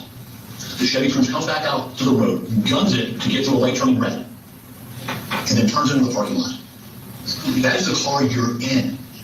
I don't think you understand how much evidence we have in this case against you. You're going to get convicted. You're confused. Can I answer a question? No, can I answer a question, okay? Let's put all this to the side for a second, all right? I'm telling you, okay, that there is enough evidence here to prove that you participated in this. I'm not going to argue the video, but I'm going to ask you how or why not. I'm telling you that there's enough evidence here to prove that you participated with Zay, with his little brother Sean. I already got the other 2 Murphys identified. I know the cars. I know your every move. I've got video of the whole thing. I've got all the cell phones. I've got everything that I need, okay, to prove that you're guilty in with this group, okay? I want to know, okay? Are you prepared? Are you prepared for this? Do you understand the severity? You're going to get convicted. I'm going to prove that you were guilty with this group. That's done. What we're offering you right now is an opportunity an opportunity, because you know what I'm looking at? I'm looking at a young girl who's never been arrested before, who may or may not be about to be a mother, okay? And that story plays well for the jury, who may or may not have been dragged into this gangland bullshit by somebody who obviously led her astray, who she loved, and led her astray. That's what I'm looking at. You have an opportunity to be honest, okay? And put your story, the real story, on the record, to the point where that jury might have mercy on you. The people who judge you might have mercy on you. I gotta ask, are you gonna take the opportunity to give yourself a chance to be honest? So you saying I'm gonna say the lie? Yes. Yes. I'm calling you a liar. Yes. Yes, I'm calling you a liar, yes. I'm telling you right now, your life is going to forever change and you're never going to be able to get it back. Anything your parents have tried to save is going to be gone. Do they own a house or rent a house you live in? Do you know that? Okay, they're going to have to remortgage it for you. That's what they're going to have to do. They're going to have to remortgage it for every cent they can get out of that house. They're going to spend every cent they have trying to save you. And it's all going to be in vain because it's not going to save you. But they're going to spend every cent they have anyways. You're going to ruin your parents' lives. God, this is intense, bro. We know about their history. We know about what Zay's been doing. We know about what his little brother's been doing. We sure shit know what these gentlemen have been doing. These are the people who you're getting ready to ruin your parents over and throw away your life over. God, pointing at the shooters. These four are going to ruin your life and your parents' life. These are people that you want to ruin your parents over and throw away your life for? I know, no, that's a lie. I know you know that. Okay, I know that you know these two for sure, and I know that you saw these two at the Airbnb. I know it. I can prove it. Whether you want to lie to me about it or not, that's on you. These are the guys that you're willing to ruin your family for? That's what's happening. That's what's happening. That's what's happening right now. You're doing it. These are the guys that you're willing to ruin your family for. Your mom was very nice to those deputies that were out there at her house earlier, those officers, okay? Mm-hmm. She's a good lady. Would you agree with that? Yes. Breaking her heart won't even begin to describe what you're going to do to your mom tonight. It won't even describe it. Parents are never the same after this. They're never the same. Their life is ruined. What really happened down there, you telling us that? That's free. That doesn't cost you a cent. This is going to cost your parents everything. Absolutely everything on this. Some of these other guys, there's no chance. There's no chance. They're done. They're past that point. But I still think that there's something in you worth saving. The question is, do you want to save yourself? You're right beside him, shoulder to shoulder. Yeah, but I'm looking at. No, you're not. No. You have every excuse to not tell the truth. You're using every excuse to not tell the truth. So tell us what he said. I don't know what he said. You're lying about the Airbnb. I'm not. Yes, you are. You're the only one. You're trying to protect Zay. You're trying to. I get it that you're trying to protect What's Zay. inside your next? What's inside your next? Everything I say. If you're truly on the sideline, and that's what you want the people who are going to judge you to believe, okay? They know, they're not dumb. They know that the sideline hears the conversations, the sideline sees what is in front of their eyes. We know because the video shows that you were standing shoulder to shoulder with Zay while he's talking on your phone, okay? So, we know because you're shoulder to shoulder with him while he's talking on the phone, we know that you heard what he said. They're not going to believe that you didn't hear, okay? We know you heard what your boyfriend said on the phone. You're lying. And the jury is hearing all this. Shoulder to shoulder with only the center console in between you while he's communicating with little brother and the shooters, okay? And they're going to want to know, huh? But you heard what he was saying? No, I didn't. She didn't hear what he was saying. She just actually said that. Walking in tandem in a parking lot and in a car with him, tracking him, giving his location to his friends. On the phone with his friends. If somebody told you I'm in a car.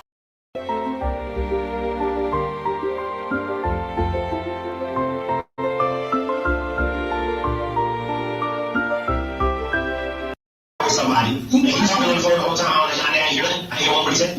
That makes sense to you? I said what he said. I'm here. I am. I'm right here. Come on.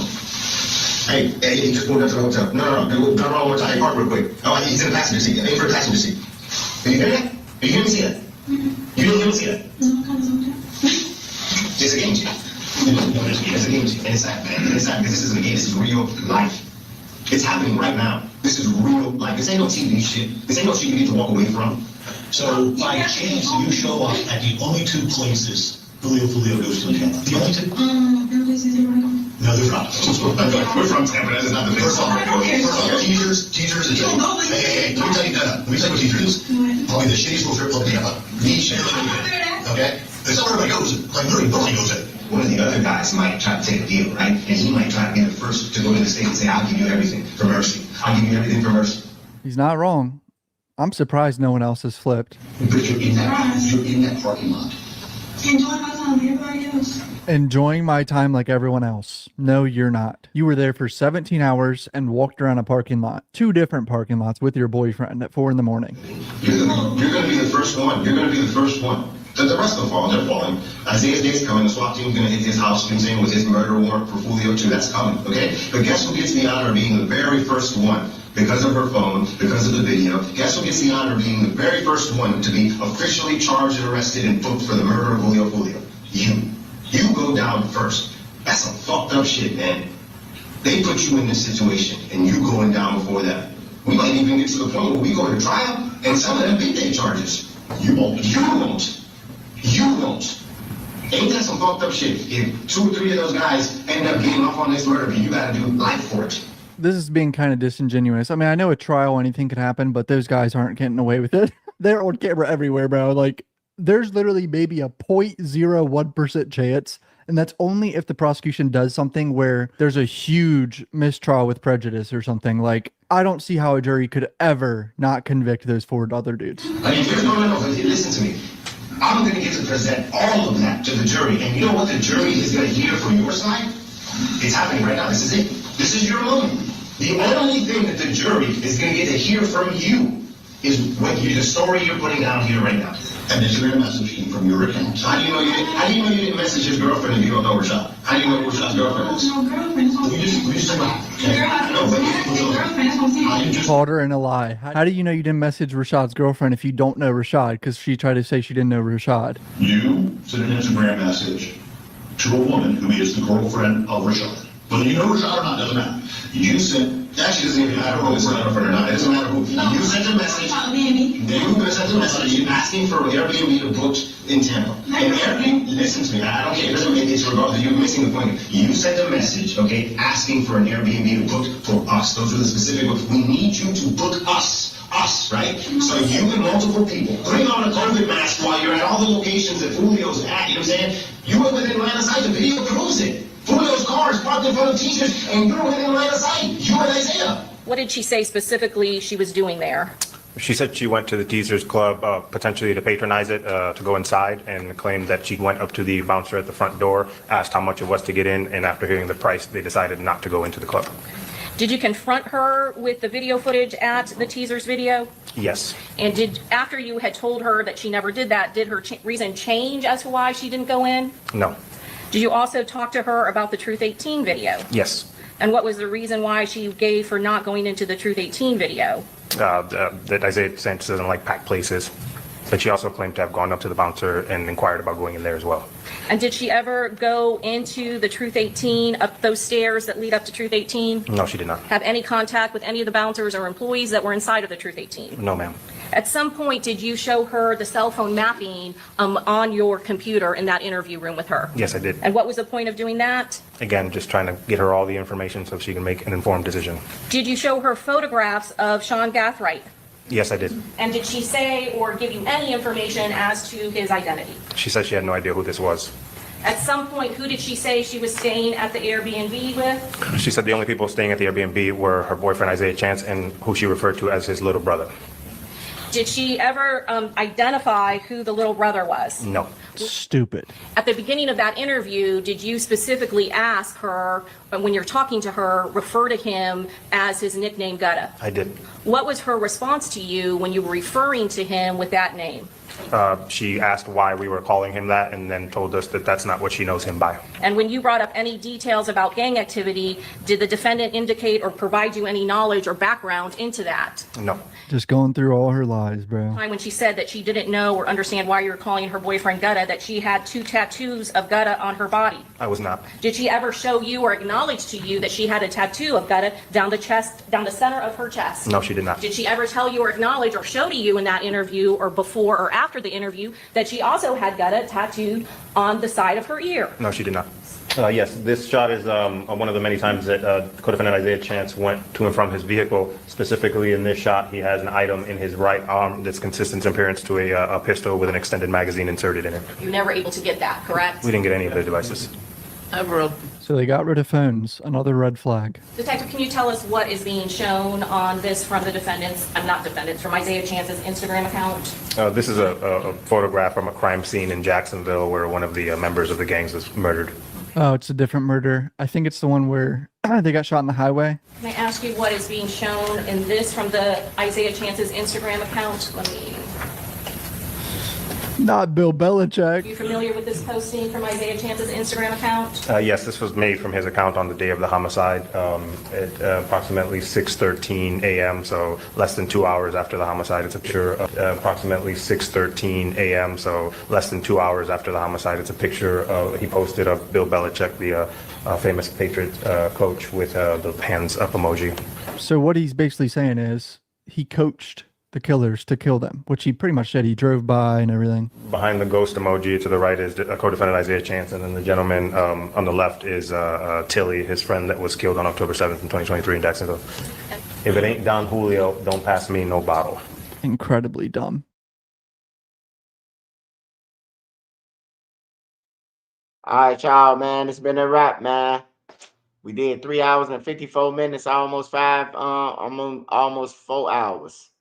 Shout out to everybody on here. Shout out to all the wrenches. Tommy Sherman, what's up, my boy? Dro the Mob. Shout out Anthony Peterson. Shout out Trap God. Sean Ward. Dustin Turner. Shout out all y'all, man. Explosive. Shout out Explosive, man. California rocking with me. Shout out to everywhere, man. Savage Black. 68365 Hustle Main. Castro 3K. Shout out to you, man. Hold on, let me do my super chats too. Yvonne Fall. Shout out to Yvonne Fall. Always supporting me, Yvonne. Shout out to you. Shout out to T Psycho. T Psycho, man. Appreciate it. Shout out to Sonny B Sack.